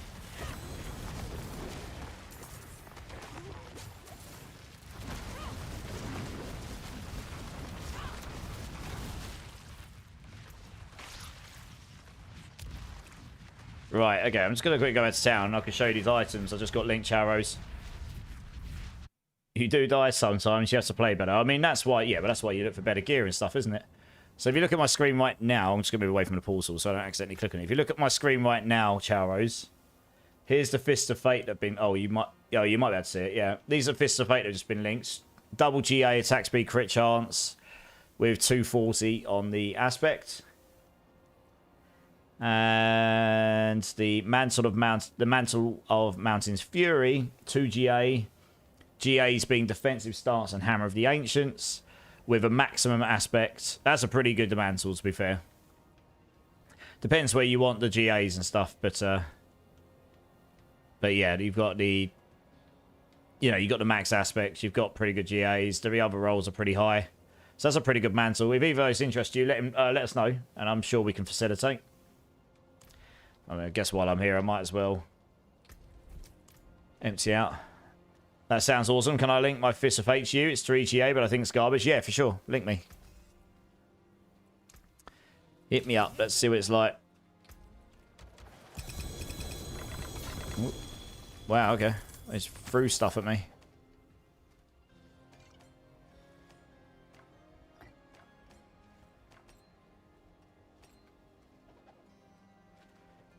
Runes.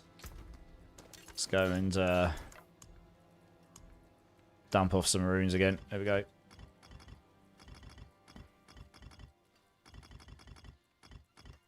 There we go. Because I can now pick that up. Wonderful. Alright, what we got here? Got more of these.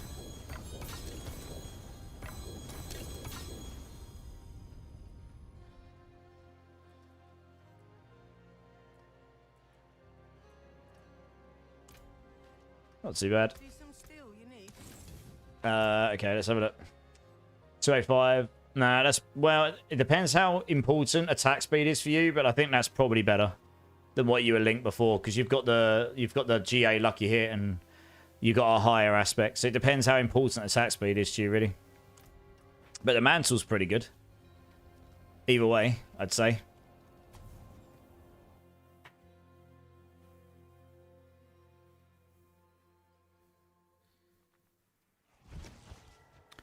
Actually, I might go to another area. We're kind of done in this one, aren't we? Where is Zach? Oh, he's over in that direction somewhere. Oh, he's over there, I see. I haven't really got any TPs to get to these easily or not. We'll head down here, I suppose. You don't know how Earthquake scales yet? Can someone explain how the Earthquake's being scaled? For Charos? I mean, I could give an educated guess, but I've not played it, so it's definitely better coming from someone who's actually played it and understands. I'm pretty sure someone in here is going to know, so you should be able to give us the main headlines for it.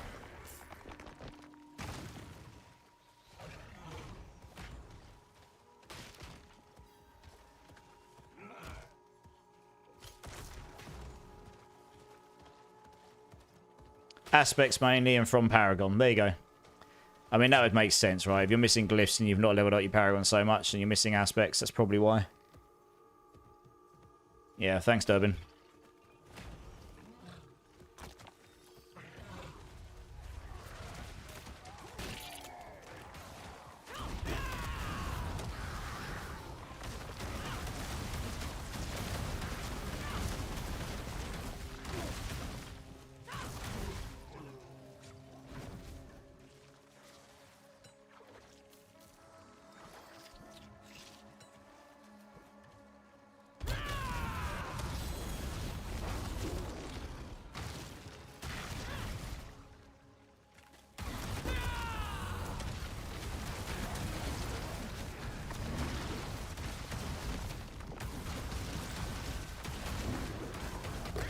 You do dice. Oh, sorry. For some reason, that's flucked up there. Oh. I hate when that happens. Sometimes my Twitch chat flicks up sometime, and I think I've got new messages, and I haven't. Throws me off.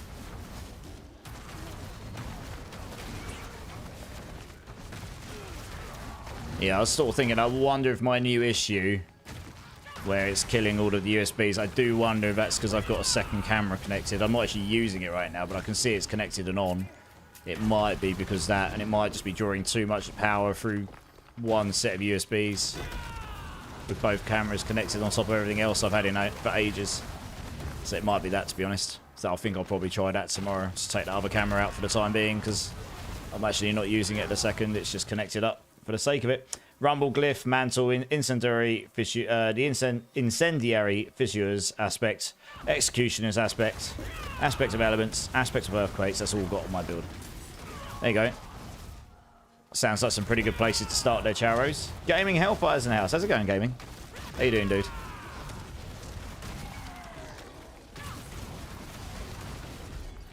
Oh, nice. Easy peasy. I did Dungeon Keys. Oh, Dungeon Keys, please. Thank you.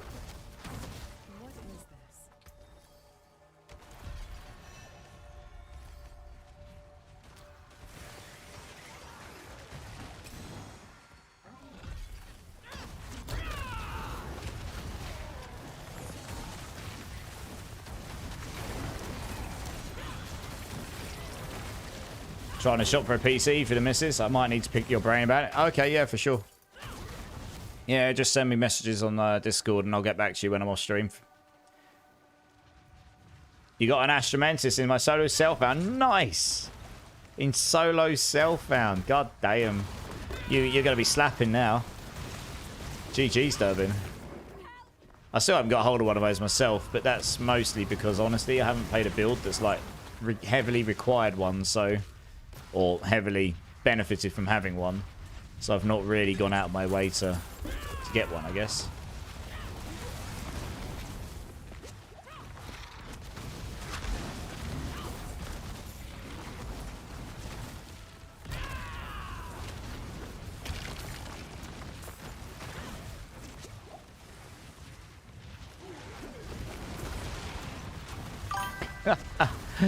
I love it when those earthquakes blow up. The visual effects are really well done for that. Hey, GameSpec coming in with a follow. Welcome in, dude. How you doing? Welcome into the community, my friend. How's your day going?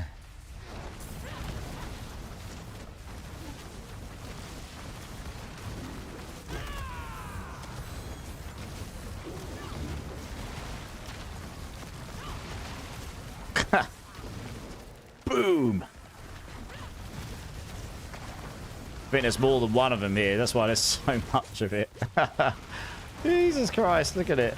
Can't see what's going on screen. It's just all the bright colours. Blimey.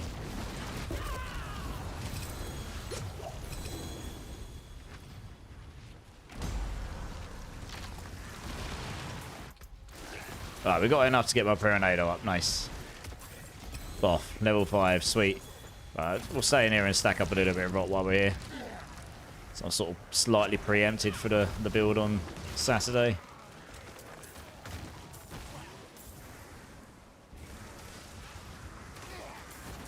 Yeah.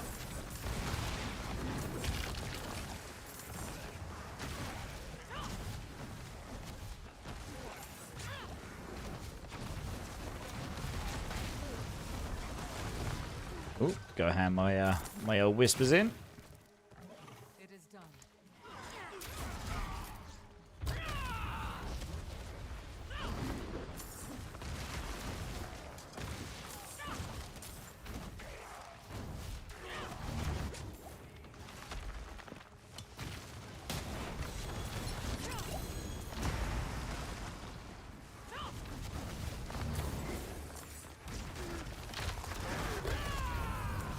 140 rot. Yeah, I mean, if I can get to a couple of thousand, that's a pretty good start for my rogue on Saturday.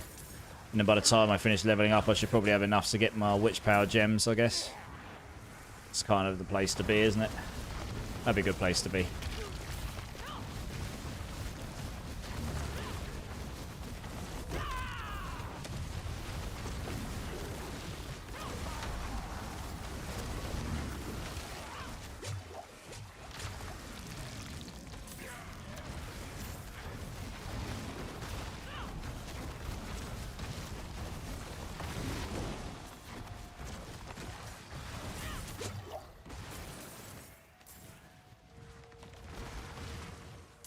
I don't really need to do an awful lot here. It's lightning bolts for days, and then honestly, I can barely see what's going on because there's so much lava everywhere.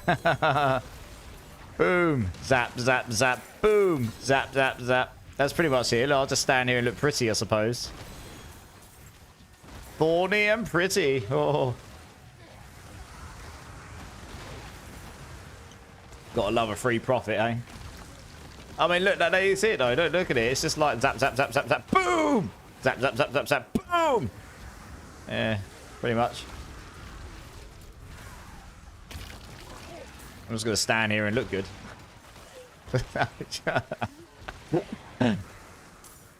There's a guy here called Peerless Masters doing the same thing. He's just standing. He's actually doing something. He says there's more than one. There's more than one of you Earthquake Barbs here. There's 2 or 3 of you, I think. There's at least 2 of you. Because you got Zach and you got this other guy. And then I think we've also got a Cataclysm Druid. Like with 2 Cataclysm Druids. It's just ridiculous. Look at this, silly. Just sit here and profit. It's not the most entertaining content, but I am guessing rot very quickly, so I certainly can't complain too much.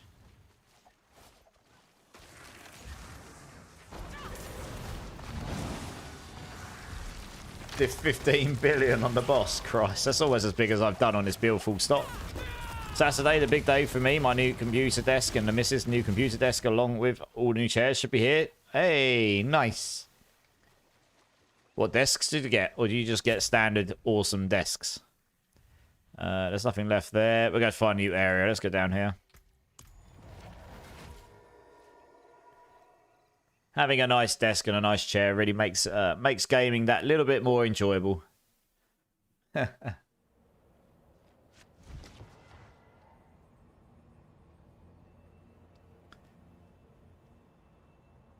I suppose I'll empty out my inventory while I'm here.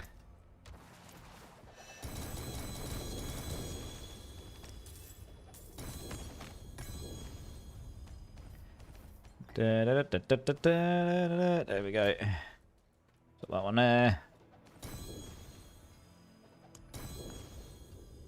Ah, got another Tribute of Ascendance Resolute. Very nice.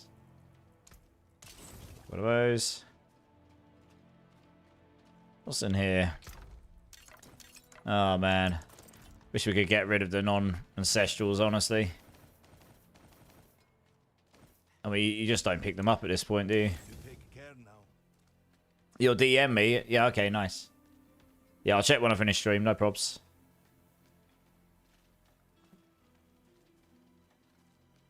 My black cat is going mental. What are you doing? Hey? What are you doing? Meow. Yeah, you got the beans. You got big old beans, have you? Oh, and then I rub your head and you look like you're fine. I hear your voice. Stupid cat. Oh, you funny animal.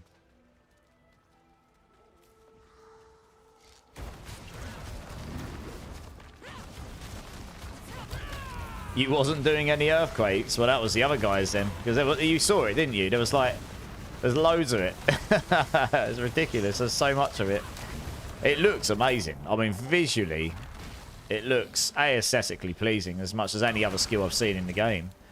But if you get 2 or 3 people sit there doing earthquake barb explosions all on top of each other, it does become quite difficult to see anything underneath it because it gets rendered above everything else. So you just sit there and you just have to assume there's nothing underneath that explosion anymore. You just can't see anything underneath it. Oh dear.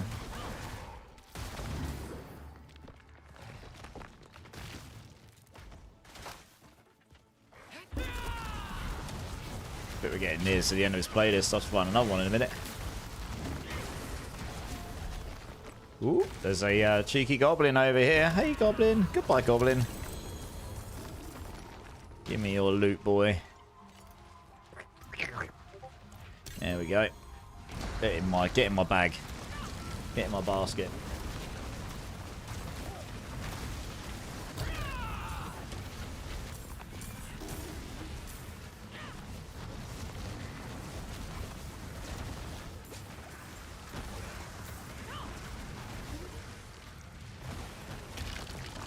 Yeah, I mean we've got to be hearing about a mid-season patch soon. We're what?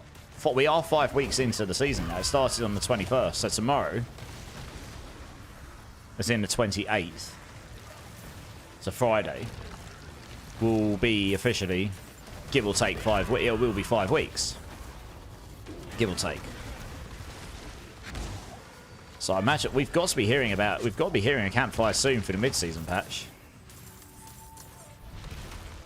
I haven't really particularly got any hopes on it, but I'm just hoping that there'll be some nice little balance buffs for the things that are a little bit underwhelming right now.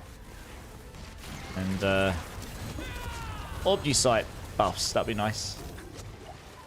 Because that's a little bit, that's tangibly painful right now. It's like everyone's biggest qualm is the way that Obusite just feels really rough to farm at the moment.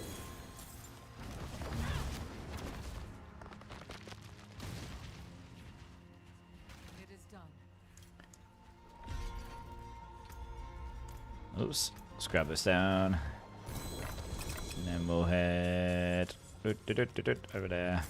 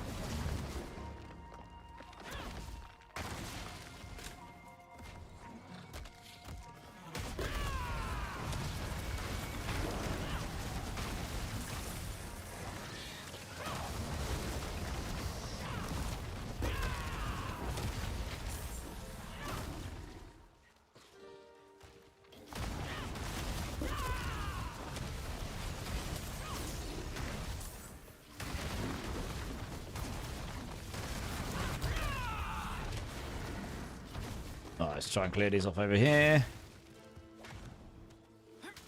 Oops, that zoomed me in. Saw their souls for a moment then. What little of them they have. Hey, X-Bean. How's it going, dude? Another British D4 streamer. Mate, yeah, I'm glad I managed to catch a bit of your channel after getting in last night, but I was pretty tired.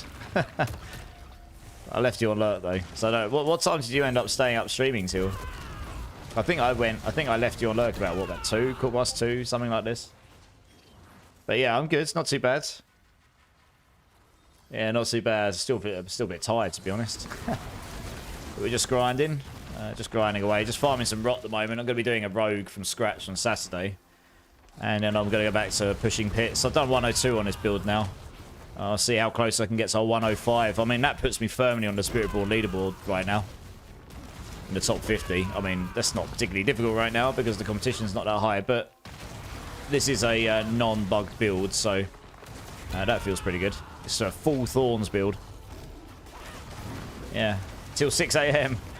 That was like something I would do if I didn't have work the next day. Yeah, nice. Yeah, you gotta get them hours in.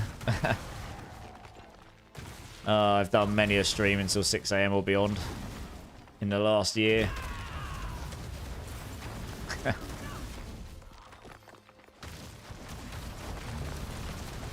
don't think I've got any of those planned this week. I'm doing a 12-hour on Saturday, but I'll probably, yeah, I'll probably start that early afternoon and then finish it like before 6 AM probably. Probably finish it like, I don't know, 3 or 4 or something. At least then I won't be written off for the whole of Sunday, I suppose.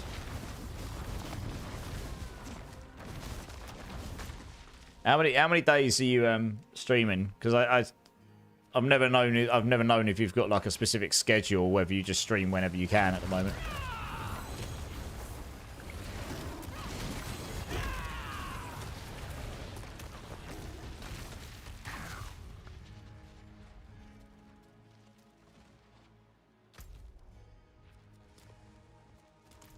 He's got red dots in them. I probably want to kill them. Yeah, there we go. Lovely.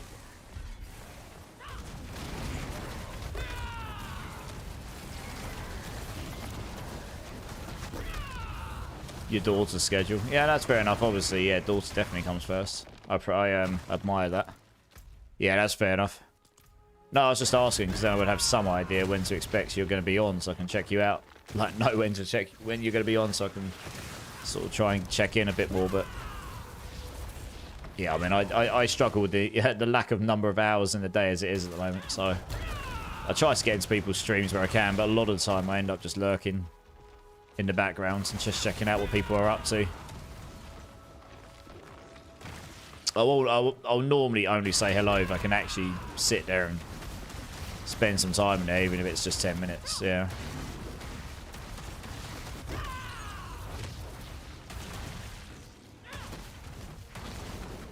Yeah, I met another British streamer tonight, actually, just by pure random. I sometimes like to go around, like, I don't know if this is an offensive way of saying it, but, I mean, it wasn't that long ago. I was one, I guess, a baby channel. Someone who's, you know, fairly new to streaming D4. I was just flicking around some low viewership channels and checking out what people's vibes were that I've not seen before, and came across some guy who had a camera, and I could tell immediately he was British, as you do. And, yeah, he's pretty chill. So I'll probably check him out more in the future. There's not that many of us British streamers really in the D4 community, so always happy to try and support people who are actually keen to try and do that. My pit 120 puts me top 60 in the rogues. Nice. This is the thing, right? The top in Spiritborn right now is a 135, and I don't think you can achieve that with the same build now, because they kind of nuked. I think they, well, didn't nuke it, but they made the thing they were using to do it worse. So I think the highest that's been done since that patch is a 125, and that is the highest on the Spiritborn boards right now. I've done a 102 on this. They're using the Noxious Resonance, but they're then using Lifelink. There was some sort of mechanic going on with stacking crit with those two mechanics and creating significantly larger damage numbers than what I'm creating. Their videos, I remember seeing a 400 billion, for example. The highest I've seen myself do is a 23.9. So it's like, you know, that's like 17, 18 times more damage in a single hit, and they were doing it all the time. So, whatever, you know, however they're scaling that damage, it is hitting very hard. But if you take that out of the mix, then you've got Quill Volley. There's about 3 or 4 builds with that do go higher. And then that's kind of it. Yeah, 102 puts me firmly in the top 40. If I get to 105, it puts me... No, sorry, a 105 will put me firmly in the top 40. But then, like I say, there's not that much competition right now. So if loads of people just logged in and started playing a build, then the competition would probably knock me right down. But I mean, yeah, I might submit one. I never really bother normally, because this is an actual legit build as well, you know. But when a mother decides to come back to life, then I'll be able to... I see. Well, I commend you even more for that then, to be honest, dude. Yeah, no, I admire you for that. Priorities, you got your priorities straight, which is, that's very important in life, for sure. I clearly do, you know. Degenning all night, every night, going to work with 3 hours sleep. Oh dear. What's his channel? I'll check him out. His name was Y_so_serious94. Yeah, he only had a handful of viewers. Yeah, he threw me a follow earlier, and I threw him one back, so I'll check him out again. He was in here earlier for a brief minute, but he went to bed at a sort of sensible UK time, midnight or something. I'd only just gotten going on stream, you know. Yeah, no worries, dude. I say there's not actually that many of us. There's a couple. You got Big Daddy Den, he's massive. He's been a Diablo streamer for over 10 years. I've spoken to him a couple of times. There's obviously us two, and that guy. And 4 Year Chaos. I'm trying to think, is there anyone else? It's not many. Not in D4 specifically. But there probably are a couple others. You know, I can't remember them all off the top of my head. But just ones I can remember off the top of my head in D4 specifically. Hey, Asterix, how's it going, dude? Welcome back, welcome back. I love playing a Hydra build burning. Yeah, man. It's a pretty fun build. Do you know what's really funny? I was watching a streamer earlier who's bigger than me playing a Hydra build, right? Or at least that's what he called it. And he was using Hydras, and he was pushing around the same level pits as me, but it looked like he was doing them easier. But honestly, when I actually looked at his build, a lot of his setup was very similar to mine. The biggest significant difference is, though, he wasn't really playing into the Hydra damage. I don't think. I'm pretty certain most of his damage was coming from the ultimate damage and the flicker steps. So, yeah, there was a few things I questioned about it. But I think ultimately, I mean, his build may end up performing better, but if that's the case, it's because he's smashing Inferno over and over and over again. And the Inferno sort build is one of the top builds this season, as predicted. So, I don't think it was... he wasn't truly doing all his damage with the Hydras, right? It was a little bit of a clickbait, if you want me to be completely honest with you. Yeah, it's a pretty fun build. I've got I think I did a pit 98 on it. It probably could stretch to 100 with a good run. And that's about the limit of it, sadly. As I said the other day, it just... yeah, it lacks that AoE, which Inferno does solve. That's why the other guy's build would do better. But then it's not really your Hydra doing the AoE damage, right? You're doing it with another skill, and you're slapping Hydras down, doing a bunch of damage. But really, it's actually Inferno doing most of the work. And that's kind of... yeah, I'd kind of prefer to have it where they actually made it so Hydra was the primary damage source, and then it is a true Hydra build. That would be awesome. But we're not quite there yet. Maybe in the future we'll get some love to Hydra and it will allow us to do that. It's still a pretty fun build though. You can clear the whole game of it, no problem. That version I put up.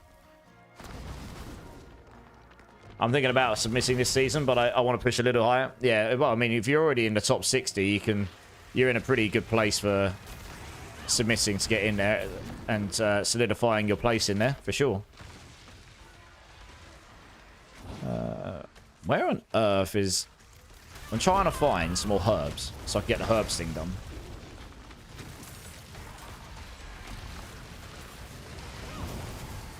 For some reason, can't seem to find any of them.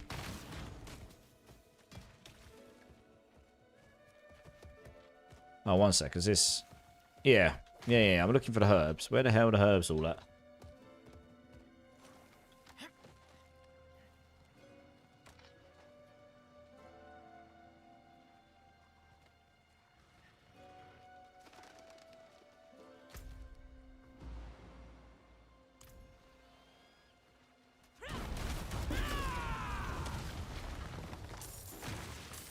Done that one.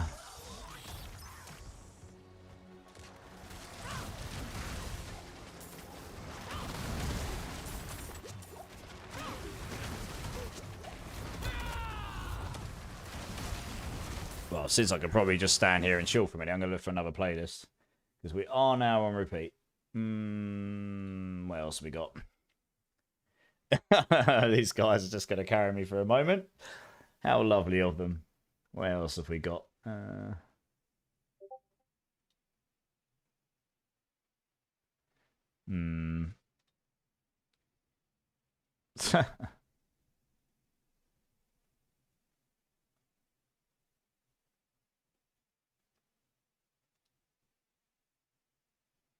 yeah, so that looks good. Something a little bit different. Nice. Back to the game. What would we like for 800? I want to get to about 2,000, and I think it will be happy days. Ooh, that's not a terrible Harmony of Evil. I'll keep hold of that, because I don't actually have one of those right now. It's even remotely any good. I've kind of done well. I was looking for more. Oh, right. Yeah, I was looking for more herbs, but for some reason it's just not showing those up, which is very odd. Oops. Oh, I died. I was too busy looking at my map. Good job not playing hard. Well, to be fair, I wouldn't have done that in hardcore. Rude. Didn't expect all those monsters to spawn on top of me while I was checking my map. Everything was dead when I was looking at my map. Never mind. Right, let's go down there.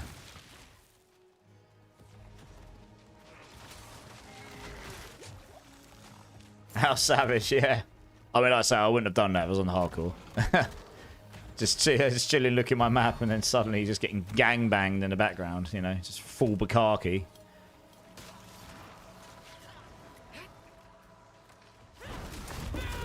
If I mix Hydra with Hydra Burning, so mine goes into a hybrid build, so it is mostly, I play mostly into burning damage.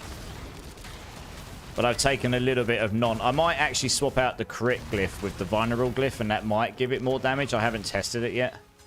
That because the vulnerable damage would scale and increase the damage the burning does. So yeah, when I next play my Hydra build, I might give that a go. Slightly less multiplicative damage, but you get the additive play into it. Yeah. But otherwise, the most of the build damage is the burning damage, genuinely. Wow, this is laggy. Look at this. Whoa. Wow, server instance lag. Holy moly. Look at me glitched all over the place. What the hell's going on? Ouch. Whoa, what's going on? My latency isn't too bad, so it's not me. No, it's definitely the server instance. Someone's come to this server instance and started firing a gazillion arrows or something. I think you asked this the other day. On that build, no. Because the crit the 60% multiplicative damage would be nice. But the crit chance and the crit chance doesn't help you on your burning damage at all. So I didn't use the area prediction. You don't really need the crit chance from it because you solve that through your witch powers anyway. So the only thing you'd want is the 60x, but then you lose the cooldown reduction. You kind of need the cooldown reduction from the Shaco. That's why you use it. And plus 4 ranks gives your Inferno more damage. It gives you 4 ranks to Hydra, which gives you more damage. So it'd only be a little bit more damage, but you'd lose all this cooldown. And you don't need the movement because you've solved that. You don't need the lucky hit because you've got loads of that. And yeah, so I honestly think you can try it, but I think the Shaco probably is better. And that's where the other guy landed on as well, funnily enough.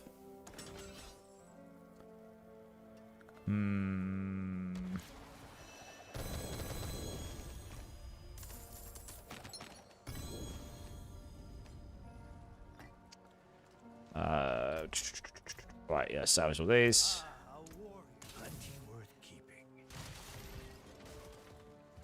Oh yeah, that other area was getting a bit weird. It wasn't showing up any of the objectives anymore, so I've just gone to another area.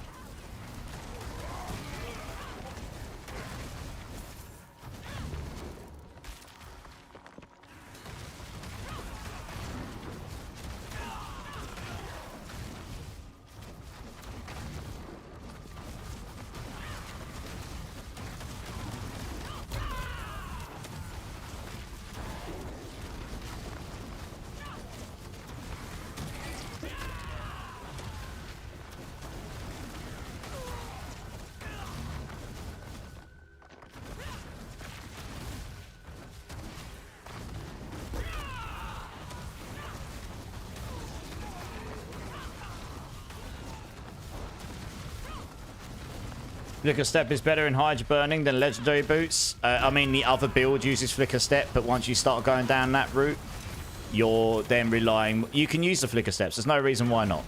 The other guy was using it. He was built, looked like it was doing pretty well. But like I say, I'm pretty sure the majority... He wasn't even using Serpentine aspect.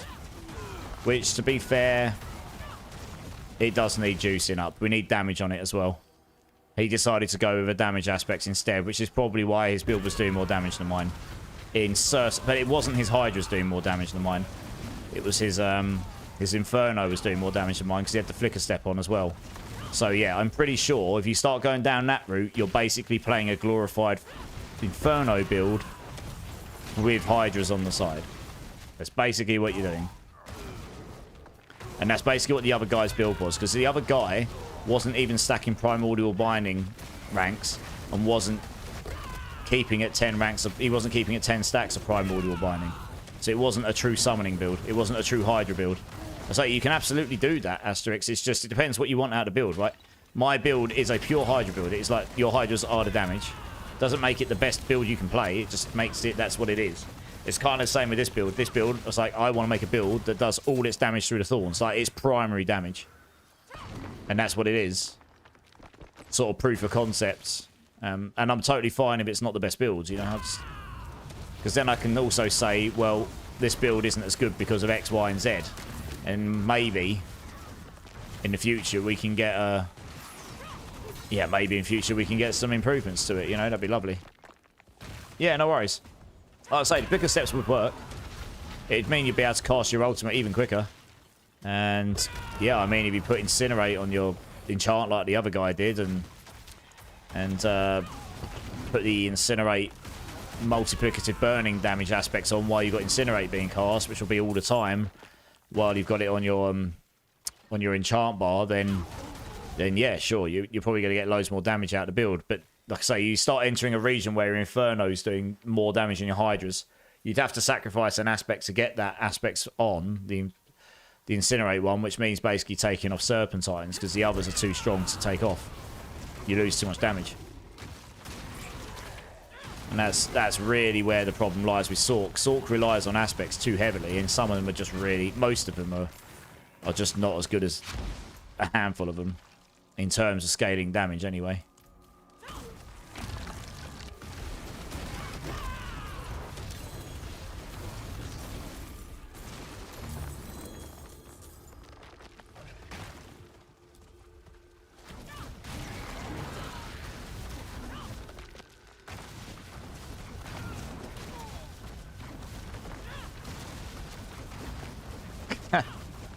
The sheer speed at which I attack is hilarious.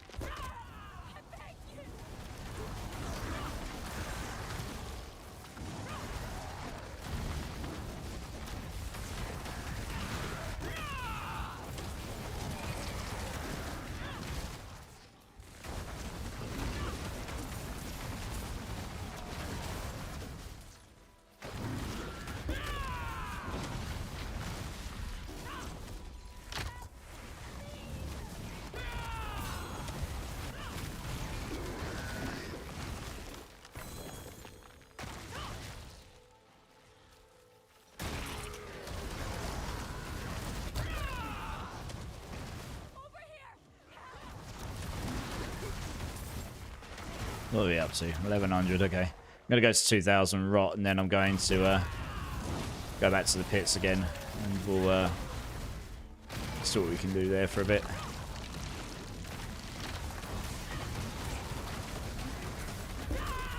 Really wouldn't. I'm really hoping I drop like a 5 out of 5 duelist aspect. That'd be really nice. Oops, I want the cash. What's happened there? There we go.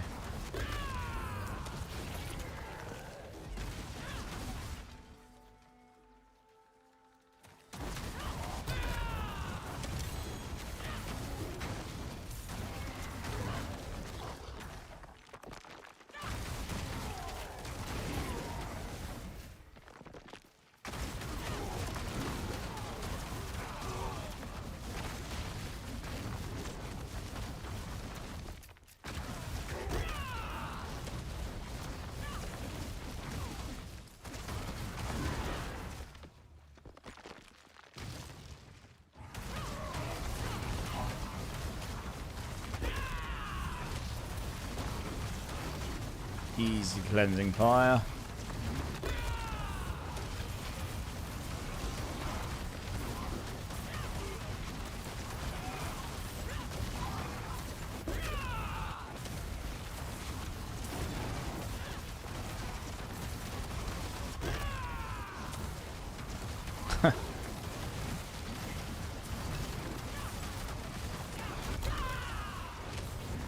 Yeah, it's pretty chill. Once you get going, just one-shotting nearly everything.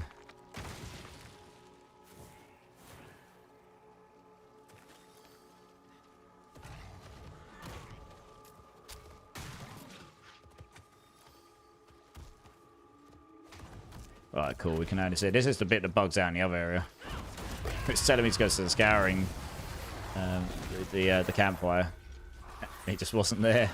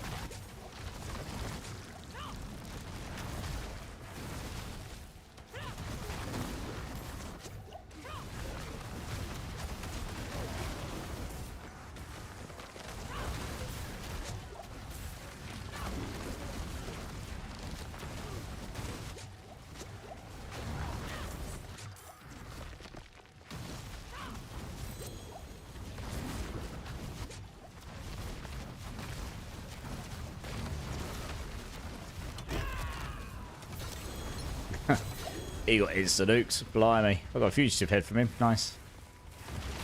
Easy.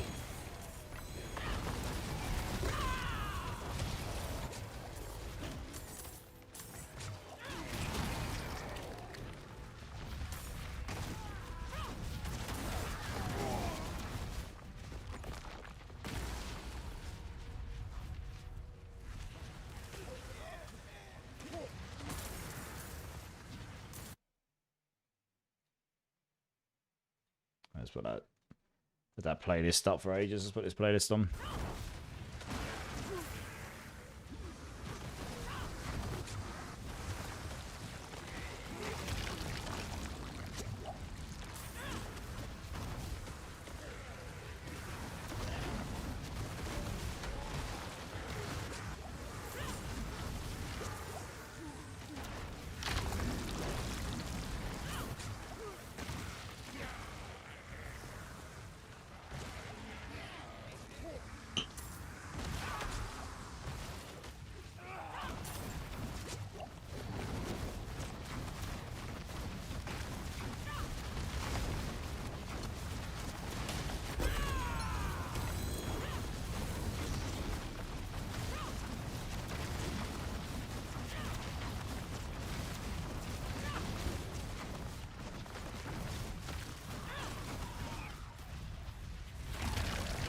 All these routes here. Lovely.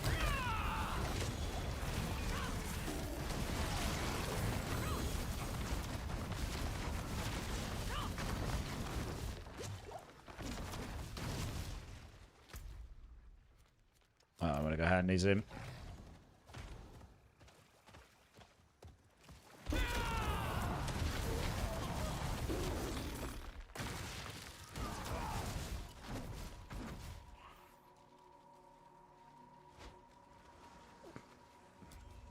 It is done.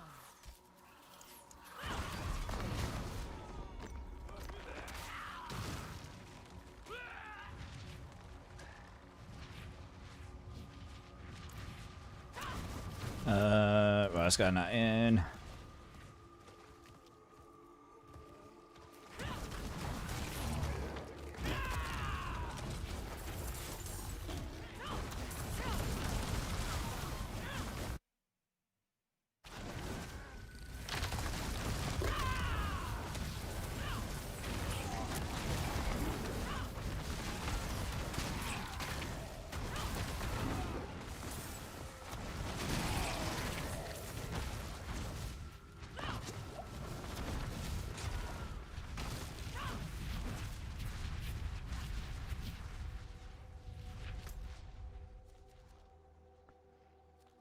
Right, we've got a couple up here. Let's go do these quick. What are we up to? 1600. Nice. Getting there.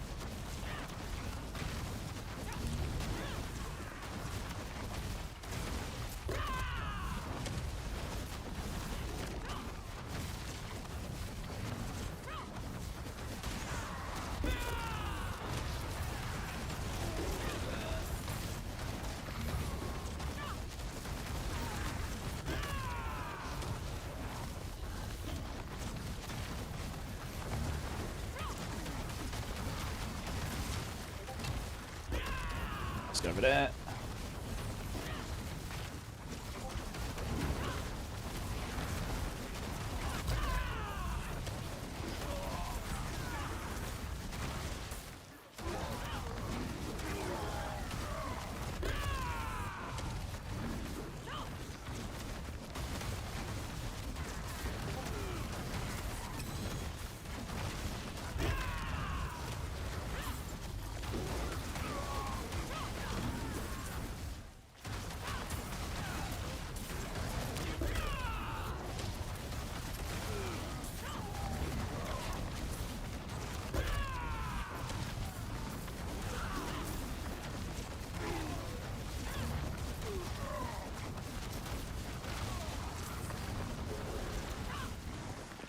Right, that's that one done. Okay, let's go get the animals done.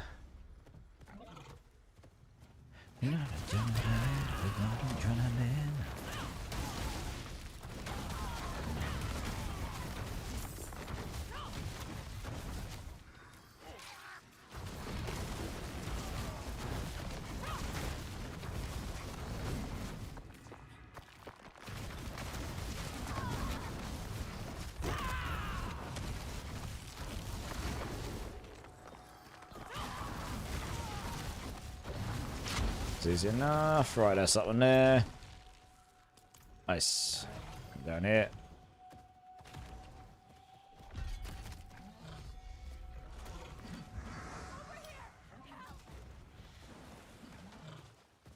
It is done.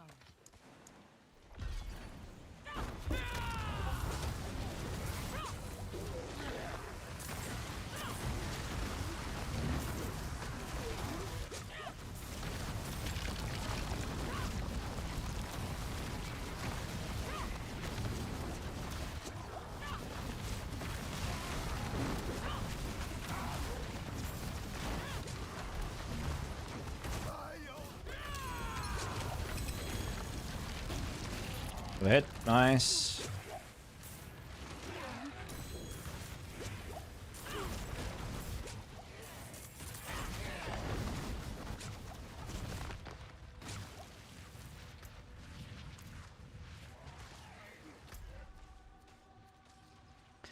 Oh, pretty much only got the frogs to do, and then I'm off to, well, I don't know what we're at, 220. I might actually sit in this area and just get to 2,000. I'm super close. And then once I got to 2,000, I'll probably get to doing some pits for a bit, because while I'm here, I want to see what we can push it to. How much gold have we got? I might just try and source myself a maximum duelist aspect, because that would be really handy. That extra bit of damage.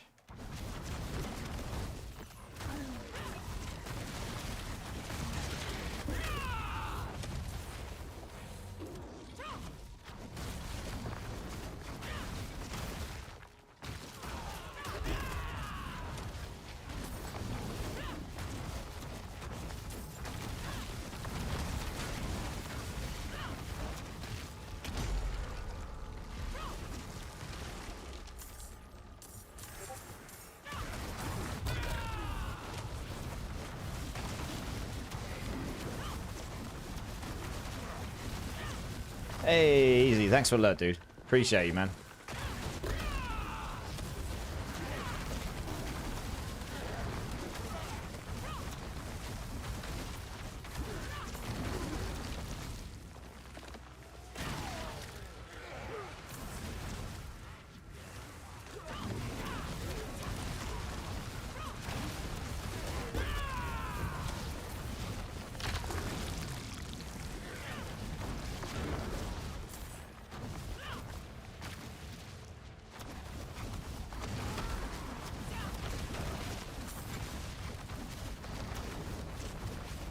Come on. We want to get your ass. There we go. Yes. You did.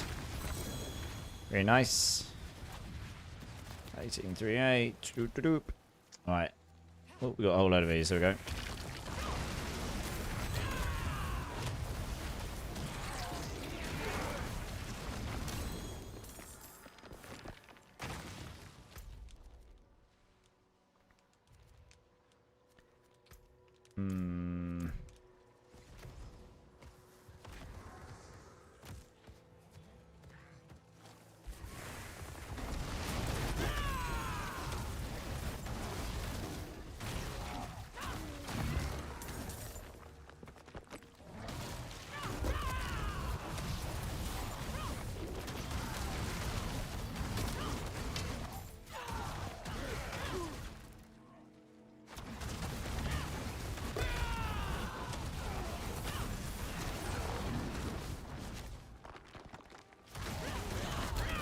Hey, Mill Boy, how's it going, dude? How you doing, man? I gotta go over here, this area, while we clear up a bit more. Oops, hello. While I go clear up, oh, I was saying that. I'm literally at 2,000. Oh, it's probably not worth it. Just need a touch more rots. What we at? Yeah. 45 more or so. That'll do for now. Duelists? Nope. Wub wub. Oh, I can pick that up. Lovely.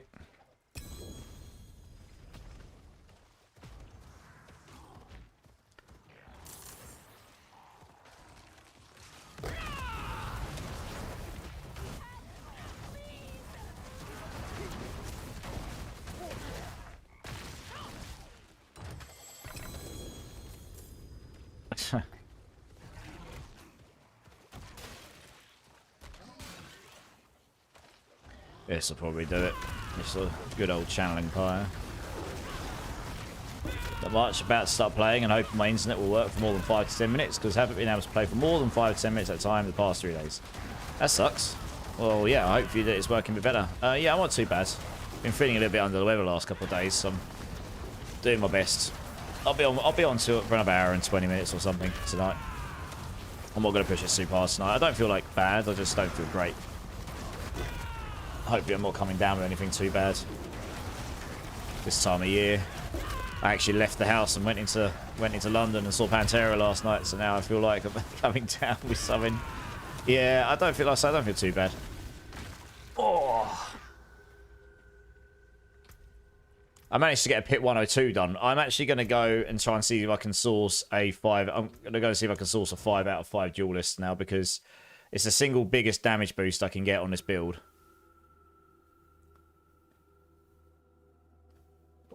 Or one of the single biggest damage boosts I can get on this build. And I want to see if I can get a pit 105 done today, or at least how close I am to it. I mean, that 105 will push me, if I refresh this, Spiritborn would push me. Oops. Ah, what you done? No, I'm not interested in that. What are you doing? Whoops. Okay, let's try again. Spiritborn. That would push me on the Spiritborn leaderboard, which is not particularly competitive right now compared to others. 105, depending on how fast I did it, would push me. Actually, that would just slap up. That would put me in position 35. I might be able to beat 34 here.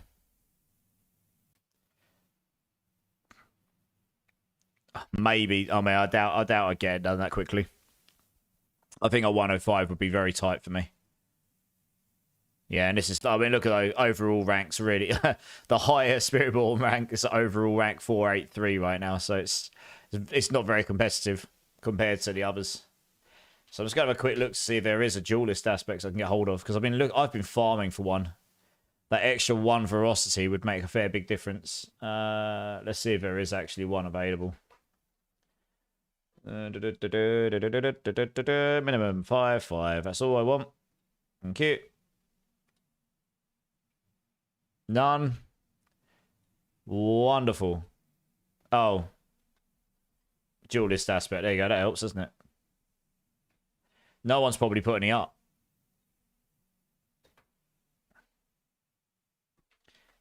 Duelist aspect. Yeah, it's selected.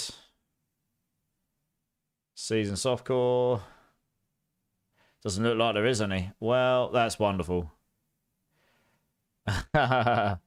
This has been my problem. I've just not been able to get hold of one. It doesn't look like there is legit any of them at all. Yeah. Then again, it doesn't look like anyone's sold any of them. What?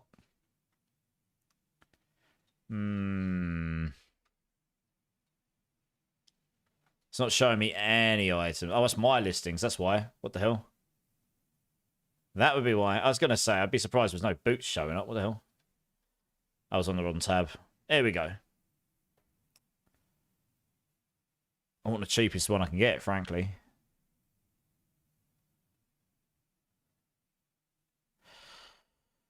How much have these been selling for? Oh, I would have loved that. 1 billion. Alright.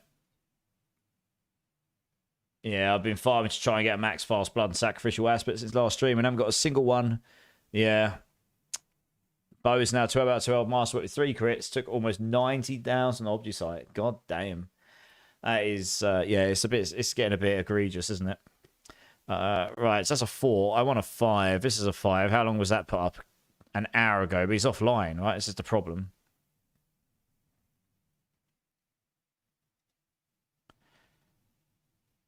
Oh, so I'm just going to buy off him. I can't be bothered to argue. I just want the aspects. As long as it's a 5 out of 5, I'm happy.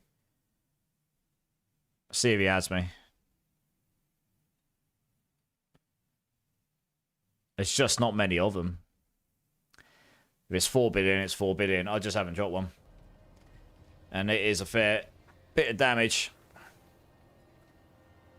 It's kind of sad, to be honest. Don't really want to spend that much on it, but hey ho.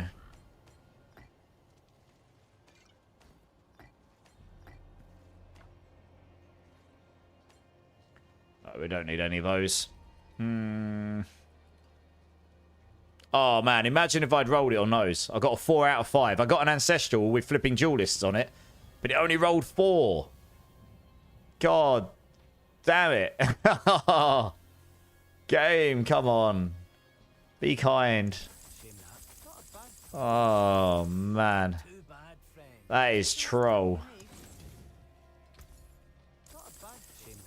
Proper kick in the ball sacks. What the...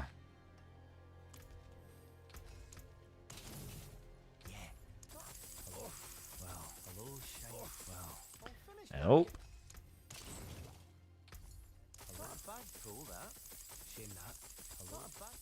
I'll tell you what, there is actually one other thing I can try. Which I'll do after I've rolled all these. We will go to the den and try our luck at the mercenary things. You got an upgrade while farming? Nice. You're still trying to get a mythic item I can use on my Necro Sork. Making me nuts, lol. Making me go nuts. Which ones are you looking for, Marksman?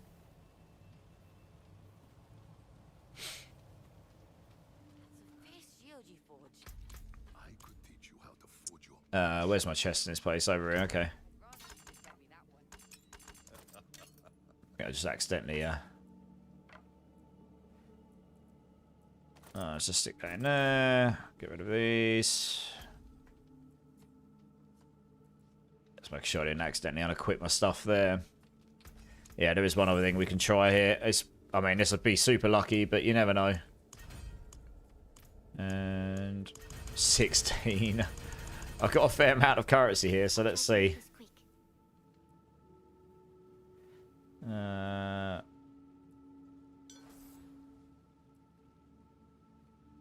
Duelist amulet, there's a 3. I need a maximum. It needs to be a maximum.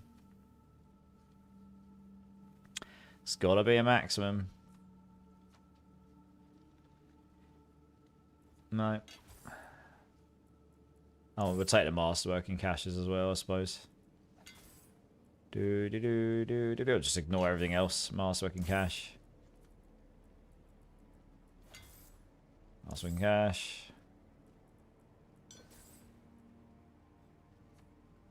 No. No. Masterwork in cache. Did I count it out right?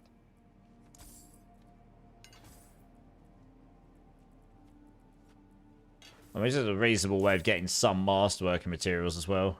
I will, but I probably won't get what I'm looking for here. I'd be absolutely flabbergasted if I managed to get exactly what I'm looking for right now.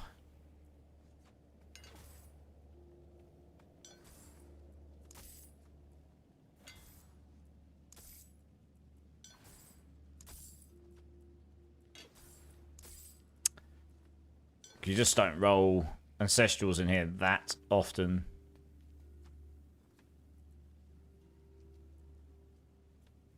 What does that count as, Rosty? It's not movement, I don't think. Where's the, what does Duelist actually come under? Utility. Yeah. So I don't think it would be that one now.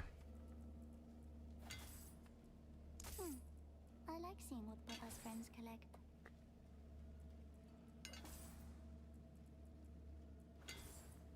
Dad carried the one. It's toying with me. It keeps giving them to me, but like really low ones. Oh well. Very quickly running out of currency here.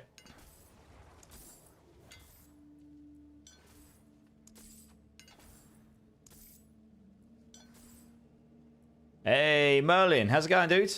Shaco and Shroud Marksman. Well, I mean, each is... Have you got the sparks? Is it just runes you're looking for?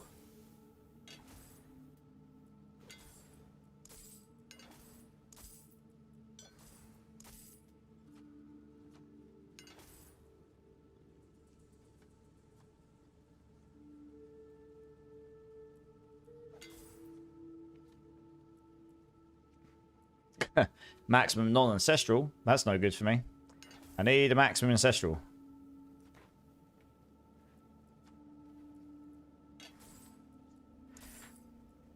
I think we think we're all out of luck here now. Did I count it? Never mind. Right? Got a whole load of master materials, I suppose. Oh, I suppose he did give me a load of murmuring obols. Oh, I shouldn't have opened all those there because there's not a flipping gambler here, is there? I don't think. I did this last time. Ugh, I'm going to lose some murmuring obols. Never mind. Back to Saragar we go. Yeah, I forgot about that. They need to add a gambler there, really. Sounds like someone wants to kill bosses. Yeah, I know, right? Merlin, doing good. Got my own renown bonus skill and Paragon points unlocked in Hardcore and a Spiritborn's Paragon. It's Paragon 134. Nice. What Spiritborn are you playing? How much master materials? Master working materials did I get there? Oh, I got a bunch of that. That's nice. Might as well some more boots, I suppose. Hello, shining beauty.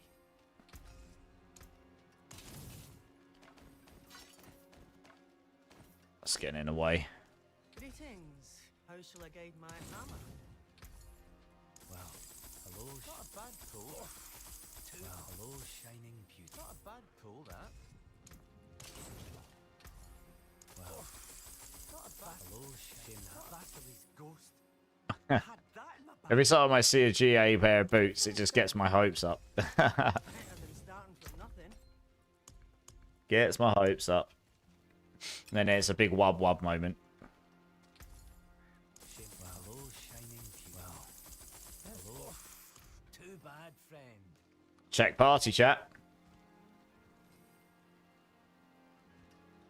First attempt. I can't actually see the GAs, but I'm going to take a guess it's on defensive stance or something. Because it's not showing me the colours because I'm not a barbarian. I can't see them. Yeah. Oh, you're playing Touch of Death. How is Touch of Death doing this season? Because I played that last season. It was pretty fun.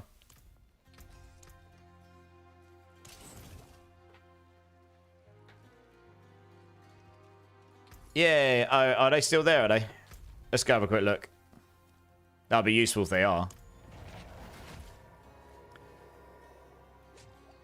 Currently need sparks, had 3 mythics drop this season, all rubbish. Done with 2,000 bloods and so far about 400 Duri runs. Got to try more soon. Yeah, they really did drop the drop rate, didn't it? Masterwork on Earthquake, deal double damage on my first attempt. Nice. GG's. USMC, I'm good, dude. How are you, man? It's good to see you again. In softcore, I got a 4GA Doombringer the other day. 4GA Doombringer. That sounds a bit naughty. No, they're gone. Look, they're gone. They're not there. That's okay, though. 4GA Doombringer. Naughty, naughty. Sounds good. Just got home from work. Nice. Time to game. Guess how many Zeers I've done now, Emil? I'm going to take a guess it's in the getting near to the 5 digits. Oh, it looks like we're not going with a maximum duelist because I can't even buy one. There's literally not any to buy. Oh, he did. Oops. Admin joining game. Okay, someone has actually got one. Fine. My bad. I didn't hear it come back. What's his name? Delta Force. I'm just going to go buy one from this game. This guy. He adds me. He did. What are you doing, game? This makes me really uneasy.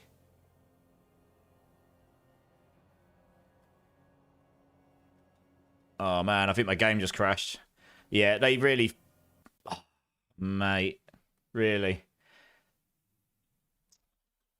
Ever since they released Vessel of Hatred, every time I go to add someone or do something in that friends list, it gives me real uneasiness that the game's going to crash. Yeah. You saw that, right? I heard the person add me, and then it just flat crashed. So that's actually a software crash. Yeah, that's pretty bad. They need to fix that.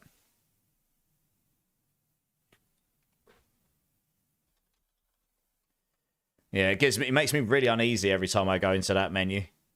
Because every time I highlight over someone in my list, it makes the menu jitter. Which is not good to start with, honestly. Right, let's try booting the game again here. Hey, Forox, how's it going, dude? It's good to see you again. Yeah, Raphael from Blaze. God bless you as well, man. How you doing? I'm glad. It's good to see you again. 7k at the moment, Emil. God damn, you've done 7k Zeers. You, sir, are a Zeer whore. You have hoarded all of the Zeers. All of them! You're not quite over 9,000 yet, though, so I can't do the Vegeta sound, unfortunately.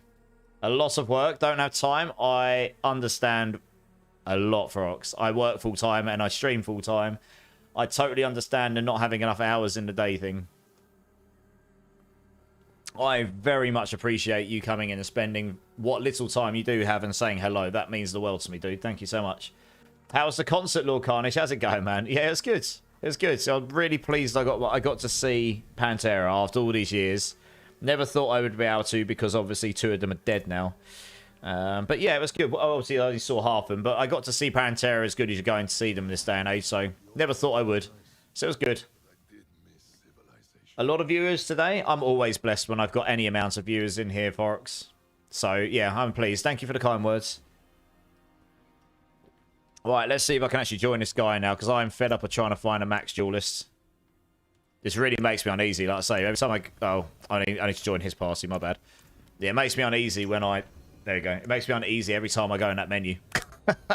Really does. Oh, dear. It's not good, is it? Right. I'm just going to buy this off him for 4 billion, because I've been looking for one of his aspects for such a long time. And honestly, I can make gold again if I need to. You know, it's not the end of the world. Right, I need to see the item, though.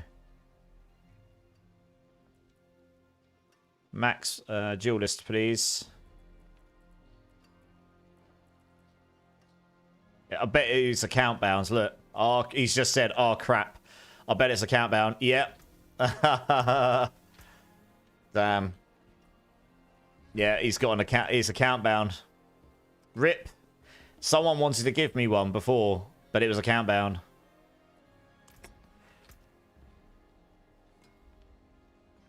Hmm.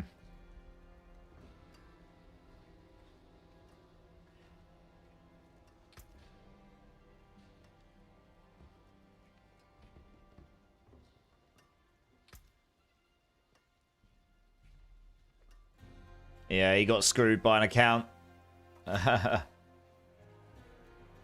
Yeah, he got screwed by a cash drop. Well, I guess maybe I won't be getting one then. I could try looking again, but...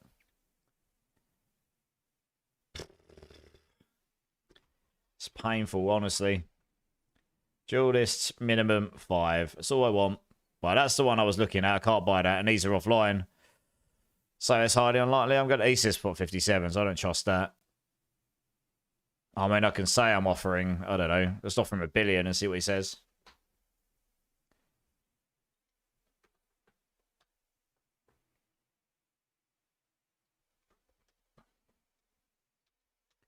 See what he says. If anything, he might not even get back to me. Guess until then, I'll just have to play about it. Has anyone got diamond fragments? You need 90,000. So let's have a look. Yeah, I do, yeah. Join up, Zach. I can sort you out, no probs.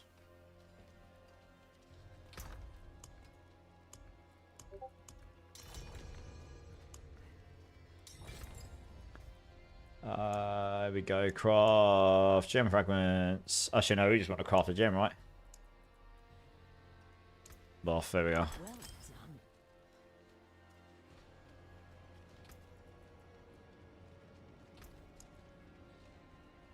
Now I have a second account with an entire stash with blood and 12 characters, all full of blood. All of the Lord's tears to come. Right, I would have loved... If anyone has a maximum duelist that isn't account bound, please let me know. I will buy it off you. I really want that extra stack of ferocity. I know it's a long shot. But until then, I guess I will go craft some essences and go and try and see how high I can push. I've done a pit 102, so we'll try a pit 103 and we'll see where we get to. I've got plenty of these. Alright, we're probably okay for the time being, actually. One of those. One of those. One of those. One of those. Fine. Come back to those afterwards. Right, 103. See how this goes. I think with the extra stack of ferocity at 105 would actually be well, possibly an achievable goal saving, because that's quite a big, quite a nice little bump to damage actually. But we'll see how we get on here, I guess. The HP does scale very hard each level at this point, so it's difficult to say. We had a little wiggle room in a 102, so we might be able to get the 103 done. A 104 might be a stretch without that extra stack of ferocity. Because not only does that give me another 14.5x multiplicative damage, it also gives me another 5% attack speed, which in itself is pretty nice for dealing damage on this build. So I think with both of those in play, it'd probably give me enough. With a good run as well. So far, yeah, I'm not a big fan of the witches. The way their AI works is for this build, it's not very good because the way their AI works for them to run away from you, to get out of range, which means they don't stay in my mystic circles, which means I hit like a wet noodle most times. So look, they're running away from me. There we go. Died a lot quicker once it was inside my circle. Right, is he dead? Fine. That was an incredibly slow start, so I'm not particularly happy about that, but we'll persist for now and just see where we land.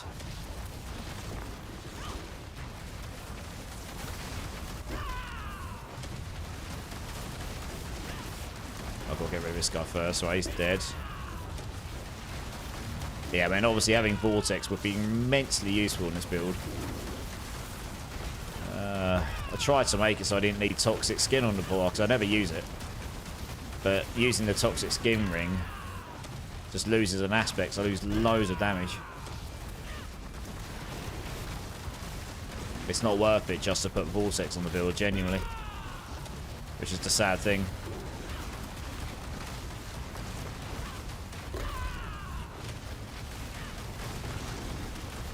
Still need more Restless Rot for all that farming. Yeah. I've got enough for now. I'll farm a bunch more when I level up my rogue on Saturday. I need to get going. Here we go. This is a very slow start at the moment, so I'm not feeling confident with this particular run.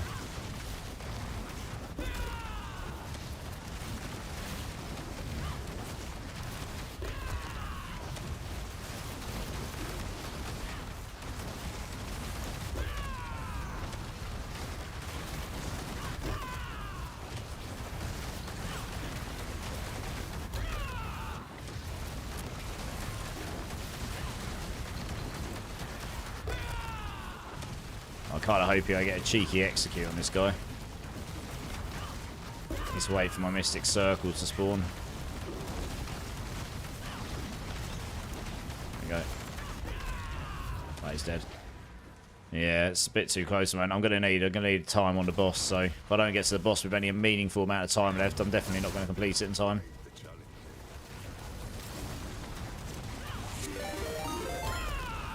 Hey!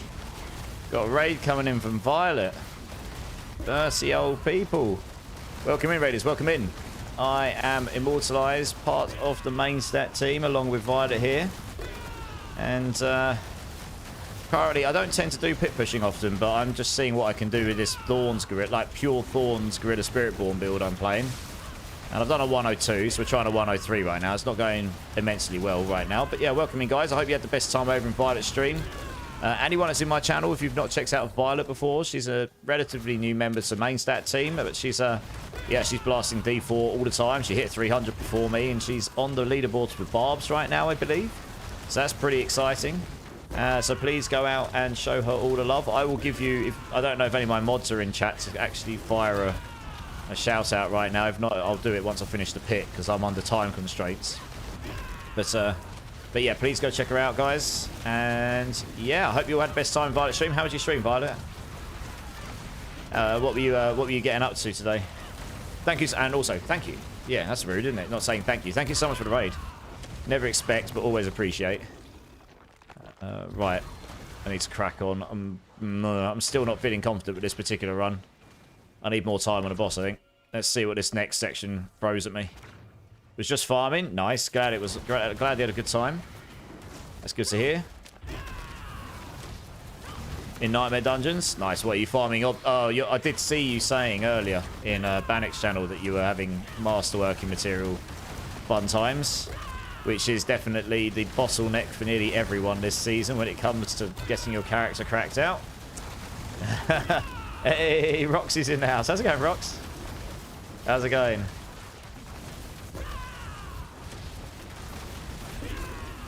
Oh dear. Yeah, I'm not feeling really very confident. I had a very bad start on this run. I don't know. I got the witches, and they're actually pretty bad for this build because their AI makes them walk backwards outside of my mystic circles quite a bit, which is a bit of an, I don't know. It's not the best play style, but you just do lots more damage inside them. So yeah. Yeah, it's a bit annoying when you get the enemy sets that teleport around or walk backwards outside of the Mystic Circle. I don't know, we'll see. If I get to the boss with like 2 or 3 minutes, maybe I can get it down. Given that this is pure, given that all my big damage is coming from just straight up Thorns damage, I didn't really expect to go much above 100, I've got to be honest. Right, let's move on here. Yeah, we'll see. You're great. Yeah, I'm not too bad. Not too bad. I saw you got your Inferno build. Did you get your Inferno build to 150? Because I saw you got pretty close to it. I haven't been following the old leaderboards and stuff too much.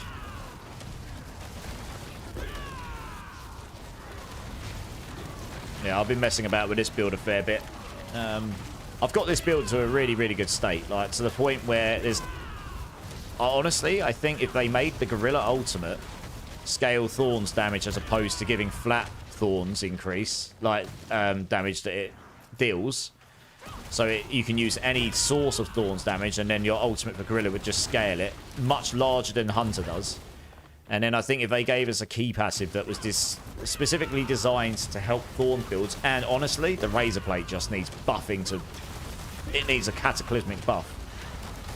It needs to have like 3-4 times the base Thorns on it, I reckon, and probably the aspect probably needs a bigger chance on it. I think the 200% is probably fine, but a 10% chance for that to proc is a bit low. These big numbers that eventually come up here, I've seen a 24 billion earlier. That is when all of the stars align, including the Razor Plate 10%. You know, the 10% chance for 200% Thorns.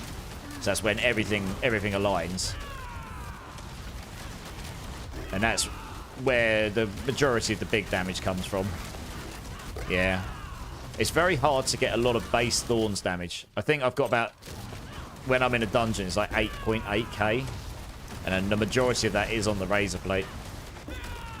The rest of it comes from a few bits and bobs on the Spiritborn board, but it's, you know, it's not that easy to get much actual base damage in the Thorns build. So that's honestly where the damage is lacking more. Just sources of Thorns, like the Paragon. The Paragon Thorns nodes are like plus 15 or plus 60 if you've got the yellow nodes and they're jacked up. And I know you can scale them with your glyphs, but it's pretty pitiful numbers, you know. You're never going to scale into the pits with that because it's just too low. So it's definitely something I hope that they'll buff, because there's quite a few Spiritborn builds that are built upon Thorns.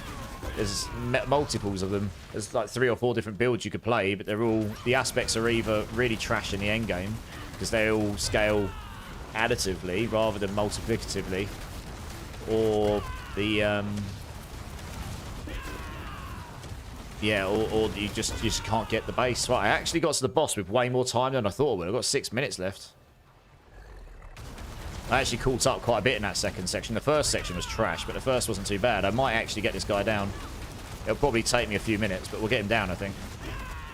Let's try and time. This build's not very spammy. You just got to time your skills, so you've got your arm and hide and your counterattack up and your ultimate all at the same time. And try and keep your Ravager up. So it's about keeping the skills all active. Because that's where you get all these scalers to your Thorns. And then you're trying to make it so you get the best outcome, like all of the stars aligning. That's what you're aiming for. And I use my ultimate to get like free casts of Armor Hide and stuff. Which gives me more base Thorns, which is always useful. We'll do that. We'll reset counterattack here. And also try to keep Mystic Circle activated because that gives me like 180x or something damage at the moment. Loads. By the way, if anyone needs T4 unlock run, just say something in chat. Yeah, I don't know. I think honestly a lot of people are probably chilling on D4 now. It always happens when you get to about this point of the season. I am quite surprised they've said nothing about a mid-season patch yet, because we're 5 weeks in almost. We are almost halfway through the season, so we've got to be hearing about a mid-season patch soon, even if it's only small.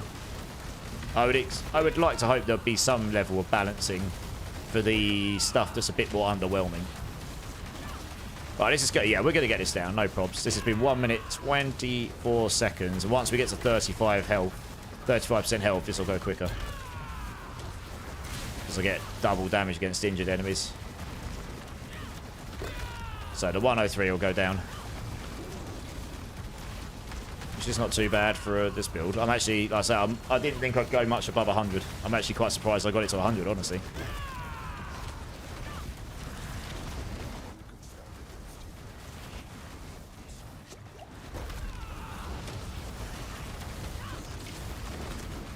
Time that. Right, we're nearly at that 35%. It should go a little bit quicker.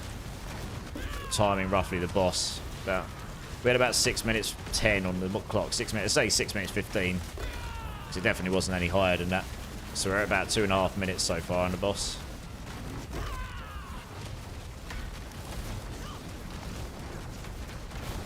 Okay, I think one more ultimate cast when I've got these two up, and that will probably push him pretty low. There we go.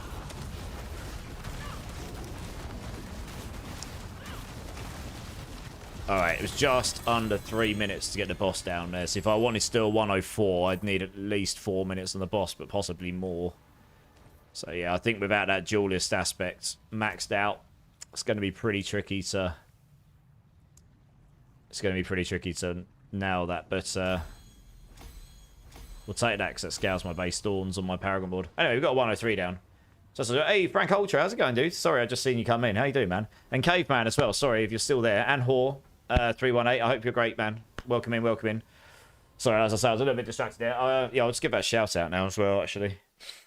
Seems like I think most people are busy tonight, unfortunately. Right, Violet, here we go. Oops. Helps if I do the right button. There we go. Yeah, like I said, guys, if you haven't checked out Violet, please go show her some love. Give her a good old cheeky follow, and yeah, check her out when she's live. She's super chill, super nice girl, and yeah, up and coming D4 streamer. So yeah, watch that space. Oh, okay. Secretly hoping I drop a duelist aspect or that this guy gets back to me, but it's unlikely he will, honestly. It's kind of sad, really. Dear, oh dear. Yeah. None of those are going to get back to me. They're all offline. It's like no one playing Spiritborn. Oh well, we'll try 104, see where we land.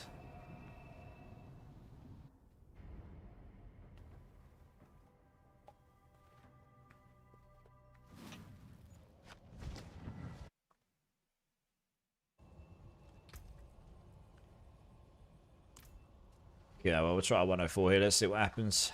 I mean,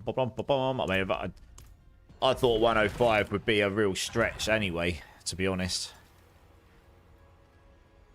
But if I can get a 104 done without this ferocity stack, then I'd be pretty confident I'd be able to get a 105 done, even if it means I need to make sure I source one of those first. Let's make sure we got enough of this. 1, 2, yeah, we just got enough time on that. Hey! Jess, JS No Milk? Is that right? Jess, I'm just going to go with JS No. Oh, I don't know. Sorry I've savaged your name. JS, how's it going, Jess? Welcome in. How you doing, man? Yeah, welcome to the community. How's your day going? How's your day going? I don't normally savage people's names like that. Just made an absolute twat of myself. Never mind.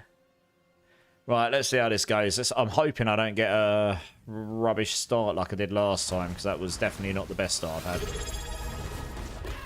had. Hey, Psycho's in the house. Coming in with the prime as well. Thanks, dude. Appreciate that support, man. How you doing? How you doing? Right, let's see how this goes. Let's get these down. I said the HP scale's pretty hard in these pits, so if I don't get to the boss with at least 4 minutes on the clock, I will not probably get the boss down in time, but we'll see how we go. J Snow Milk. Okay, J Snow Milk. Okay. It's my last name backwards. Ah, I see. Fair enough. Oh, good. Thanks for the shout. Absolutely. Absolutely, yeah. Thanks for clarifying that. Sorry about savaging it. Are you a D4 player, dude? And if so, what are you playing? What are you enjoying? Yeah, Violet. Yeah, go feed your little ones. Don't make them angry. Oh dear, making them angry is never going to end up well, is it? Yeah, thanks for the raid. I appreciate you, love.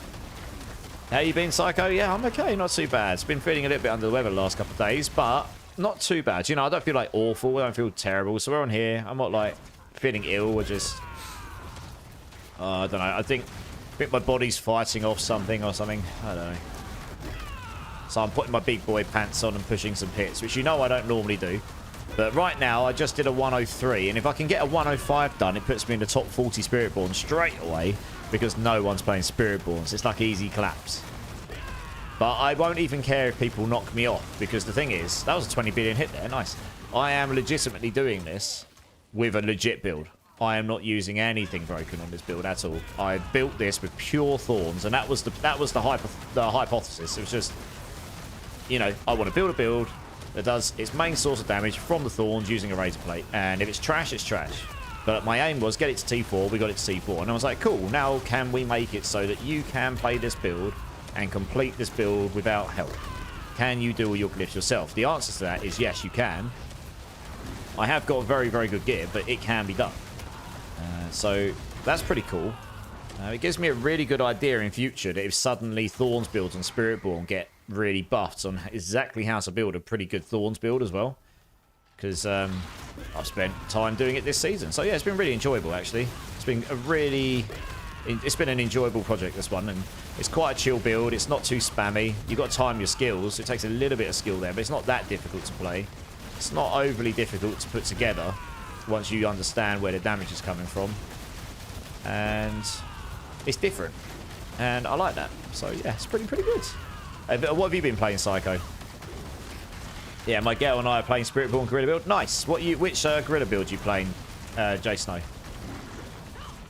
I'll just call you Jay Snow because it's a little bit quicker to say. But yeah, what Gorilla build are you playing? Because you've got, you've got Crushing Hands, you've got Payback, you've got what I'm playing right now, which is a Rock Splitter Thorns build. I do know that the highest pit clear right now is using a Rock Splitter Rake build, but honestly, I think the main damage comes from the Noxious Resonance key passive in combination with stacking as much crit damage as humanly possible, which then also with Lifelink, the new Witch power, which also makes you crit guaranteed for 10 seconds after using certain skills.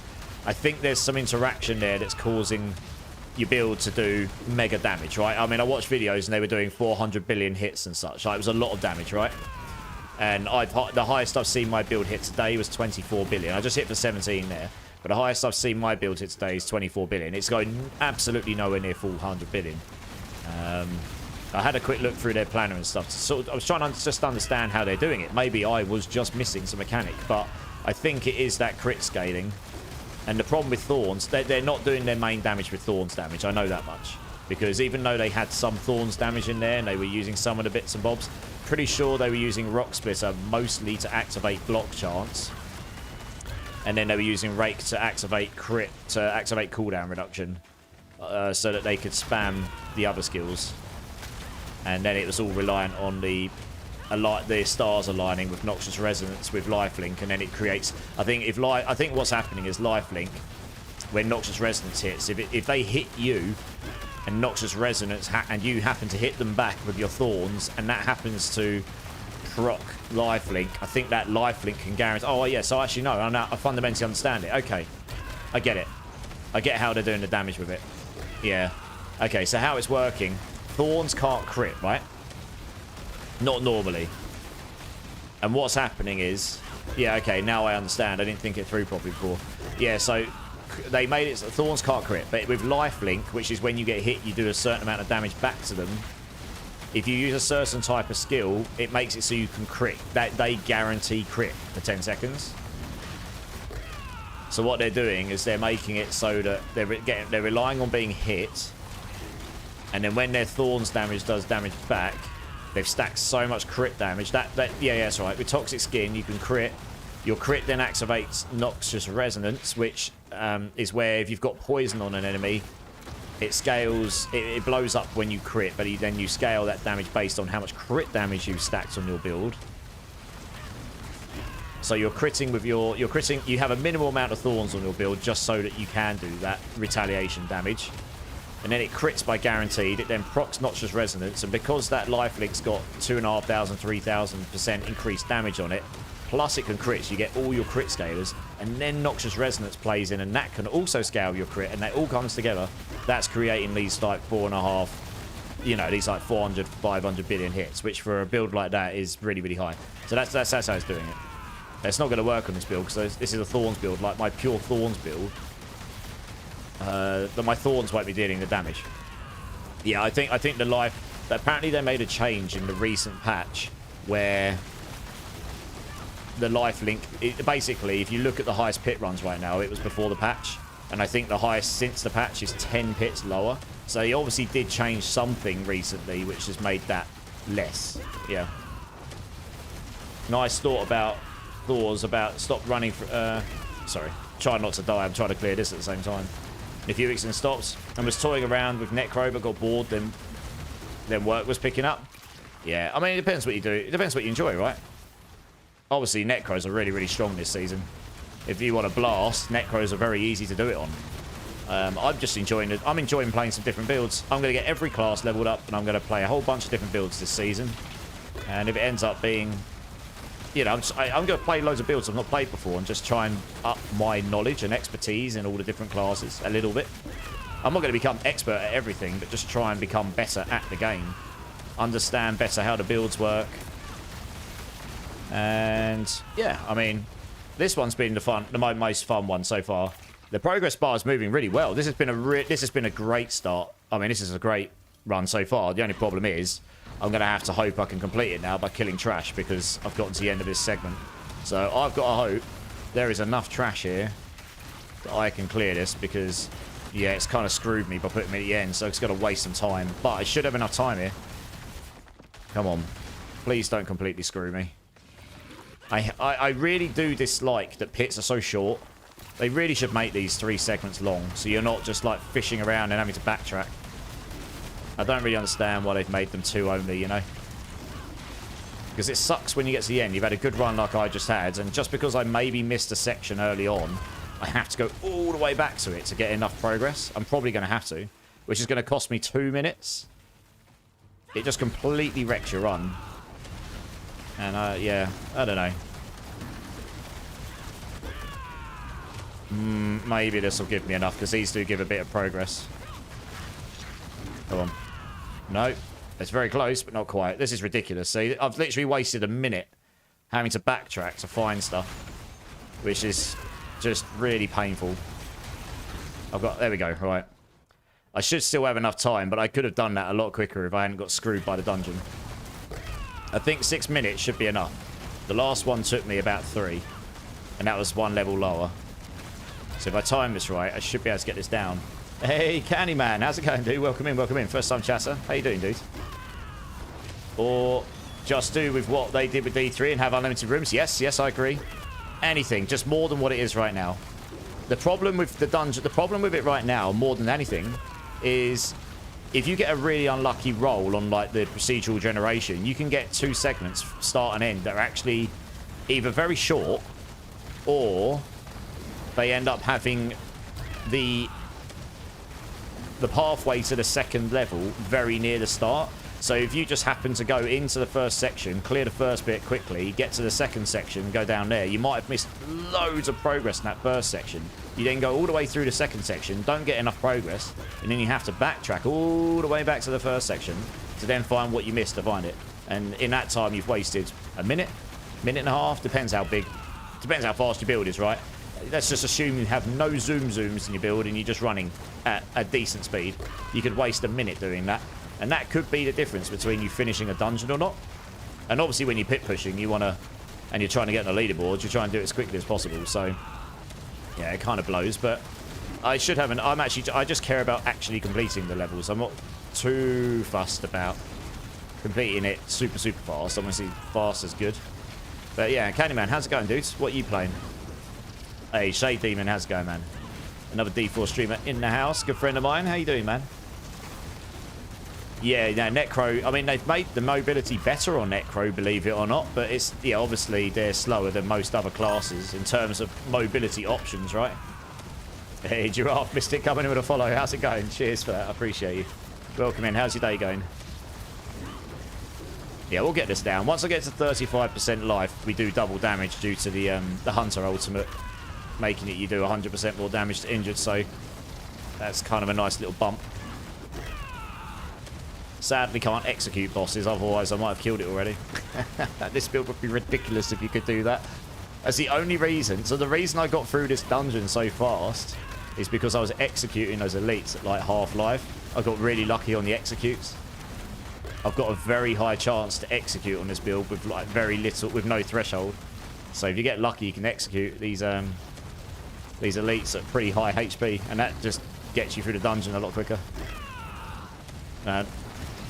I did not think I'd get close to a 105 without that max duelist aspect. And this is a 104, and this, unless something drastic happens now, this is in, we should have this. And it's taken about 3 minutes so far. So I've still got 250. I came in with about 6 minutes, give or take. Let's say 6:15, worst case scenario. It wasn't any higher than that, I think it was lower than that. So that was 3.5 minutes if I go with 6:15. Oh, I've got triple GA pole arm. It's probably going to be trash, though. It's not too bad, actually. I mean, it's got 2 stats on it. It's probably worth holding on to. Nice. Well, that was a 104. Happy days. I didn't think I'd get one of those done today. Pure Thorns for the win. Right, can I... There we go.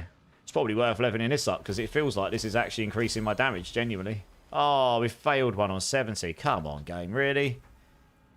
Trolling me. Yes, this is one of... See, this is another Thorns aspect here. Payback now echoes forward and additionally deals loads of Thorns. Fine. But you'd need to be able to scale that in a big way. I mean, I might look into doing a Payback Thorns build at some point. That could be quite interesting. Have to have a look into it. No idea. Yeah, Giraffe Mystic, how's it going? First time chatter, welcome in. What are you playing? You playing D4? Herlarb as well, welcome in. Thanks for the follow. Appreciate you. How's your day going? Came over in Violet's raid, I was lurking. Hey, nice. I appreciate you hanging around, dudes. I always try and get into yours when I can. Emil's like, yeah, new people. We got to make him dance and look like a right stupid twat. Thanks, Emil. Or is that because I cleared a 104? Probably a bit of both, eh? Love making me look like a knob, but also celebrating that I cleared a noob level of pits. But on this build, it's pretty good. I'm pretty pleased. It's higher than I thought I'd go to start with.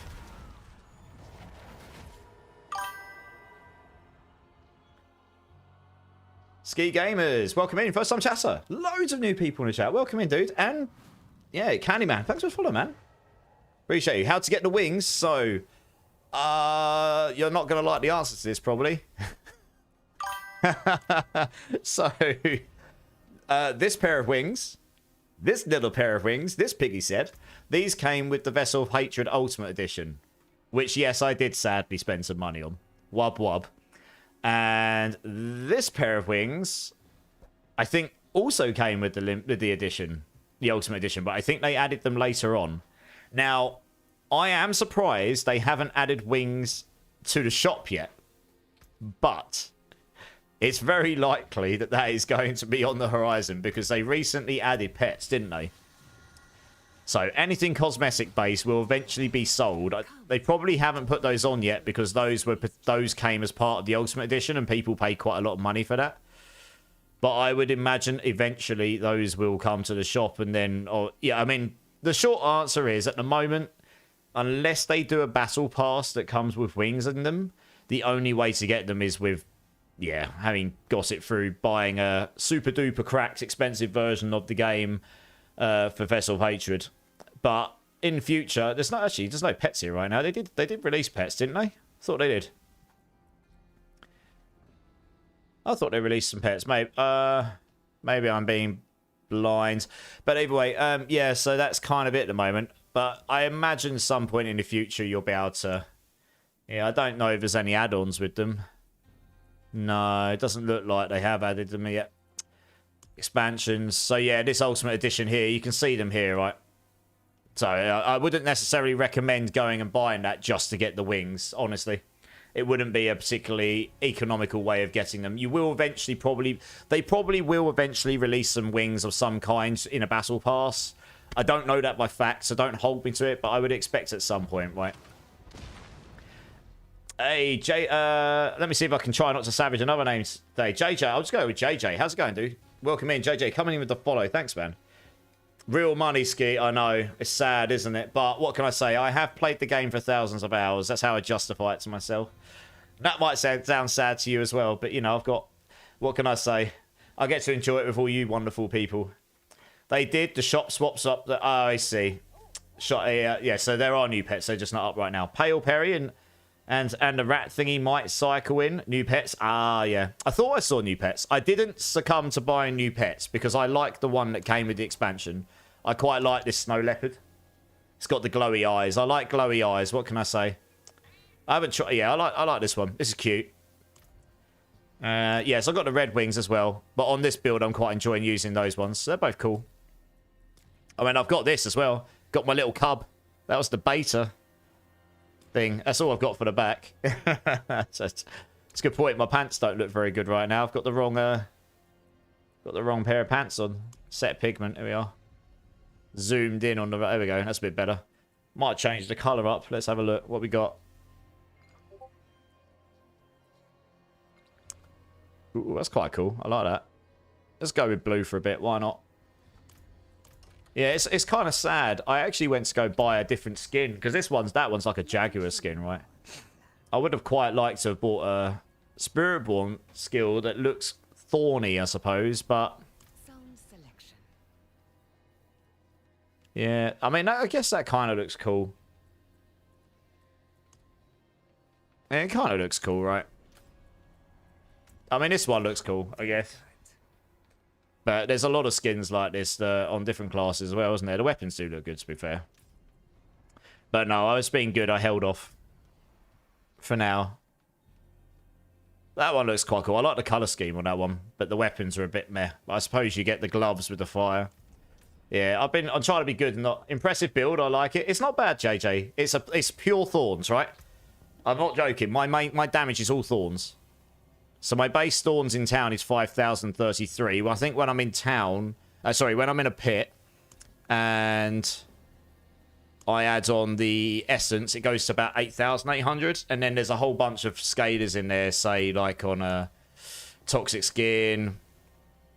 Where is it? Yeah, toxic skin passively increases your thorns by 100% to enemies that are poisoned. That's why we've got the poison aura on. So when they're poisoned, they take double. We get another 400 here, but we've scaled that up with tempers. So that's another 879 flat thorns, which doesn't sound like a lot, but it is. Got another 360 on Bastion there. I think that's the flat thorns and such. There isn't that many ways to scale thorns. It's all like straight up damage multipliers at this point.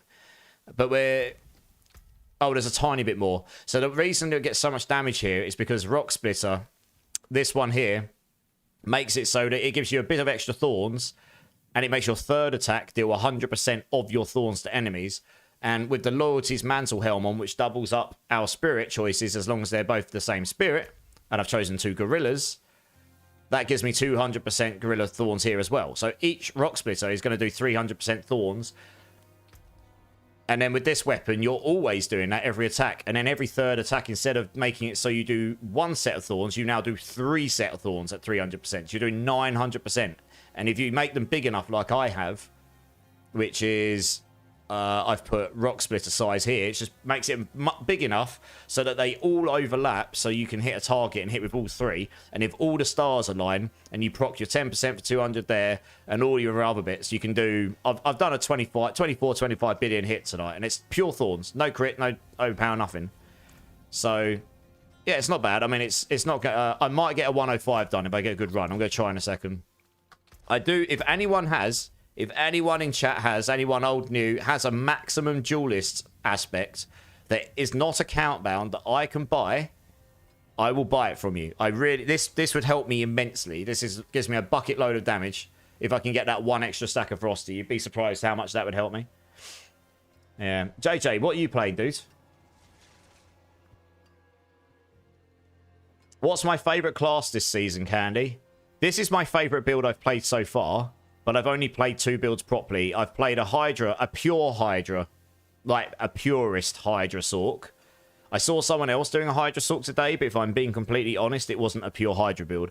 It looked to me, at best, a hybrid Inferno build with Hydra's summons.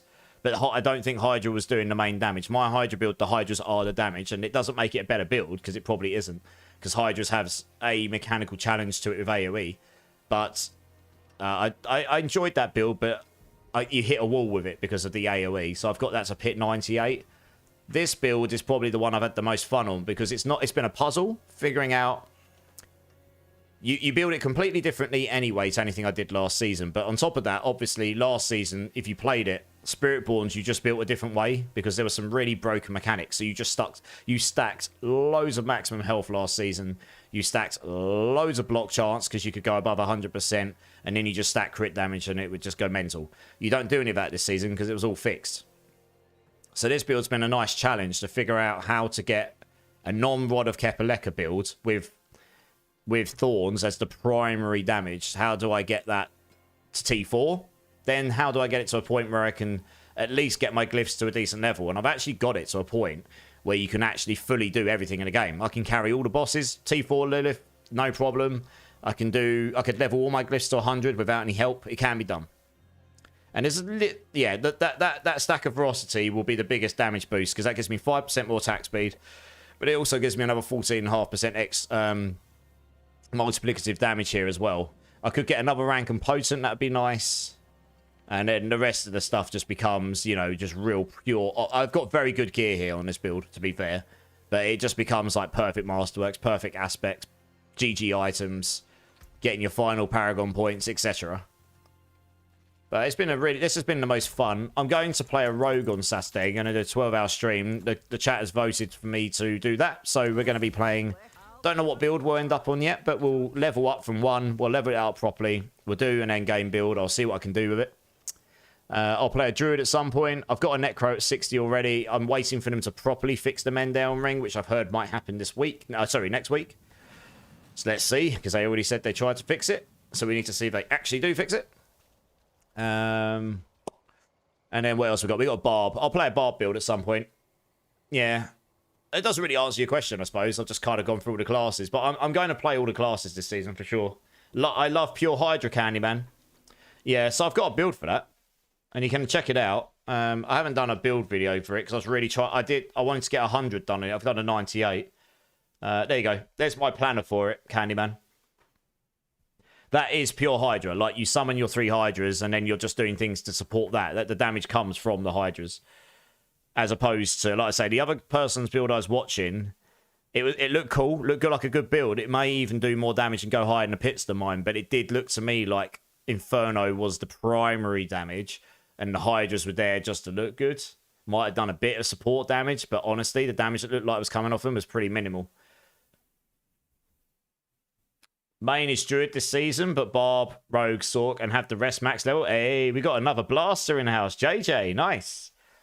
We unlocked Cruel 1 on PoE 2. Nice. GG's here, Eddie. Is stream lagging for anyone? Is the stream working? It should be okay. I mean, it looks okay. I managed to get my browser monitor to work a bit better. So I think it's working okay. But let me know if there's any issues with the stream, guys. Yeah, what's everyone else blasting? Go on, let me know. I'm interested. Stream is fine. Yeah, what's everyone else playing? And what's everyone else enjoyed the most this season? There's absolutely nothing wrong with playing the 150 pit blasters. I just generally myself tend to sway towards things I've not done before and things that will be a challenge or just interesting mechanics. You know, I've played these games a lot, like we all have, I'm sure. And I just really enjoy playing new stuff. I'm trying to become better at the game as well. So I just want to play different builds, really. And if I can get to a pit 100, you can do everything else in the game. So everything above that is honestly just leaderboards and pit pushing, isn't it, really? There isn't really any goal beyond that at the moment. There probably will be at some point, but there isn't right now. Right, I'm just checking my essences here. I need to restock. So I've got plenty of those. I need some Thorns ones. Where are those again? And we need some Dex ones. Because that's quite a decent amount of damage here. 19 there. And Dex ones. So yeah, Dexterity. Oh, I tell you what I didn't do in the last run. I'm terrible at this. I forget to snapshot. I didn't even snapshot in that last run. Well, what a noob. Let's do that this time. Bertel coming in with Apollo. How's it going, dude? Welcome in, man. Welcome in. Nice to meet you. How's your day going? Right, we don't need the armor ones anymore because when I first started this build, I was like, yeah, let's use unyielding hits. You know, the stacking armor, it gives you more damage in your weapon slot. That does not work with your Thorns damage. And I found this out later down the line because I took it off and I was like, well, I am not doing any less damage. That's good. So, yeah, we took that off and replaced it with other stuff, I suppose. Oh, blimey. Whoops. It's a bang of a track. It's a good one. Right, let's get those on. Yeah, that's right. Cool. Right, well, we'll try 105. I actually do need to snapshot at the beginning. That might be why that last one went better, because maybe I just got lucky with a snapshot. Necro and Sork for your Hydra build. Yeah, Marksman, that's right. Yeah, Marksman's been playing Necro, and he tried out the Hydra build. Nice. You've made your own build around it this season? Army of the Dead. I have heard that there's a pretty decent Army of the Dead builds on the rings. Yeah, I've not seen it, but that's really... See, that's the sort of build that I'd be interested in playing on Necro, because it's different, right? I've never played Army of the Dead skill before, but I have heard there is a build that does it. So, yeah, maybe watch this space. Maybe I'll give that a go at some point. That's awesome, man. How far have you got it? You got it into T4? You got it to a point where you can do all your glyphs and stuff? You'll have to whisper it to me, because I've got a pretty hard whisper link filter. One sec. And honestly, it takes a moment to sort that out. I sent you a whisper. You can send it. Yeah, you can whisper it to me on Twitch, and then I'll link it in chat for you. That'll be easier. But yeah, you can link your plan. I don't mind. I love meeting other people who are build creators. Right, we're good to go. Yeah, I'll do it after. I'm going to try a snapshot at the beginning of this pit. Right, I honestly thought this would be the absolute epitome limit of this build. So we'll see how it goes. This might be touch and go. It probably will be contingent on actually getting a good dungeon layout. And this is not a good start because this isn't a particularly great one. I can't use any cooldowns, but because I need to make sure I get a really good snapshot to start, which is something I didn't do last time.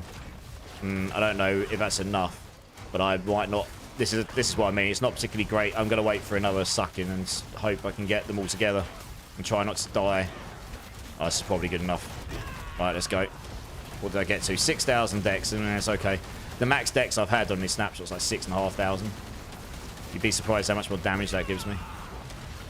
Because that does scale the Thorns damage coming off of my Rock Splitter, because it scales the skill damage there. Wow, these feel like they've got a lot. This is what I thought was going to happen. Every 5th level, the HP scaling is like massive. It really bumps up. And obviously I've just lost the 40 odd seconds trying to snapshot because this dungeon layout is one of the worst, if not the worst, for hit pushing. So this might be a dud this run anyway, but we'll persist for now.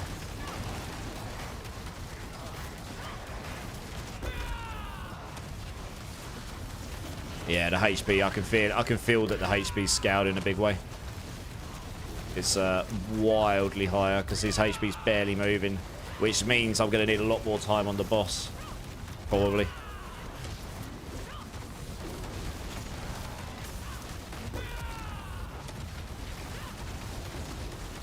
I haven't had a lucky execute on this guy yet either.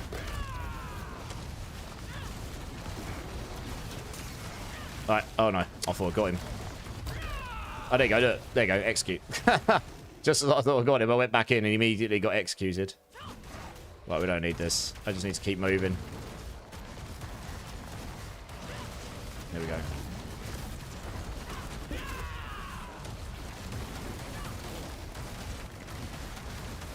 Yeah, it's 6,000 dex. It's not too bad. But like I said, I've had 6,500 before. If you get a really big snapshot, and that would have been a fairly chunky amount more damage, but we'll persist. I was a bit annoyed that that's pulled them over there because I need them inside my Mystic Circle, but I'll try and place the Mystic Circle down here. Come on. I'm waiting for that one to die so it spawns up down here. And actually, I'd rather it goes up here now. There you go. Sweet.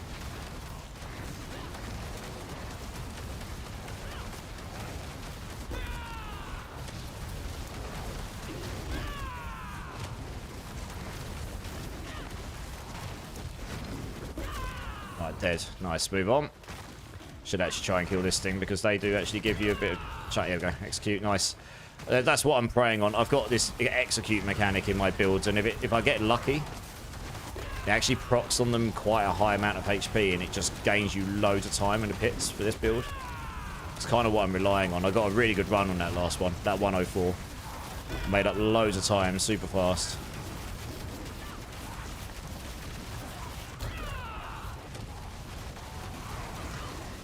Okay, so that was pretty quick. Just keep my block chance up so I don't get insta-gibbed walking through a door.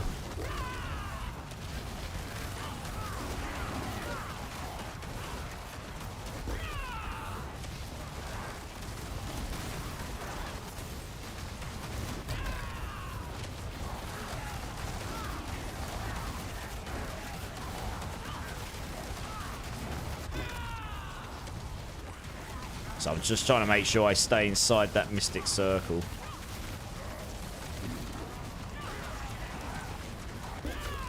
I'll write that down. Okay, we made up most of the time I lost at the start, but we're not really anywhere near where I'd need to be if I want to actually get this boss down. Probably going to need 5 minutes, that's going to be a stretch at the moment, I think, on this run. I say with that extra stack of duelists, fairly sure that would do it though, regardless. If nothing else, it gives me more attack speed, which, whoa, those lightning beams are really savage. Oh, I'm pretty tagged. They're like the only thing that does damage to me, those lightning beams.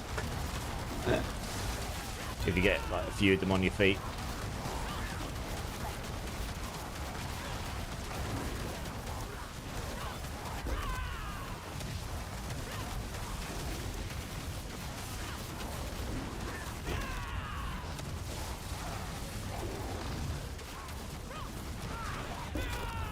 Need that Mystic Circle to move. Is it moved? No. Come on. There it is. Oh, man. So these are... where is he gone? These are the worst elites I could have got. Or some of them. They just keep moving outside my Mystic Circle all the time. It slows me down loads because I can't control them. I mean, having Vortex would be nice, but I just can't not have the ultimate cooldown reduction right now.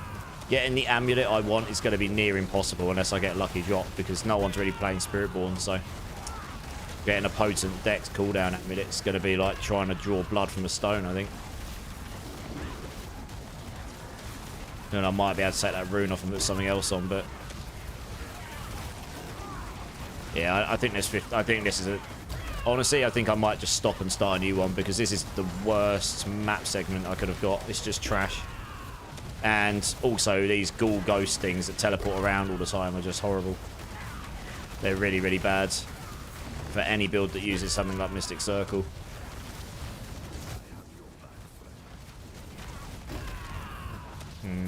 Let's see what segment we get.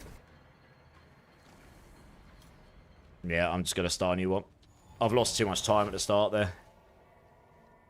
It's not even worth trying to blast it out. I haven't got enough time to get to the boss with enough time left, so we'll just start a new one. Did you send me the link, Candyman? Oh. Barbara, who's Barbara Ray? Emil boy, you got a perfect Fist of Fate. Holy cow. A 4GA max GG Fist of Fate. GG's, dude. That's pretty tasty. Oh, right, Candyman. Okay. Alright, let's try again. Fingers crossed for a better start here. Fingers crossed for a better start. I say it might just be I need that extra damage before I can truly do a 105. The HP scale's very, very hard on the 5th steps. So, oh man, I've got the freaking ghouls again. I may just end up restarting again. You'll see what the problem is with them in a minute. They don't even need teleport on them. They just move outside your circle all the time. It's really annoying. For this build, particularly annoying. Yeah. It's going to cost me loads of time, probably. But we'll see how we get on. See, look, he's just moved over there. He just vanishes and just bats over there.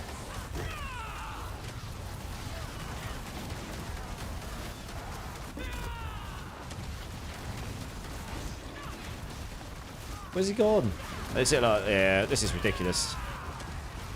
Two maps in a row, 2 starter segments, and they both rolled these as the elites. Like, seriously. Could have been anything else. These are the worst. Like, these are probably the worst elites for this run for my build.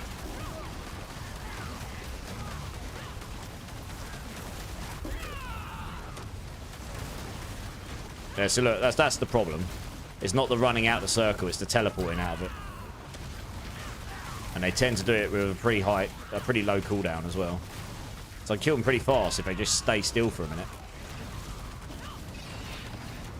Yeah, and then look, he just moved out my circle. Yeah, I'm probably going to start another one. I'm just losing too much time. I didn't even snapshot the start. But either way, I'm just losing too much time at the start. I need to have a better start than this, I think, to get the boss down.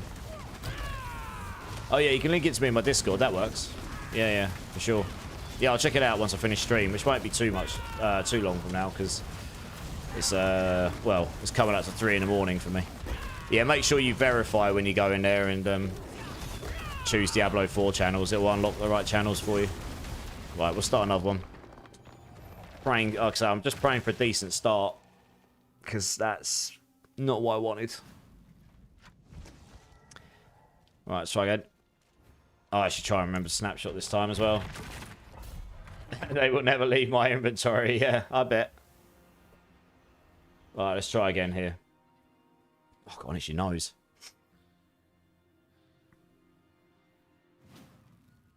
Okay, this is a good map segment. Hopefully we don't get those elites again. Alright, this is looking better. This is looking better. Oh, I just snapshotted. Damn. Just under 6,000. Oh, no, 6,138. Okay, that's not too bad, actually. I got lucky with the snapshot there. Let's just wait for my Mystic Circle to reset. It's not the best snapshot ever, but... So we'll see how this goes. This is a pretty good map. You can pretty much get to the boss by clearing this map, so... That's, I mean, it may just be that I haven't got enough damage to get through to the boss in time here right now. Try and time my skills here.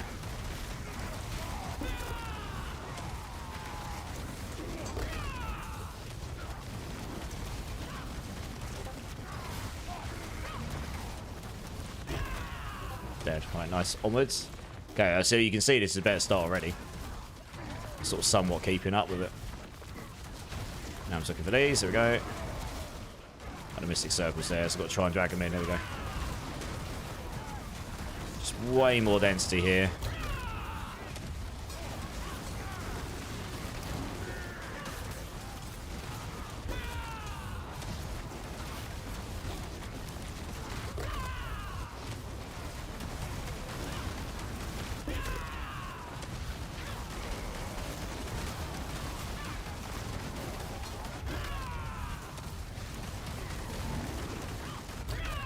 Alright, nice. Okay, this is going good so far. It's going well so far.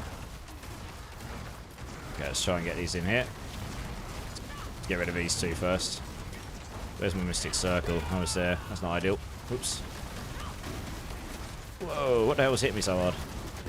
Can't even see what it is that's hitting me. Something is. Let's get rid of those. I think it's... Oh, he's got explosive or something on him, isn't he? Ugh. Oh, he's dead. LOL. Oh, no, he's not. I thought he got executed at like 85% health there. Which can happen if you're very lucky. That would have been a good old epic clap. So you can see all the things getting executed. Execute, execute, execute.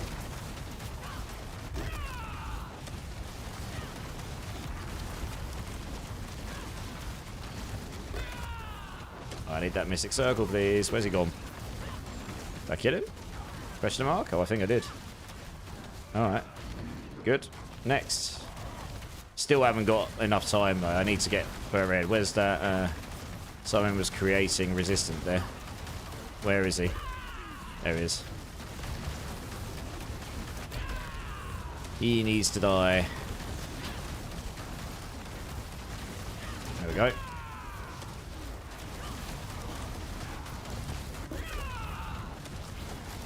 There we go, sent it via Discord. Nice, yeah, when I go off stream, I'll check it out, Candyman. Which will be pretty soon. And I'll check it out. Yeah, for sure. Like, I'm always interested to see other people's builds. Yeah, nice. Starting to hate the masterworking for real. Yeah, I think they will do something about that, whether it'll be this season or next. There's been a lot of feedback on it from a lot of people. It's definitely a bit too egregious right now. It's just it's the lack of valuing your time thing. It's not a problem that you need to go farm it and stuff. It's more the fact that you can right now you have to spend 3-4 hours farming Obducite, let's say, to then be able to go masterwork one item to triple masterwork unless you're lucky. Yeah, it's a little bit too... For a lot of people, that's a lot of time to be able to get one of your items up, so... They could probably make it, I don't know. I think the amount of Obducite you can get is fine. I think, honestly, one of the suggestions was make it once you've got your fourth, you know, your crit on your fourth step, you can reset back to your first crit. Once you've got your second crit, you can reset back to your second crit. And then you just keep rolling up the higher amounts until you get the one you want. So it will still cost you a bunch of Obducite, even, and if you're unlucky, it'll still cost you a lot. But that would certainly be better. And slightly less tedious on the sheer numbers of clicks you've got to do. That does create some UI, some interesting UI conundrums. Like you'd need 2 buttons, I guess, to fully reset and one to reset a little bit. But that's just one way you could go around it. But that would make it a little less painful. That's going to be the exit. We don't actually want that. I want to try and finish on this area if I can, where I don't have to use the exit. So yeah, I wouldn't be surprised if something comes along at some point, but I don't know what or when. Have we got him down? Yeah, nice. Alright, I'm going to try and group these together, so next time I put tornadoes up.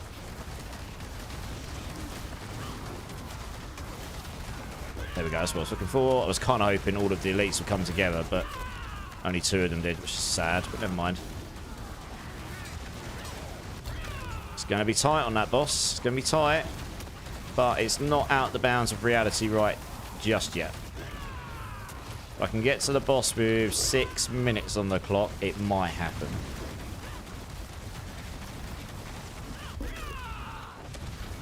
Yeah, I'll look at that in a minute, Emil. I'm actually going to pay attention here because I am running against the clock. 9 minutes.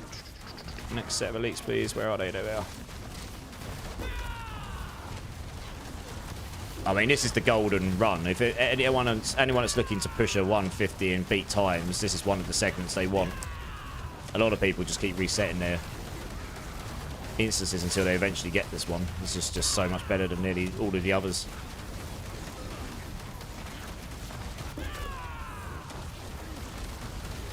doing? Is he down? Dead, nice. Next set. No elites. Don't need the lethal shrine. Okay, we'll kill these off. I'm going to have to kill some trash here, I think, if I want to finish this area, so... And there's the elites, alright, fine. I was going to say, if they're here, there must be some elites somewhere nearby. Okay.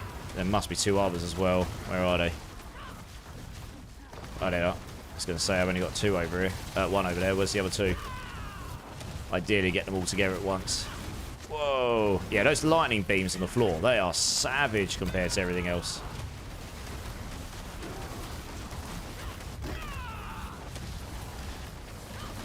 There we go. That's what I needed. I needed them all to just be collected together. It's going to be tight. It is going to be tight.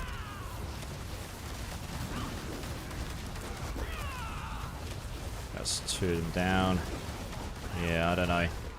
Probably not going to have 6 minutes on the clock at the end. It's definitely going to be tight. Right, if they're there, there must be some more elites or something somewhere. Yeah, they're there. There they are. I mean, this bunch of enemies here push me very close to getting to the boss. Probably. We'll see how we go. You just got your second set of ascendancy points on solo. First attempt. Nice. Did you do it through Sekimus or did you do it through Ultimatum? No, that's not pushed. That's not pushed me as close as I thought it would, actually. I have got 2 elites to kill still, I guess. They're dead. Nice. Yeah, I've still got a bit more to kill. Crap. Alright, unless it's a whole bunch of stuff down there that I missed. I'm kind of hoping there's one more set of elites somewhere, but I don't think there will be. I'm just going to kill trash and hope that it's enough. But it's probably... oh, there's some health guys here. Okay.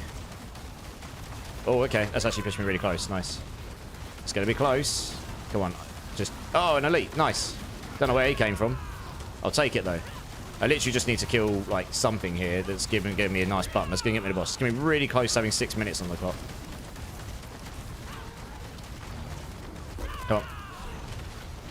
Just give me that portal. Give me that cheeky portal. That's going to do it, surely. Yeah, right, go. 6 minutes, 5 seconds. Well, let's say 6 minutes 2 on the boss. Let's just say 6 minutes, because he jumped in at 6 minutes. Okay.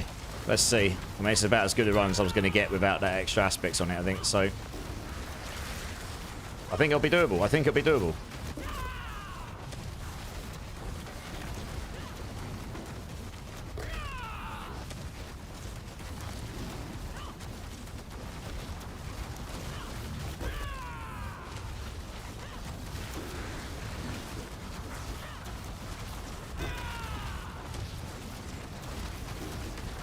Just try and make sure I'm standing just a little bit, not literally on his feet. I'll need all 3 of my rock spitters to hit him. Okay, it's going to be stunned. Need to try and make sure we benefit from that as much as we can. We only get 3 of those really in this fight, maybe 4 at best. Okay, that was a nice little chunk of damage there. Where's he gone? Oh, I tell you what, this is possibly one of the worst bosses I could have got, just because it jumps up in the air, so you lose, what, 5-10 seconds every time it does that? I probably still would be okay, but you do lose a certain amount of time where you just can't hurt the boss. Just because of their mechanics. So, yeah, any other boss, they don't really do that. Yeah, see, look, in the air again. That's what cost me 5 seconds? Something like that? Yeah, okay, 5. It's probably like 3 to 5 seconds, but they do it quite... she does it, the Den Mother does it quite a few times in the fight. So it's not the greatest boss I could have got, but it shouldn't make the difference here, I don't think. We've done 1.5 minutes so far, and we're at like 45% HP done. So it's a good sign. Yeah, so look, jumps in the air again. That's the 3rd time already.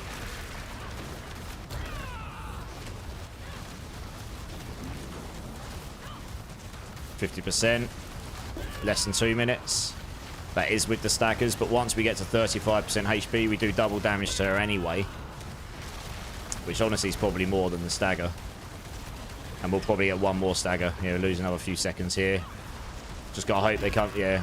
Try not to lose the old snapshot. I'm at, oh my gosh, look at that, 6,917 no wonder I'm doing so much damage. I've got 6,917 dex from my snapshot earlier. Jesus. Lol. That's ridiculous. Almost at 7,000 dexterity. No. Jesus Christ. No wonder I've got the extra damage on this run. 6,917. Yeah, that's nuts. Jesus Christ. Madness. Alright, let's do that again. Let's reset that one up.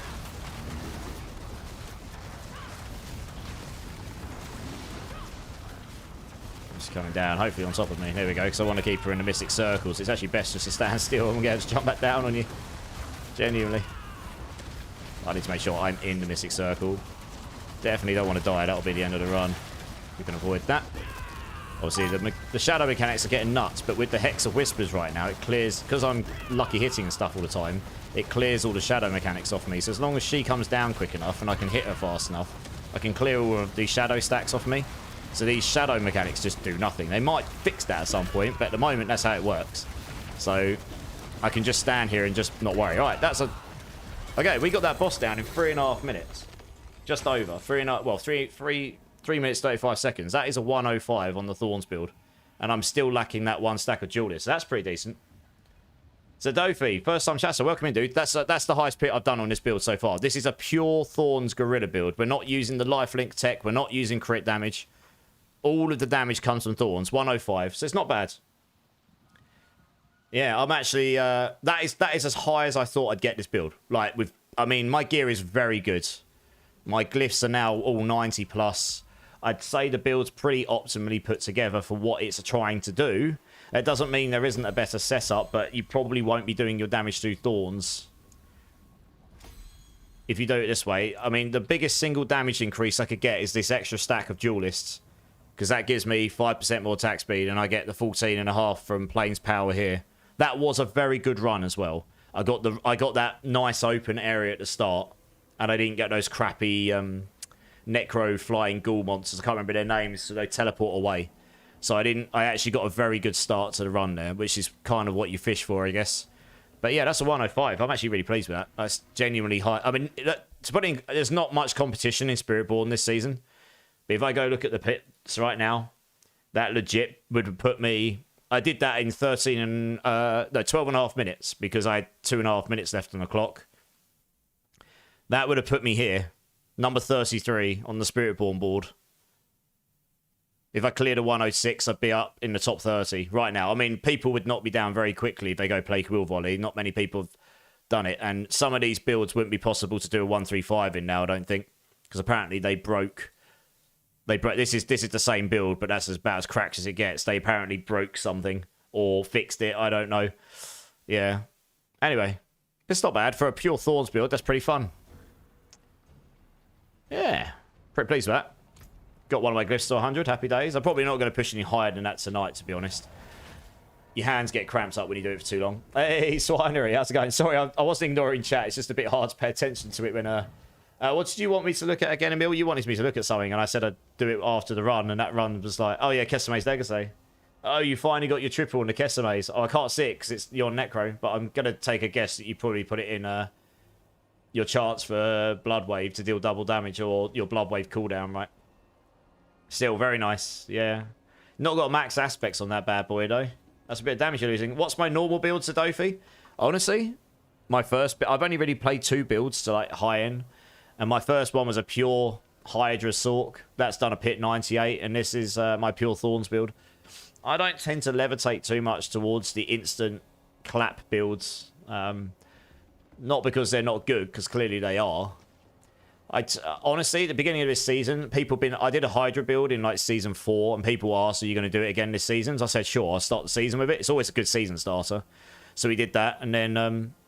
I don't know, it just kind of looks at what everyone was doing, and I was like, do you know what, I wanted to play a Thorns build last season. The problem was Spiritborn was a little bit overshadowed by the fact that they had these broken mechanics, so no matter what build you played for Spiritborn last season, you ended up stacking life, you ended up stacking block chance, you ended up taking redirected force, and you won. That is it, right? You didn't need anything beyond that, you just did stupid damage. So you didn't really build a pure Thorns build, because it was rubbish compared to anything else you could do with Spiritborn. So I kind of wanted to come back and revisit some of the builds I wanted to play when Vessel of Hatred come out and just see how they actually build. I've actually learned a lot about Spiritborn doing this build. What works with Thorns, what doesn't. And there's some other ways you could construct Thorns, which I might play around with at some point. And I genuinely think Thorns could use some love.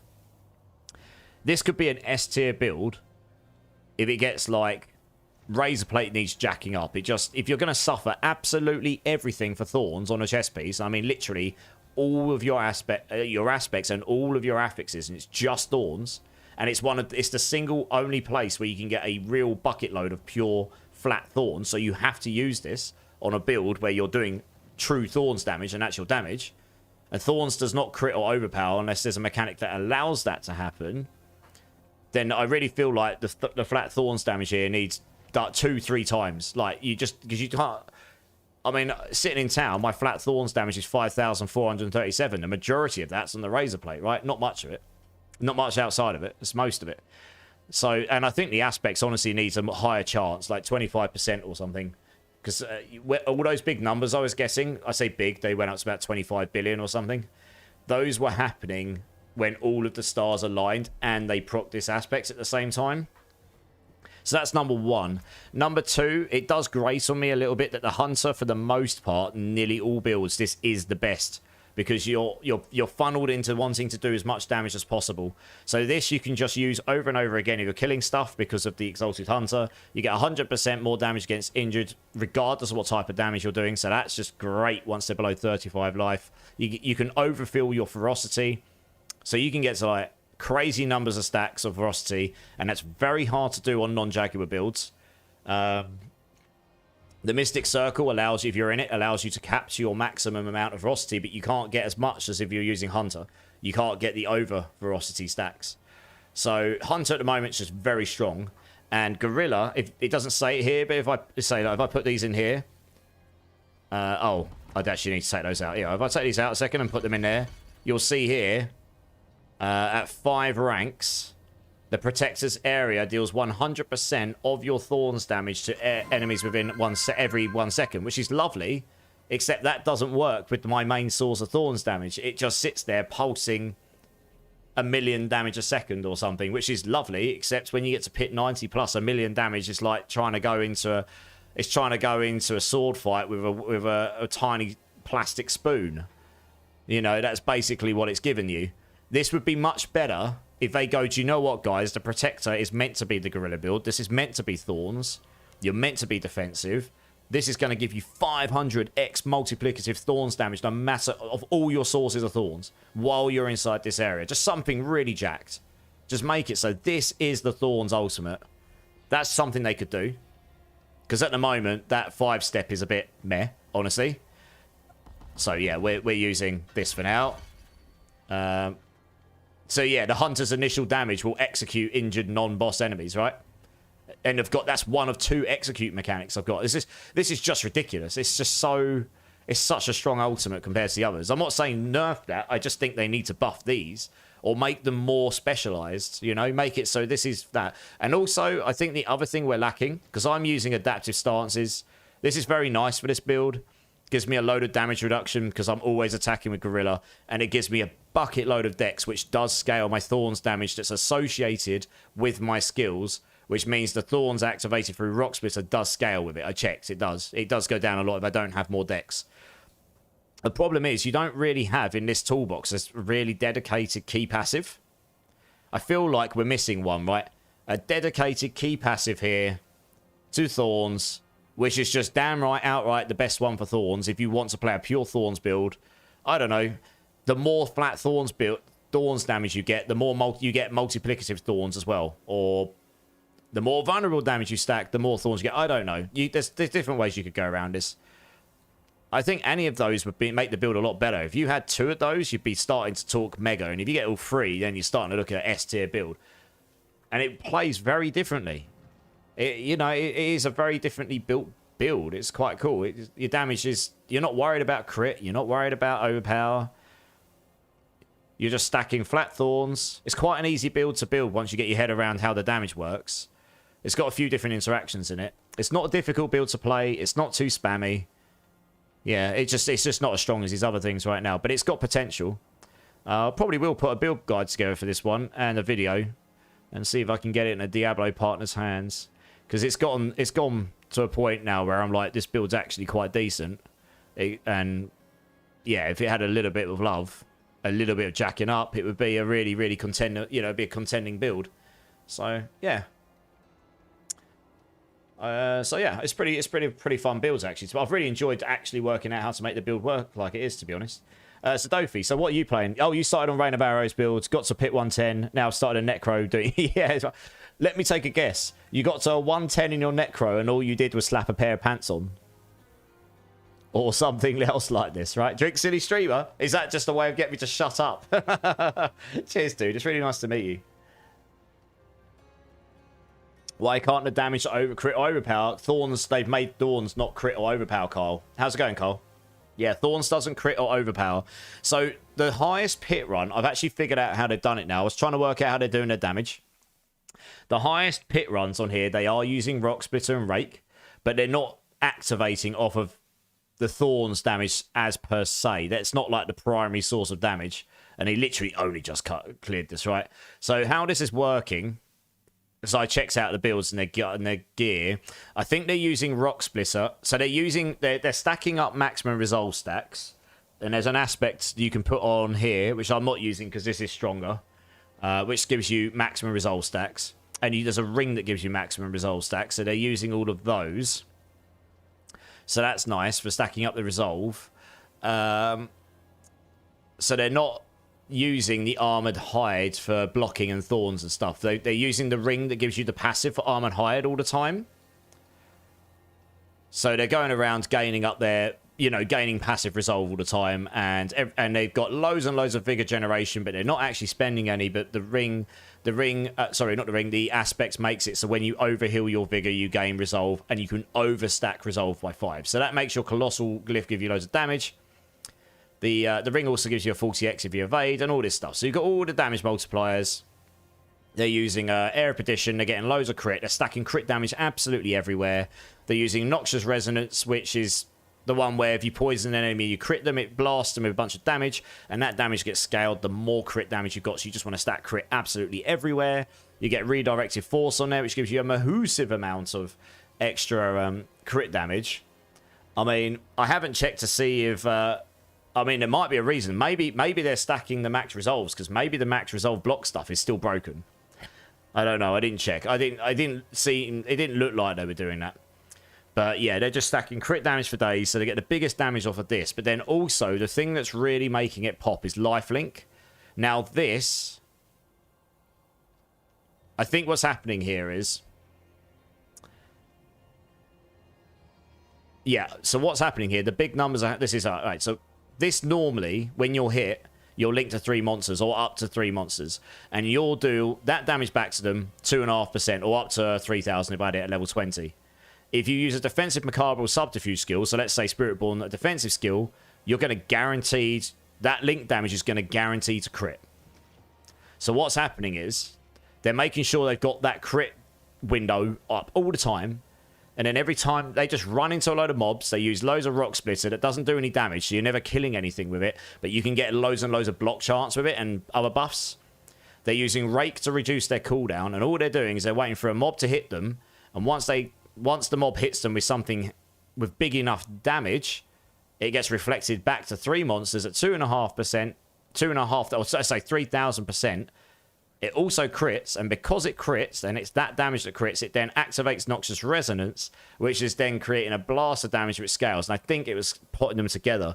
It's quite possible the fix they did in the last patch is that these two don't pull together anymore, but it still does so much damage between the two because you can stack so much crit damage that you can still do a pit 125, which is the highest I've seen cleared since that latest patch.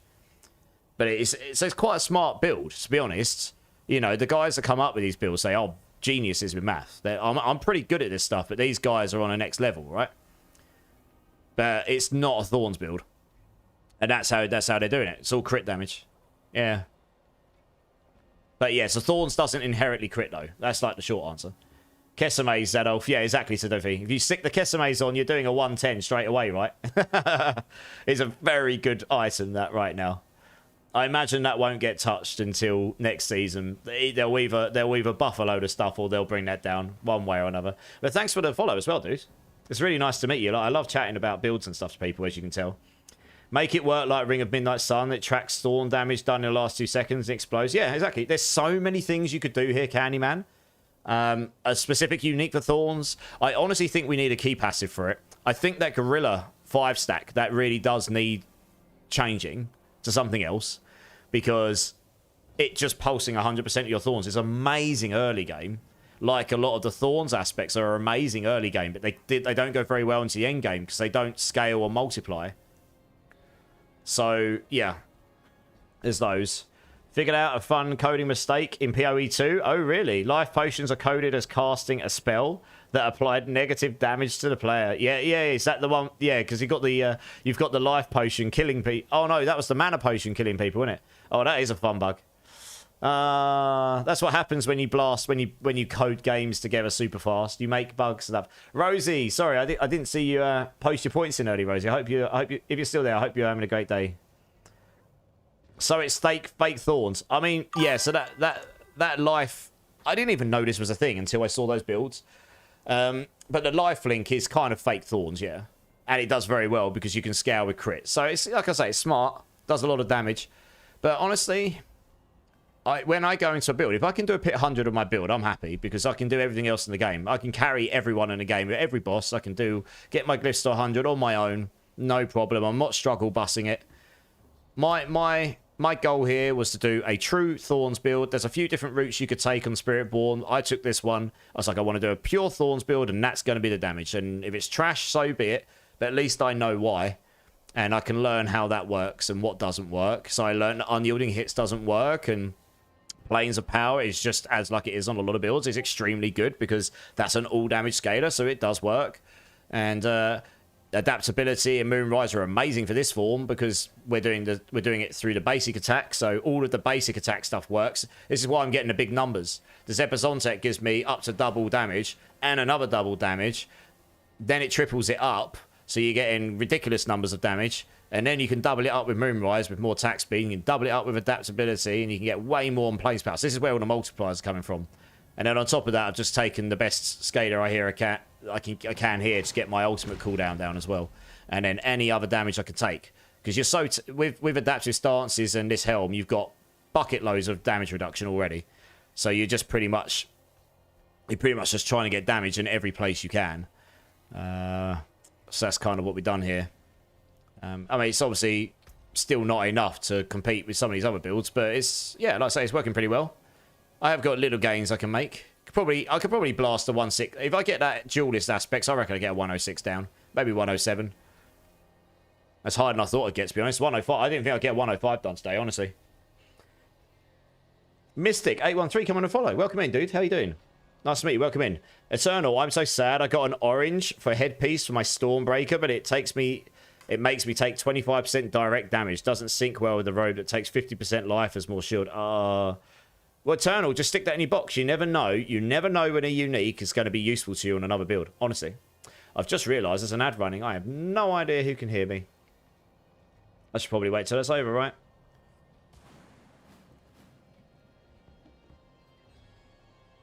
I am actually going to have to look to go off shortly. Oh, on YouTube. Oh, OG Talk. Sorry, are you still there? I hope you're still there, OG Talk. Cheers from Utah USA. You bought a 4GA Razor Plate with 200% for 500 million. I mean, they'll be dirt cheap. No one's really using them.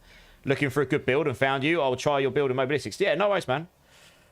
So, yeah, I'm pretty sure the build on Mobilistics right now is the build I'm playing with. I don't think I've changed anything. I will update this. I will update this with like a leveling path. Pretty sure. Oh, okay. I've got my Moonrise in the ring and I've got my Brawlers on the gloves, but that doesn't matter. You can stick those. As long as you get those on one of those three, that's fine. But the rest, I'm pretty sure it's the same. I've tried to make it realistic. Yeah. I mean, if you're level 60, I should probably make the leveling path a bit cleaner, but this is going to be pretty solid. Yeah, I'm pretty sure this is correct. So, yeah, it's not bad. I mean, obviously, like I say, just a disclaimer, my gear is very, very good, right? I mean, you've got the Razor Plate. That's easy. You can master work that up straight away. But I have got a decent Lortals, Manti. The Zepazontek is a very important one. If you can get a really good one of these with the GAs in Dex, chance for deals damage twice and follow through, and then a good aspects on it, that would be very good. The lucky hit chance isn't that important. The other three are. And then the amulet will not be easy to come by anything close to this. But if you can get a GA potent with either cooldown or Dex or max life on it, I mean, you'll just get Dex and potent on there for damage. And then get your max aspects. But yeah. Do I need boss mats? I don't today, Sadofi, but I do. What I do is I do a lot of community plays. So I'll be doing Community Sunday this Sunday. And I normally end up doing just boss runs on those days. The reason I won't accept them right this second, and that's very kind of you, so thank you for the offer, is just because if you look at my stash, someone unloaded on me the other day, and I've got a whole metric ton right now. So, if you're around on Sunday and you still want to help out with that, I pretty much only do boss runs for the community at this point. I tend to give most of my gold to the community as well. You know, I don't actually need a lot for myself. I just need enough to be able to make my builds, and that's about it, really. Right, now that this ad's finished, I know that people can hear me. Yeah, Eternal, I don't know if you heard me before, but I did say that just stash the unique away if it's a decent roll, because you never know when you might want it for another build. It's upsetting as it gives rarity and more shield by itself, but the direct damage is definitely hurting. Oh, you did hear, okay. Yeah, oh, you got your subs. Okay, of course you did. Yeah. I mean, uniques are kind of made to be built with certain ways, though, right? So, you don't always need a unique in every slot on PoE2, honestly. It's about finding the right uniques to work with your builds that do the right things. I think if you put a unique in every slot, most builds will not work very well that way. Some might do if you find a particularly good combination, but... yeah. Can almost do a 115 on your barb, Zach. Nice. That's awesome. That was your plan with AOTD, get to 100 and be happy? Yeah, of course. And I'm now doing a 110, but think I could push a 113 with current gear and up to 120. That's really good. I mean, honestly, for a normal build, that's very good. These builds blasting significantly past that is because they've got access to damage, which a lot of other builds don't necessarily just get. You know. So, that's really good. Yeah, I still, you know, I'm so pleased I've done a 105 in that build. And to some of you, that might sound really crazy. But this is a build that is not really being... I don't think anyone else is really playing it. Because it's not blasting. But it's, you know, I've just done a 105 with pure Thorns build, which is pretty decent. Seeker ult build Mercy. Yeah, I was thinking of maybe trying something like that at some point. I'm going to try Razor Wing first, for better or worse, at some point. 200, 300 mil, not bad. You're not going to get so much higher than 90 plus in the pits unless you can get at least into the single billion digit damage, because you just need to be able to do that much damage to kill the boss at the end. Zach's also, yeah, this is the thing. I'm blessed that so many of you want to help out the community, but yeah, his stash base is a problem. If boss Matt stacked to 999, then maybe I'd accept them. What ones have you got, Sadofi? Have you got any bloods? I might take some bloods off you if you've got some, because I don't have any of those. I guess I could probably make some space for those. You can see I've got a metric ton of Beast in the Ice and Varshan and Dariels and such. I used up about... I did like 300 or 250, 300 Zero runs on Sunday for the community. It's fine if you haven't, because I know that that's the most popular one, but that's the only one I guess I haven't actually got any of right now. Which boss we doing on Sunday, Emil? I just see what mats I've got. That Ziri Helms are really popular. You have to sustain or use mind over matter. Yeah. You have to have sustain or mind over matter. Yeah, there you go. Kyle here was really, really, you know, digging the PoE thing. We both did PoE too, so sorry, Eternal, yeah. Necro is just crazy. My Necro has 22,000 overpower damage. Yeah, I know someone who's got over 30,000 on there. This is crazy. Yeah, OG Talk. No worries, man. No worries. If you've ever got questions on the builds, I'll be live again tomorrow, OG. I'll be live on Saturday for 12 hours doing a rogue build. The community on my Twitch channel has voted for me to do a rogue, and I don't play rogue very much, so that's like my most newbie class. So it's going to be a good learning experience for me. And I'll be on for 12 hours down, and I'll be on Sunday night, UK GMT. Otherwise, then, I mean, I have a Discord if anyone wants to talk to me about builds there, and I will respond when I can. You'll have a load by Sunday, Sadofi. I mean, that's amazing. Honestly, like I say, I do most of the stuff for community. I like to get into builds. So today I just wanted to chill and just do some stuff on my character, but a lot of the time I do stuff for the community, to be honest. You've tried different variations. Frustrating part about Spiritborn ult is you cannot spam it, even if there are multiple charges of the Eagle. It has to disappear before it can be cast again. Yeah, another reason why the Hunter, and the Hunter is particularly the best, because you can spam it, no matter if it's finished or not. Yeah, I feel like they need to go back to those ultimates and give the other three a bunch of love. You got 1k overpower in your barb. Nice. Love the Rain of Arrows this season. Yeah, JJ. I went into a green tide earlier, and there was 2 or 3 guys, I think it was, spamming Rain of Arrows so much it was making the server instance lag. It was ridiculous. I couldn't see the screen. It was like, you look at the rain on my screen right now. That's nothing compared to what was going on. That's like a 10th of what I was seeing. I could barely see anything. It was just a full screen of arrows everywhere. It was insane. It was genuinely mental, and it wasn't causing my game to lag. It was causing the server instance to lag. It's completely insane. Sadofi's got 26k. Nice. Rogue honestly has some of the best feeling gameplay of any of the ARPGs out, in my opinion. I mean, I just haven't played it much, but we'll find out on Saturday. Try stuff with the Wuxia. Yeah, the Wuxia, I know what you mean, yeah. And the stacking supremacy, it's tough. I mean, I'll have a play around with it at some point, Mercy. We'll see what we can do. And Mill's at 32k. There you go. Yeah, Mill's got some proper crack gear. Like, really insane. Yes, turn your graphics down. I'm not surprised. The other one that makes me laugh, it completely cracks me up. You're standing here having a good old time, you know, slapping some demons with your massive rod, and then 3 barbs come in and fill the whole screen with earthquakes to the point where it's like visually like, Jesus Christ, I can't see the floor anymore. And then they all hit the floor, and then suddenly the next thing you know, it's like Mount Vesuvius just going boom everywhere. And then all you can see is this amazing, amazing bright HDR lava color. Nothing else, because it's so much of it. It just covers up all your characters, all the enemies, everything. And you have to wait for that to come down until you can see it again. And then it goes boom again. And you're just like, Jesus, I can't see anything. And that was happening to me earlier as well. I just ended up standing in the middle and waiting for him to kill everything, because I just couldn't see anything. It's completely insane. You're going to enjoy watching Saturday stream. You should enjoy all of my streams, Eddie. 10k overpower. It's a 5.5k willpower, I imagine that's what you mean. Nice. That's a pretty decent amount. You can get a lot of willpower on Druid. My base dex here is 3.3, but I was just under 7k inside that dungeon run, because of the way that adaptive stances gives me 50% more, so that pushes me up to 5k, and then if I snapshot. But yeah, I imagine you can go above 7k with snapshots there if you get a good snapshot, for sure. Right, I am unfortunately going to have to look to call it there though, guys. It is 3:32 in the morning, and I'm getting on a train to work at 9:12. So that's fun. Let's have a look to see who's online quickly. See if there's anyone lovely enough in the D4 community. Has anyone got any suggestions in the D4 community that they particularly like watching? I will take suggestions. I won't necessarily go there, but I'm happy to meet new people, preferably with a camera and responsive to chat, because I'd like to send you somewhere where you can hope, you know, if you want to hang around, you've got somewhere to go. And I've got some friends online, so I can always go show some love to them. But I'll see if any of you lot have got some suggestions first. There's quite a lot of people online tonight, I know, actually. Lulu's not online right now. She went off. I think she went off already. I would have absolutely gone to Lulu otherwise. She my number one.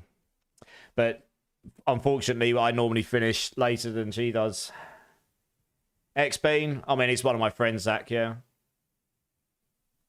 Another British streamer. He was in here earlier. I can go live, but I'm still shy. I only done 2 streams. JJ, I'll tell you what, JJ. Let's not do that tonight. I'll give you a follow, though, and I'll come check you out when you are live. I do come and support people in the community. I'd rather send it over to someone who's already going. But like I say, I do support people. You know, it wasn't that. You'd be surprised. It was less than a year ago I had 60 followers. And that's not a brag. That's just, you know, if you want to build a channel and you've got any questions how to do that and stuff, you can always hit me up. I'm happy to chat to people about that stuff. Tuned into a Rogue Blast stream the other week. Of course. Yeah. Help and build. Exactly, Swine. See, look, Swinery here, right? Swinery is another D4 streamer here, so I don't mind supporting people and stuff, and I'm not too precious about things, you know. I like to support people who are good people, and Swinery here is an awesome streamer in his own right, and I met you quite early on in my D4 streaming career, if you want to, it's not really a career, but if you want to use it in that word, I guess. I met you very early on, and he's been a good friend of mine ever since. Yeah, I mean, I do a mixture, JJ, because I'm a Mobalytics partner as well, so I like to do the builds.